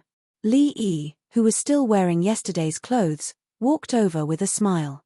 "Sister Li wants to apologize to you. I'm afraid I can't take you hunting in the mountains today. We'll have to wait until tomorrow." Yi Qian seemed to have just woken up. She struggled to open her eyes and blinked again. It was as if she finally saw who it was. She said weakly, "Sister Li, I think I have a cold. Tomorrow is fine. I want to sleep." Chapter 1503. Yi Qian's words really touched Li Yi's heart. Hearing this, she immediately waved for Fu Hui, who was sitting far away, to come over. "Fu Hui, this is an important guest that I brought over. She's also an important guest of your family. You have to treat her well." When Fu Hui came closer, Li Yi's smile deepened. "You have to treat an important guest well. You can't let her suffer, and you can't tire her out, understand?" She spoke to Yi Qian first, then turned around to face Fu Hui. When she turned around, her expression changed drastically. She was smiling when she faced Yi Qian, but when she faced Fu Hui, her expression turned cold. She held Fu Hui's hand tightly and warned her in a low voice, "You're not allowed to bring her anywhere except the village. You're not allowed to bring her to the neighboring villages or the mountains. You can't let go until your brother comes back. Do you hear me?" Li Yi didn't like Fu Hui. Why did a girl like her study so much? If you study too much, your heart will become wild. It's not easy to control it. Fortunately, the whole family was obedient. Otherwise, she would definitely think of a way to deal with them. Fu Hui had long been wary of Li Yi. When she heard this, she nodded blankly. She was so obedient that she didn't seem to have any opinions of her own. Seeing this, Li Yi nodded in satisfaction. She turned around and continued to speak to Yi Qian with a smile. "Sister, let her accompany you to the village today. Aren't you afraid of dogs? Every family in the village has a watchdog. Don't run around. Be careful not to get bitten by a dog. If you feel bored, come find Sister Li. Sister Li will take you around. When Sister Li is free, I'll take you to have some fun." To prevent her from wandering around the village at night and seeing things she shouldn't, Li not only instructed Fu Hui to keep an eye on her, but also told the villagers to be careful. Yi Qian yawned and replied casually, "I know. Also, Sister Li, do you have a phone in the village? I want to call home. Similarly, Yi Qian knew how to confuse the enemy. In a poor place like my husband's, he can't even earn much money in a year. How can he afford to install a phone? Let's stay here for 3 days. We'll contact you when we go to the county. However, Li Yi, who wanted to see if they were still there, didn't want to continue the conversation. She didn't want to talk about the phone. Once she left with Chen Jiafu, anything in the village would have nothing to do with her. However, at this moment, she really regretted bringing him back. Fortunately, there was someone to take over. Otherwise, it would really be a burden. She was afraid that Yi Jian would cling to her in order to contact her family. Li Yi, who originally only wanted to chat for a while, had to stay for a while. She only left when Fu Hui's parents came back. Chapter 1504. Seeing that her parents were so stubborn, Fu Hui stood there in a daze, as if she had lost her soul. Even though she was standing under the sun, her body was shrouded in despair, as if she could not see the future. She was grey and had lost the smile that she should have at her age. Evil cults had existed since ancient times, and all of them were the leaders of deification. The main god's church was not the first evil cult, nor would it be the last, but it would never be allowed to develop and endanger society. Yi Qian looked at Li Yi's back as she left, and his hands slowly clenched into fists. Just you wait, Li Yi, your days are numbered. The 30 or so families in the small mountain village lived on the mountain and were not grouped together. Other than the 6 families near Chen Jiafu, the rest were all individual households. How many siblings does Chen Jiafu have? Who are the closest to him? Who are the people who often appear at his house? After learning about the specific number of people in the village, including the number of men, women, and young adults, Yi Jian asked about Chen Jiafu's situation in detail. The information provided by the Guilin police was not detailed enough for the Snowfield Brigade and Yi Qian. Criminals were also separated by priority, so they had to be clear about who to focus on to prevent any fish from escaping the net. Fu Hui finally had someone to talk to. The more she spoke, the clearer she became. There are 2 brothers and 2 sisters who married out of the province. Chen Jiafu is the third. The closest to him are his 2 brothers, and if there is anything, they will be the one to handle it. The second is Li Yi, and then the 6 families with the surname Chen living near him. Our village chief also has the surname Chen, and is his brother. If there is any benefit, the village chief gets it first. The 2 of them talked as they walked. Yi Qian was on high alert and immediately stopped the conversation as soon as someone approached. After reminding Fu Hui twice, she knew there was surprise in her eyes. She did not feel that there were villagers following behind her, but Yi Qian immediately noticed when they were at least 5 or 6 meters away. You're amazing. How did you know there were people following behind us? Fu Hui, who was relieved, blinked and looked at Yi Qian with sparkling eyes. You knew from so far away. Yi Qian smiled and said, we usually train, so we'll know immediately if someone is following us. They're not professional stalkers, so they'll be able to detect us from a distance. This caused Fu Hui to exclaim in admiration. Then your daily training must be very tough. You must be the best police officer in the police station. If not, she would not have let her enter the village alone. Thinking of this, Fu Hui felt a lot more at ease. Yi Qian could already see the 100-year-old maple tree in the village.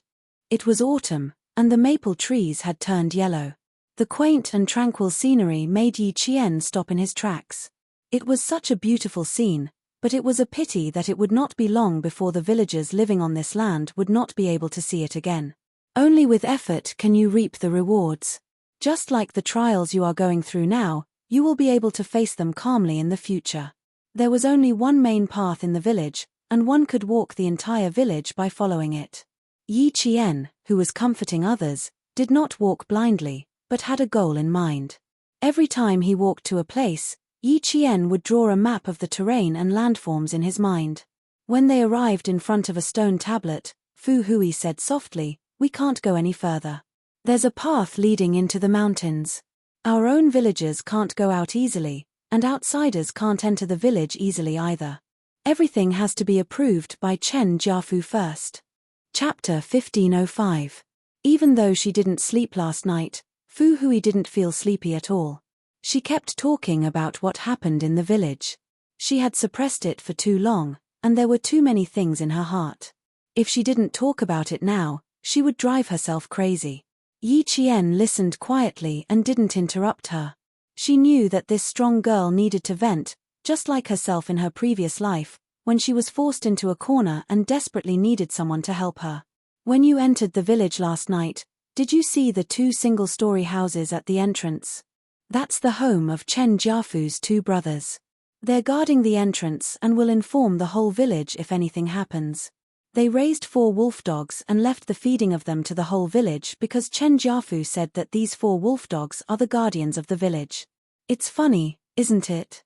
The dogs have become gods, yet they still accept the worship of the villagers. Fu Hui, who had spoken her mind, gradually felt less depressed. She was very relaxed in front of Yi Qian, as if she had found a close friend. She could speak her mind without fear of others knowing. Yi Qian raised her hand and gently wiped the tears from the corners of Fu Hui's eyes. Evil cults always hurt the innocent. They lead villagers who were originally kind but didn't understand the law to the wrong path and become tools in Chen Jiafu's hands. From this, it can be seen that our country's laws in remote mountainous areas are not comprehensive enough. As a country that rules by law, it is imperative that we spread the law.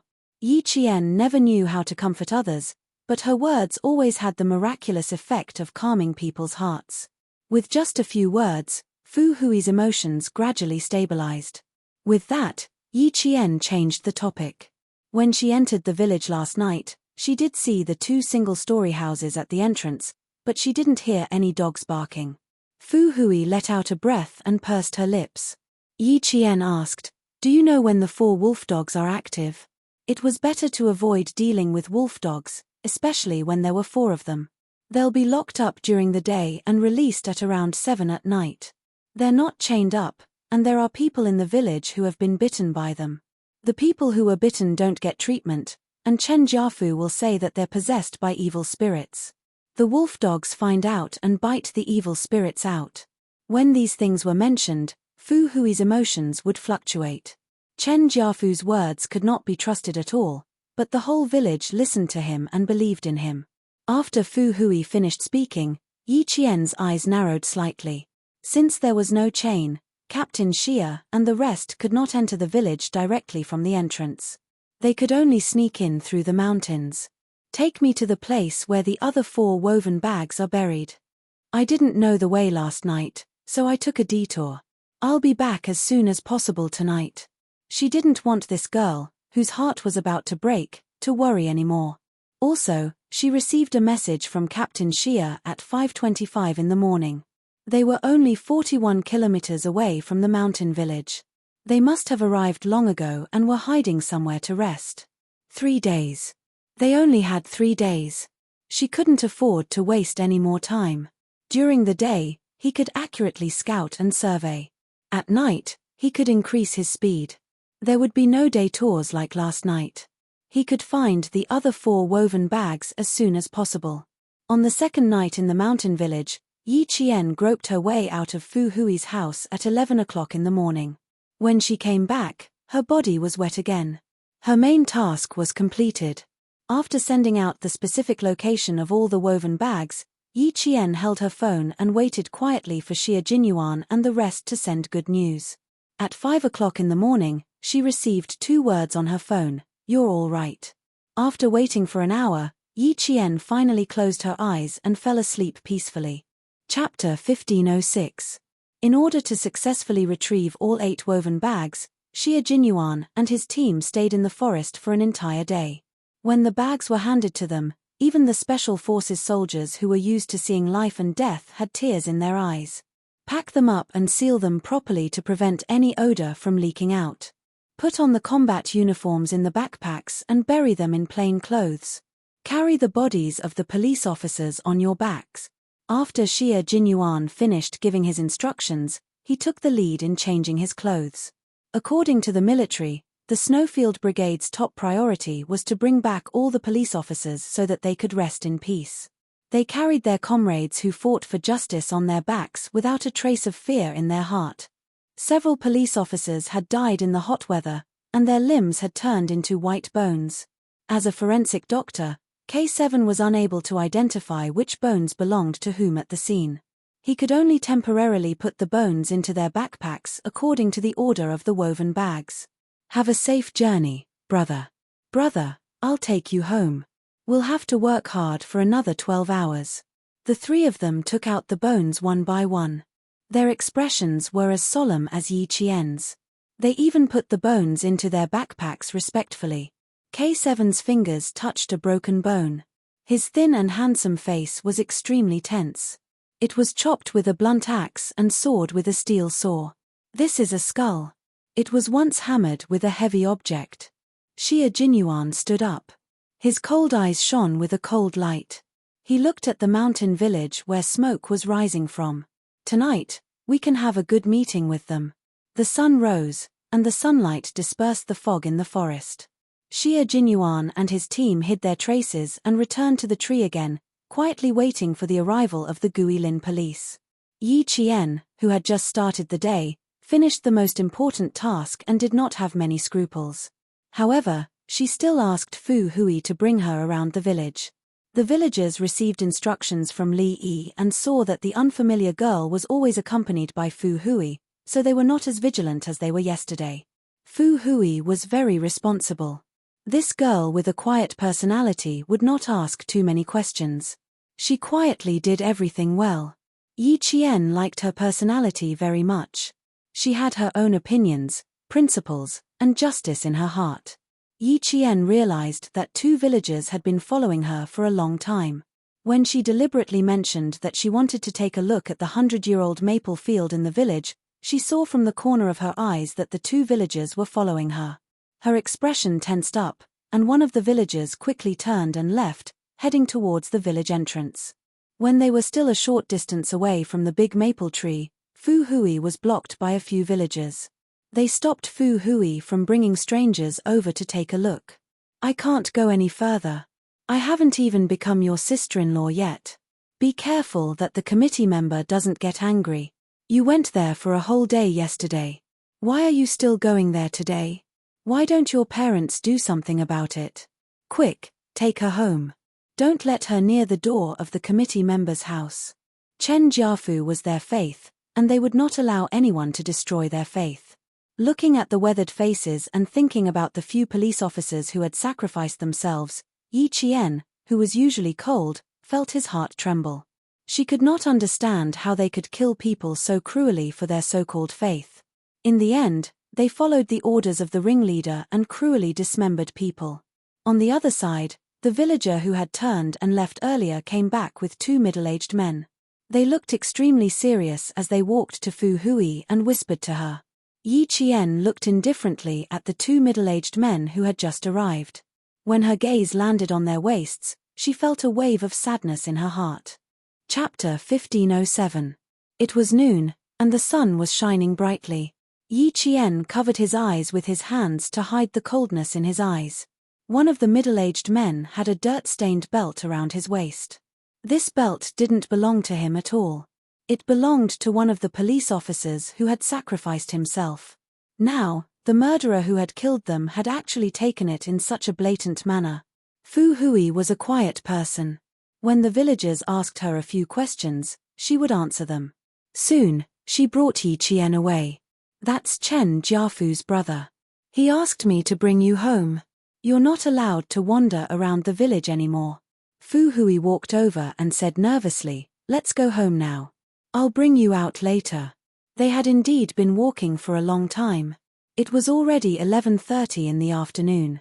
Yi Qian looked up at the two middle-aged men blocking their way. His eyes swept over the man with the belt. "Is the man with the belt Chen Jiafu's brother? It's him. Don't look. Let's go." Fu Hui was very scared. Even her fingers were trembling. "Hurry up. You'll be in danger if he has his eyes on you." Before they reached Fu Hui's house, they saw a few villagers standing outside chatting about something. When they saw her, they immediately stopped chatting and looked at her. "Don't worry about them. Just follow me." Fu Hui was now protecting Yi Qian. She felt that she had a responsibility to protect the young policewoman who had saved her. Yi Qian did not tell her her real identity, so Fu Hui had always thought that she was a policewoman. The aroma of food wafted through the air. K7, who was squatting in the forest, ate some hardtack and drank some spring water from the mountains. It was a simple lunch. There are a lot of dogs. There are 4 wolfhounds at the entrance of the village. Xia Jinyuan's voice came from the wireless earpiece. It was cold, like spring water. There are a total of 34 households. Every household has a dog. If we don't take them down, they'll be exposed. How impressive. He actually called for every household to have a dog. It was not easy for Little Fox to find 4 woven bags by herself last night. Bai was holding hardtack in her right hand and binoculars in her left. She whispered, "How's Yi Qian doing? When are you going to release the medicine?" He had observed for less than half an hour and had already seen 6 native dogs running over the ridge of the field.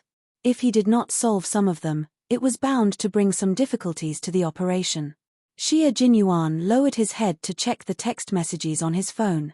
The corners of his mouth curled up slightly. It has already started. There will be news in the evening. Pigeon and the others have already met up with the Guilin police. Bai He, send him our coordinates. One after another, Xia Jinyuan replied quickly, everything is ready.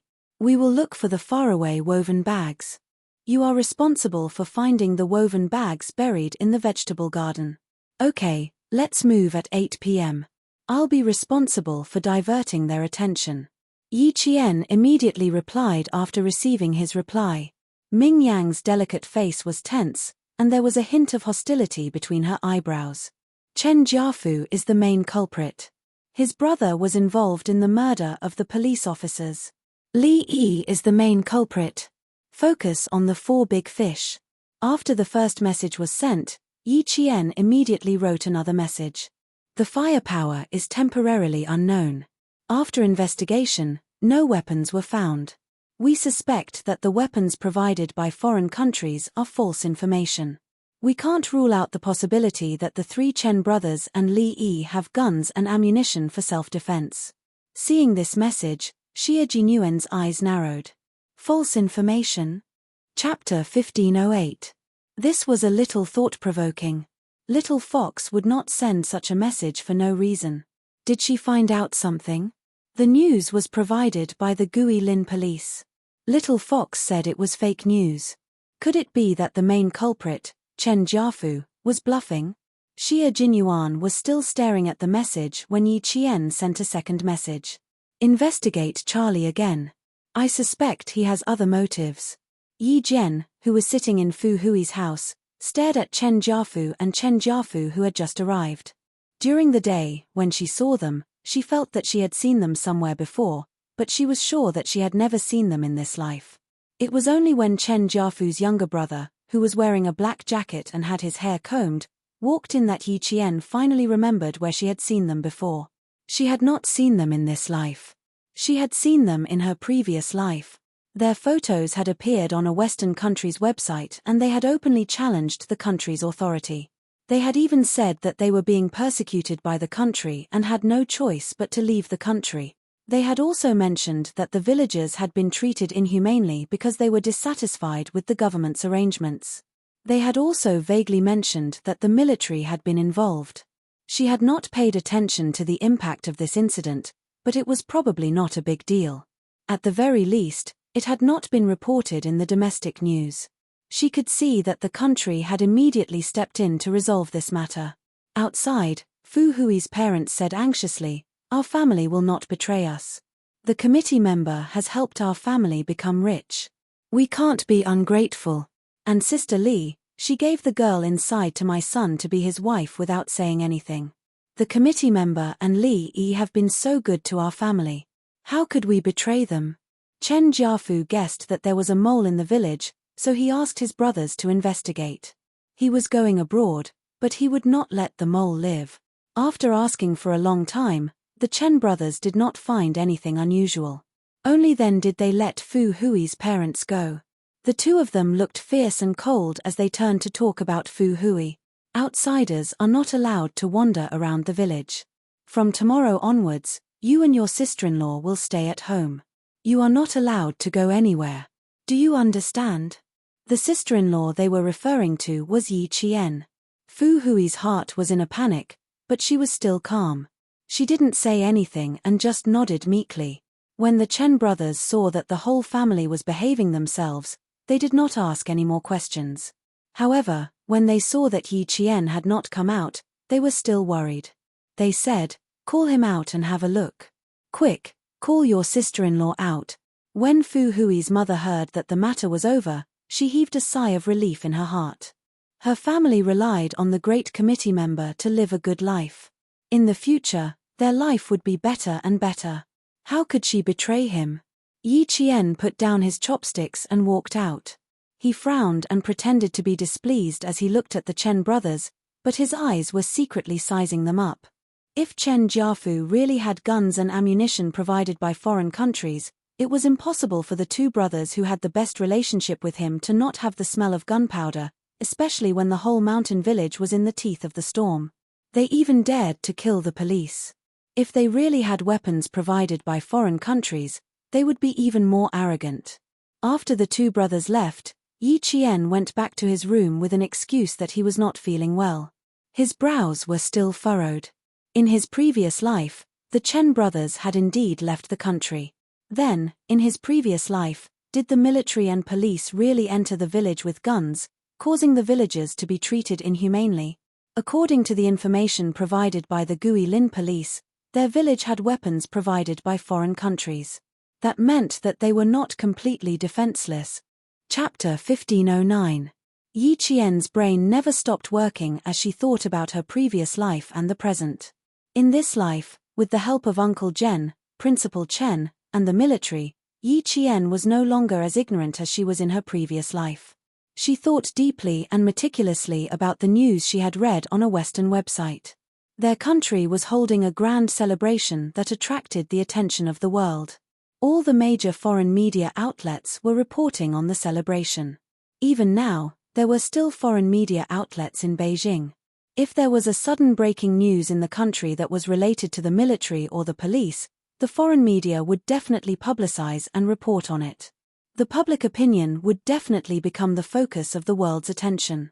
The anthropologist David Cole once said, "Without ceremonies and symbols, there would be no nation." The grand celebration was held a few days ago to remember the history, remember the martyrs, cherish peace, and create a future. It would also strengthen the citizens' sense of identity and belonging to their country, as well as a strong sense of honor. But at this time, there was news that the military or the police had suddenly raised their guns at a small mountain village. What would the citizens think? After a lot of publicity, a crisis of trust between the country and its citizens was very likely to occur.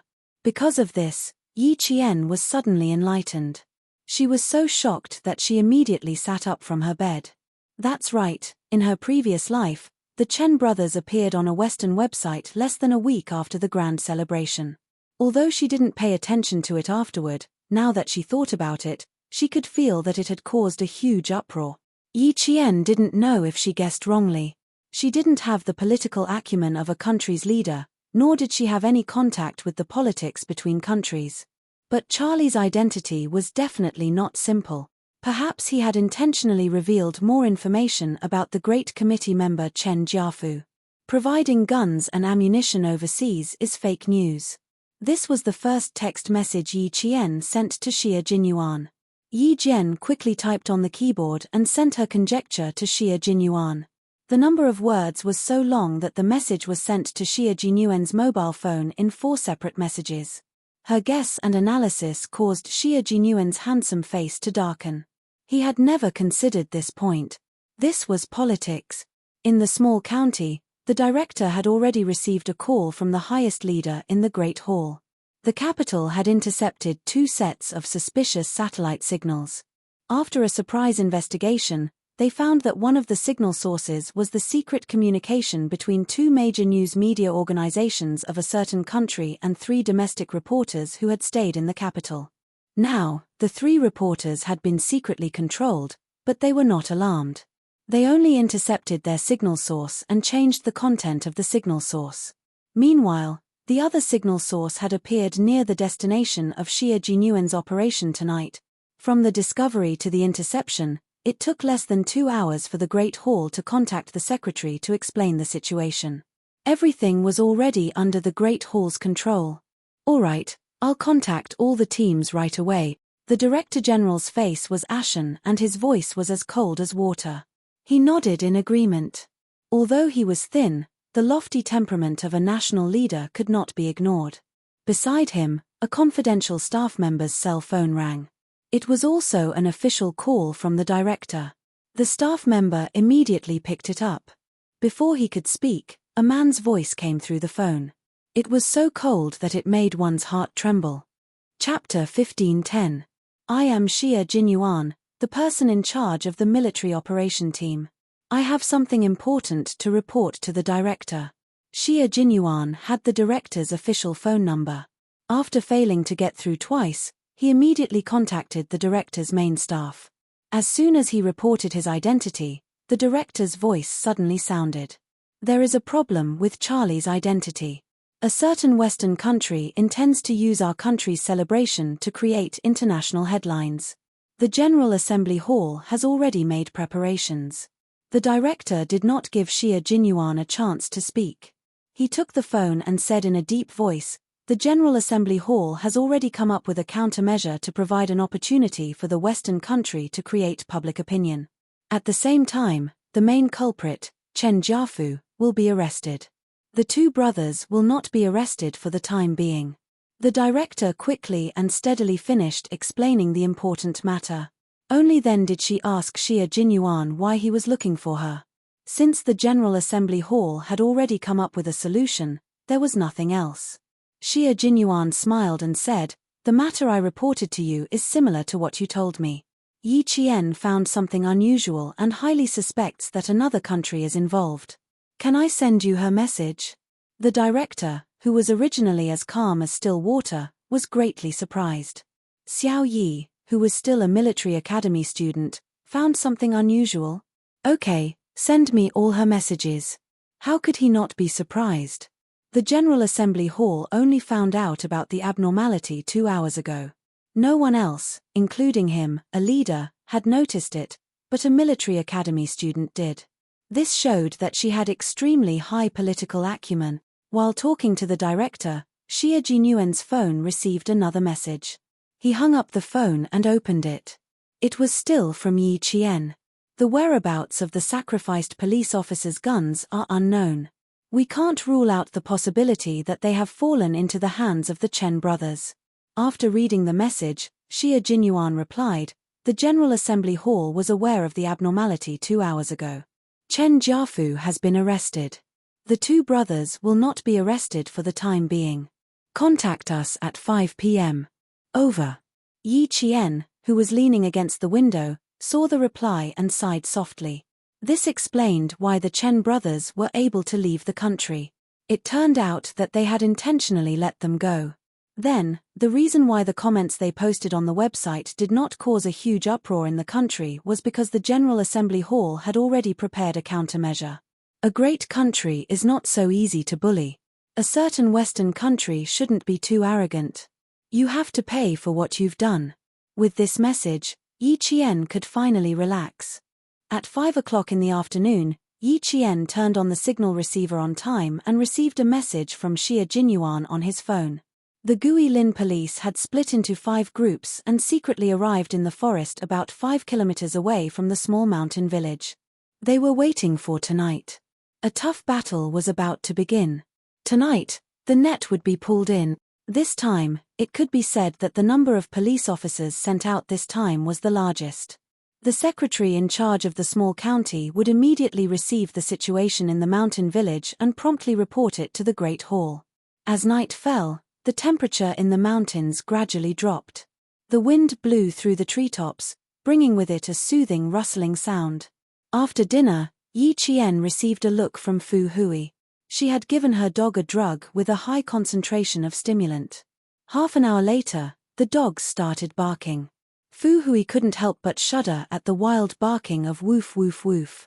Don't be afraid. Yi Qian mouthed to her, I'm here for you. Chapter 15:11. In the forest, Xie Jinyuan, who was resting, opened his eyes when he heard the first dog barking. The moment he opened his deep and dark eyes, there was a flash of sharpness like a cold sword. It's time to solve the dog problem. It's a bit loud. All the dogs in the village must have gone crazy. Bai He, who was lying on the tree, picked up the binoculars and took a look. He pressed on the wireless headset and whispered, we can take action now. Putting on night vision goggles, several figures rushed out of the dense forest and disappeared into the night like ghosts. The dog raised by Fu Hui's family suddenly went crazy, and the barking caused all the other dogs in the village to echo, breaking the silence in the mountain village. Li Yi, who was on the phone, felt her heart skip a beat. She put down the phone and walked out quickly. What happened? Did you send someone out to check? She asked the villager who had a telephone. Our dog suddenly ran out. Sister Li, could it be that the police who are possessed by evil spirits are coming again? The one who spoke was a village woman in her early 40s. She was holding the Believer's Handbook of the God's Church in her hand and looked flustered. Great Counselor, we have to ask him to come forward. We can't let evil spirits destroy our village. Li Yi knew about Chen Jiafu's situation the best. She knew that the so-called evil spirits didn't exist at all. Because she knew that they didn't exist, she was a little flustered. It just so happened that she couldn't contact the staff she trusted. Listening to the dog barking one after another, she was so flustered that her eyelids began to twitch. She didn't call again but left immediately. She didn't even turn on the flashlight. She walked quickly in the dark towards Chen Jiafu's house. A dazzling light suddenly shot from behind the 100-year-old maple tree in front of her. Li Yi was so shocked that she subconsciously turned around and wanted to run away. Sister Li. Someone called her and hurriedly ran towards her. Sister Li, why are all the dogs in the village barking? Fu Hui's parents said that evil spirits are coming. Why is your village so weird? Just looking at it makes me feel uneasy. It was the voice of the girl from the city whom she had tricked. Li Yi, whose heartstrings were extremely tight, breathed a sigh of relief. She only felt that her knees were weak. She was frightened and asked in a bad tone, why did you come out in the middle of the night?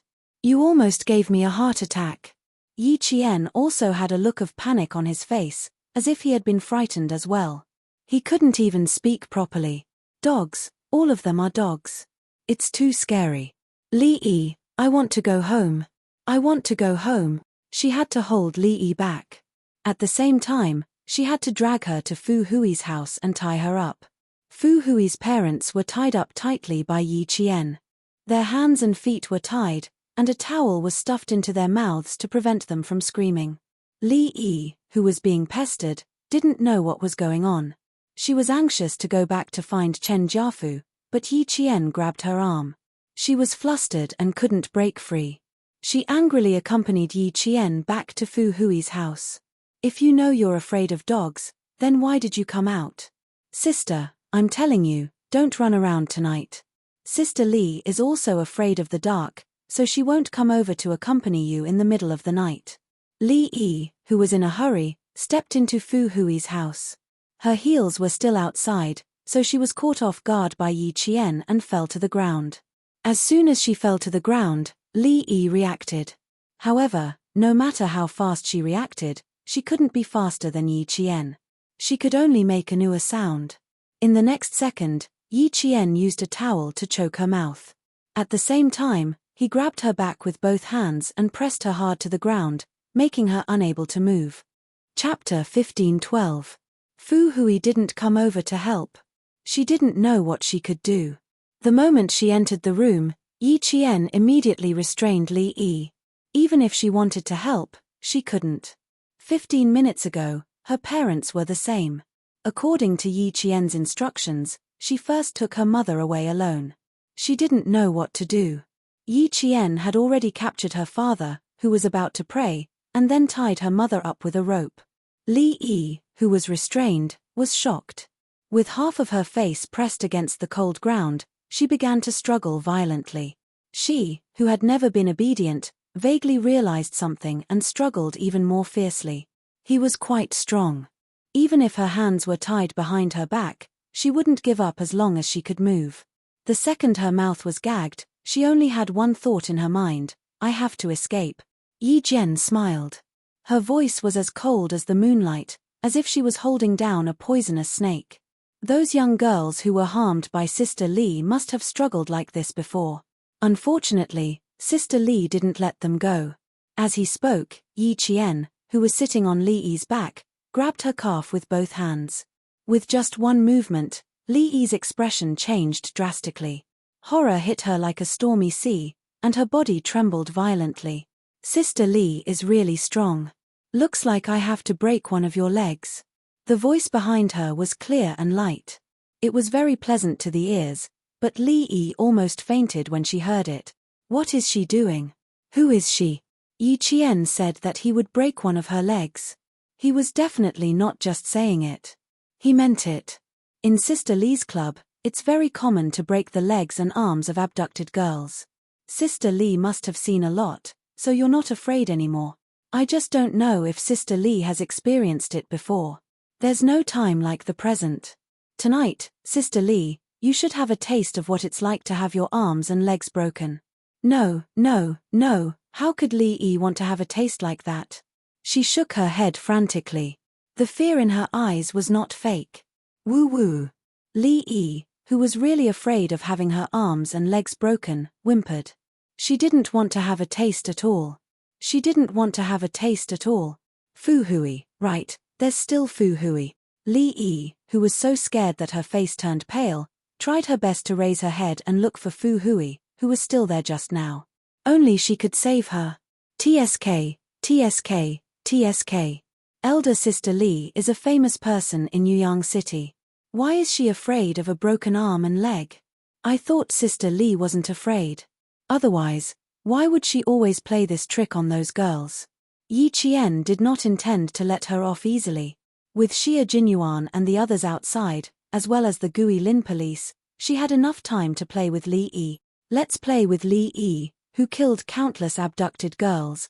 With a cold expression on his face, Yi Qian gripped her calf tightly and twisted it bit by bit like a screw. Li Yi, who had just started, couldn't bear it anymore and let out a muffled scream. Li Yi, who did not see Fu-hui, was in so much pain that her entire body tensed up. She kept struggling in her throat. Who was this girl that he had abducted on his way back to the village? She would rather believe that she came back to take revenge on behalf of her kidnapped sister. What was the truth? The truth was something she didn't dare to think too deeply about. Even if she only thought about it, she was so scared that her heart trembled. Ever since she killed those policemen, her heart had not felt at ease for a single day. That night, when she suddenly heard Wang Gui ask if something had happened, her heart skipped a beat.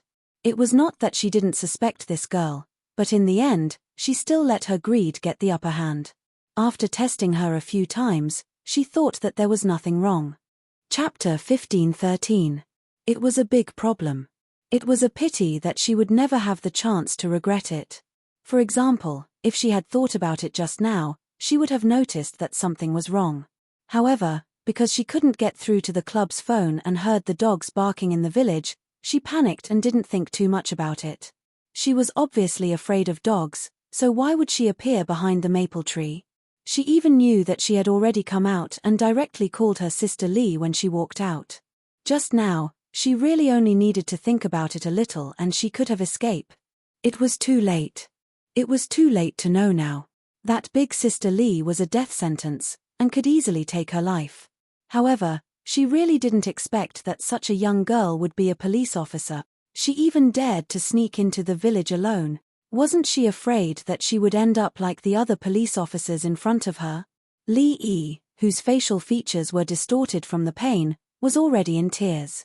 It was better to give her a quick death than to torture her so slowly now. Don't worry, Sister Li. We've just started. Wouldn't it be too boring to finish it all at once? Look, I haven't even used the methods you used on those girls. Yi Qian said softly. His voice was really soft, but there was a bone-piercing coldness in it that pierced Li Yi's heart like needles. As he spoke, his hands didn't stop. He continued to twist at a moderate pace. Li Yi was in so much pain that she definitely couldn't calm down and think. Beside her, Fu Hui saw Li Yi's miserable state and felt an indescribable joy in her heart. She was looking for her just now.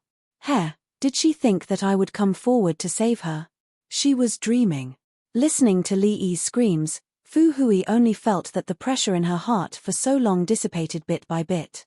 It was over. All the pain would end tonight. After tonight, would this mountain village, where she was born and raised, become an uninhabited village?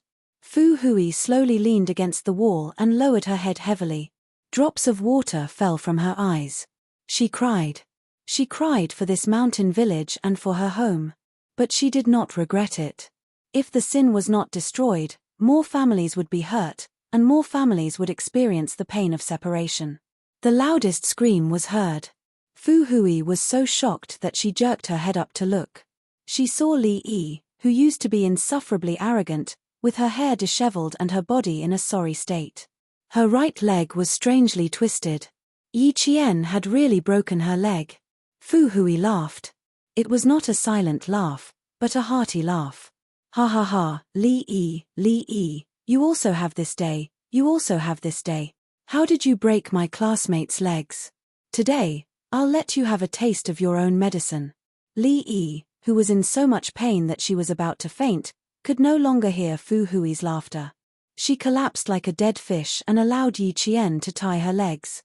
Pain, it was too painful. It was so painful that she wished she could just die. Even if she didn't want to accept the truth, she had no choice but to do so. Even if she didn't believe that the girl in front of her was a police officer, she had to accept. The city girl who had been abducted was a police officer. It was really funny. She had always thought that she had successfully lured Yi Qian, but in fact, she had directly jumped into someone else's trap and was feeling complacent. Li Yi didn't struggle. It was too painful. It was so painful that she didn't have the strength to struggle. When her hands and feet were all tied up, Li Yi knew that she had lost because of her carelessness. She had lost completely. If she didn't escape tonight, it would be equivalent to losing her entire life. Chapter 15:14. No, she couldn't lose. If she lost, she would lose everything. She had to find a way to escape. There had to be a way to escape. Li Yi, whose face was distorted from the pain, began to plan in her heart. She had to leave. In order to leave, she had to endure the pain, stay at home and turn off the lights. Don't let anyone in. Yi Qian finished his work and didn't even look at Li Yi. His body was slightly heavy as he reminded Fu Hui, remember, Fu Hui. Don't let anyone in. Don't go near your parents. When they captured her parents just now, there was obvious reluctance in her eyes. This was a very normal emotion. Her parents were captured right in front of her, so there would be some emotional fluctuations in her heart. Fu Hui wiped away her tears and didn't look at Li Yi. She nodded gently and replied solemnly, "Don't worry, I'll guard the house well. You have to be careful. Don't get bitten by the dogs."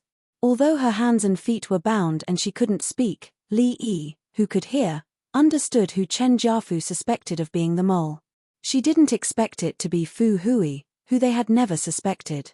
Fu Hui was introverted, taciturn, and didn't have much of a presence in the village. All day long, one would be pecked by the goose. It was his own carelessness and overconfidence. But now wasn't the time to settle the score. She had to escape first, and then she would settle the score with this little bitch. She thought she had treated her family well, but she was betrayed. It was hard to swallow the anger in her heart. She couldn't just sit and wait for death. As long as Yi Qian left, she had to negotiate with the little bitch and persuade her to let her go. Also, this little bitch was in the room just now, but she didn't come to help her. Good. Wait. When she escaped, the first person she couldn't forgive would be the little bitch. Li Yi, whose eyes were full of hatred, glared fiercely at Fu Hui. Little bitch. When she came back from school, she should have cut her tongue out. Li Yi, if you do evil, you will die. Don't blame others. You can only blame yourself. Fu Hui spoke. The hatred in her eyes was no less than Li Yi's. Even her voice was full of hatred. In order to satisfy your greed, you sacrificed my whole family. Lee, do you think I don't hate you? I have to thank you for taking a leave of absence for me. Otherwise, I would still be in the dark. She usually did not speak, but when she opened her mouth, her voice was filled with sharp hatred. Lee could not help but tremble. Would this little bitch kill him? My classmate, a girl who loved to talk, laugh, and dance. After she was coaxed out by you, she never came back. Everyone thought that you sponsored her to study abroad, but in fact, Fu Hui's emotions fluctuated greatly. She walked in front of Lee, and the light in her eyes was like a knife. She almost wanted to kill the other party. Actually, you crippled her legs for not giving in and locked her in the basement. He even told the people around him that he was raising a dog to vent when he was in a bad mood. Lee, you're really amazing. You can even raise people like dogs. If I can, I really want to raise you like a dog. Fu Hui almost used all of her strength to coax him out. Yi Qian, who was about to leave, suddenly raised his head when he heard this. His gaze instantly turned towards Lee, treating people like dogs. Lee, you're so arrogant. This matter was not in the information that the Noble Kingdom's police investigated. Lee's shoulders trembled from the roar. These things were actually known. Then could she still use Fu Hui, this little bitch, to escape? It seemed impossible. Chapter 15:15. At 36 years old, Lee, who had always dressed fashionably, seemed to have aged 10 years in an instant. Her face was ashen. Realizing that she had no hope of escaping, Lee, who had fallen to the ground, raised her head and stared at Fu Hui. She mumbled, "If you have the guts, kill me, kill me. If you kill me, none of you will be able to escape. Heaven's net has a long arm, but nothing escapes. People like you will be punished by the law, so why do we have to do it? I'm afraid of dirtying my hands." Yi Qian's gaze swept over like cold water, and he said, "Ignore her. Calm your emotions. Think about what you were thinking at that time. Stick to your principles and don't be easily swayed by your emotions." He was worried that Fu Hui would be too emotional and make a mistake in principle at a critical moment, which would cause her to break the law. Fu Hui, who had screamed out all her pain, wiped her tears and nodded heavily as she panted slightly to show that she understood and would not do anything that would harm herself. Yi Qian could not help but smile at her nod. This girl was very resilient and principled. As long as she agreed to something, she would definitely not disappoint. She glanced at Lee with a faint smile. Her eyes were clear, as if she had seen through her thoughts. She wanted to drag a few people down with her before she died. What a whimsical idea. Yi Qian led Lee to Fu Hui's house, and Xia Jinyuan and the other two sneaked into the village. They needed to first control the surrounding individual villages and tear open an opening for the Guilin police to enter the village. At the entrance of the village, Pigeon and T6 found the bungalow built by the Chen Jiafu brothers. They had to deal with the 4 wolf heads first. The whole process was very short.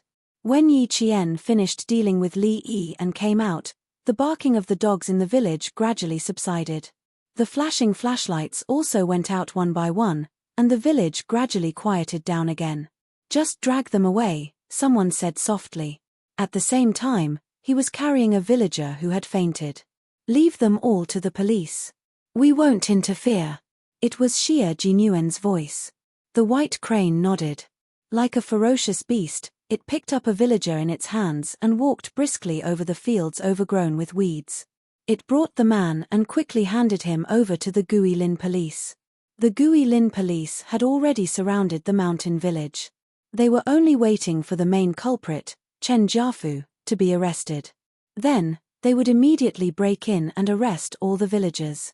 With a clear goal in mind, Yi Qian once again touched the century-old maple tree. At this moment, the village was so quiet that it made people panic. Some villagers were startled by the dog and turned off the lights. They came out to look around and found nothing strange before returning to their rooms. The bright lights went out in an instant, and the sound of fighting came from the darkness. Another villager was subdued. They were all villagers from the surrounding area, not a group of villagers gathered together. K7 had already snuck into the villager's house where the phone was installed. He silently cut the phone line. This kind of thing was a piece of cake for him. Yi Qian has arrived at Old Maple. K7, meet up with her. The Snowfield Brigade's operation was divided into 3 groups, and Xia Jinyuan was in charge of the whole operation. His low voice came from the dark, like a sword that was quietly unsheathed and ready to be swung at any time. K7 replied with a simple Roger that and immediately disappeared into the dark of the night. The Guilin police were holding their breaths as they waited for news from the military. At the same time, they kept carrying the villagers who had fainted. After carrying more than 10 of them back, one of the police officers asked the captain beside him with sweat on his forehead, "Captain, who did the military send to help us?" Chapter 15:16. It was too scary, there wasn't a single sound along the way. "I'm not too sure, I heard it was a soldier from a special force." The captain with the Type 92 pistol in his hand stared at the front where he couldn't see anything clearly. He was waiting for the police to bring back the remains of his fallen brothers. The military special forces put the remains of their brothers into their backpacks and met with another action team. They solemnly handed over their backpacks and then let the police brothers bring back their brothers. The souls of heroes returned to their hometown, resting in their hometown. In a cave about 5 kilometers away from the small village, a few figures stood up and walked around from time to time. These were 4 Western faces, all from a newspaper in a Western country. "God, I don't want to wait any longer. It's too cold here. I've had enough." A woman said impatiently, "No, I don't want to wait any longer. I want to wait any longer. It's still the same." She picked up the backpack by her feet, turned on the flashlight used for walking at night, and insisted on going over. A Western man with a beard blocked her and unhappily reprimanded, "Mary, calm down. You're a reporter, don't you have any patience?" "No, I'm very patient, but you see, oh, I can't wait any longer, because we've already waited for 3 days. Damn it, if I knew, I would have stayed in the capital and not followed you to a mountain with no people." The female reporter Mary didn't get any valuable news, her patience had already run out, she didn't want to wait any longer. Damn it, they said that there would be military and police people killing civilians with guns. Oh, God, how could she be so naive to believe it? This was a country that strictly controlled guns and ammunition, a country that absolutely didn't allow military and police to point guns at civilians. How could she believe it?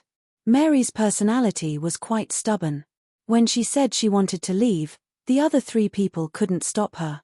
She came out of the cave and stepped on the withered grass, rushing to the foot of the mountain alone.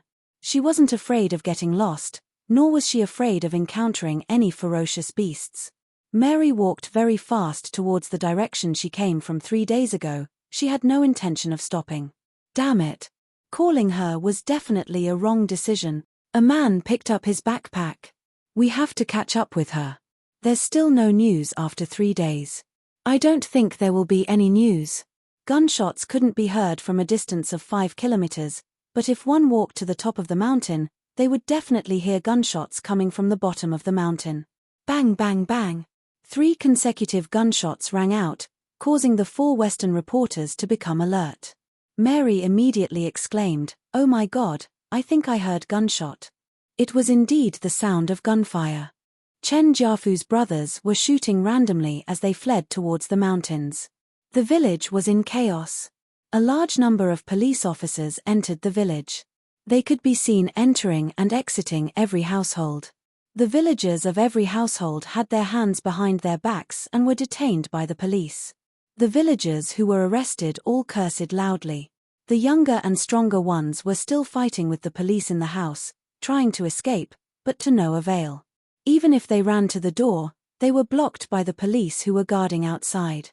"Put the handcuffs on and behave yourself. Take them all away. All promotional materials will be destroyed." Chapter 15:17. Although the village was in chaos, it was only the sound of people talking. But when Chen Jiafu's 2 brothers fled up the mountain, the villagers in the small mountain village were shocked by their continuous gunfire. A few middle-aged men happened to climb over the wall, and when they heard the gunshots, they were so frightened that they fell off the wall.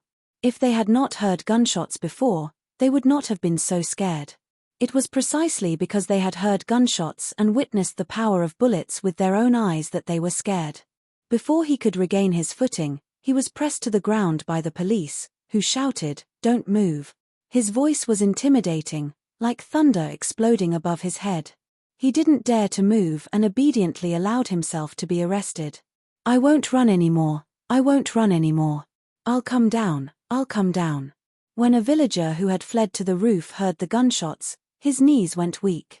He was no longer as vigorous and bold as before. He sat down on the blue tiles and did not dare to move for a long time. When the police officers climbed up, he did not resist and obediently allowed himself to be arrested. Gunshots. Those were gunshots just now. Since the police had already brought their guns over, why were they still running? No matter how fast they ran, could they be faster than bullets? One of the police officers who had been killed some time ago had run so fast, but in the end, he was still hit by a bullet. Recalling the fate of being hit by a bullet, the villagers who still wanted to escape became obedient. "Gather all of them and escort them to custody. Handcuff their hands and feet." The brigade leader in charge of the entire operation gave the order. The entire small mountain village was brightly lit, and there were even high-powered searchlights shining down from the top of the mountain like a small sun, illuminating the entire mountain village like it was daytime. The police escorting them were not equipped with rifles. They only had handguns for self-defense, and they only had 2 live rounds. In fact, they were all Type 84 pistols with blank cartridges. They would only raise their guns and fire in self-defense if they encountered extremely vicious villagers who were carrying dangerous items. "They're really coming over. 3 men and a woman, a total of 4 people. They're sneaking around and I can tell they're up to no good." Based on the trajectory of the signal source and the other party's walking path, the T6 combatant, who was secretly following them, pressed down on his earpiece and whispered, "They're fully equipped with camera equipment. Should we do some damage?" When no one answered him for a long time, the T6 combatant chuckled to himself and did not say anything else. "Then let's do some damage." He didn't reply because he didn't have much time. The pigeons and cranes surrounded Chen Jiafu, and Xia Jinyuan, K7, and Yi Qian purposely forced Chen Jiafu's brother to run into the mountains. The Great Hall had given the order to let the Chen brothers go, so they had to think of a way to make them think that they had really escaped. "There are still 2 pistols missing. All teams, please do your best to search." The village police officer's voice was deep and filled with anger as he shouted, "Find him even if you have to dig 3 feet into the ground." The 2 missing pistols were the guns of the deceased police officers. They were all live ammunition. If they were leaked into society, the consequences would be unimaginable.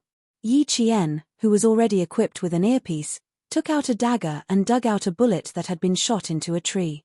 The bullet was still a little hot. Other than the smell of gunpowder, there was also the smell of burnt trees. He put the bullets he dug out from the tree trunk into his pocket and whispered, found that the suspects fired a Type 84 handgun bullet. It matches the bullets of the handgun that the deceased police officer lost. The 2 suspects each have a Type 84 handgun. They can go, but they have to leave the guns behind.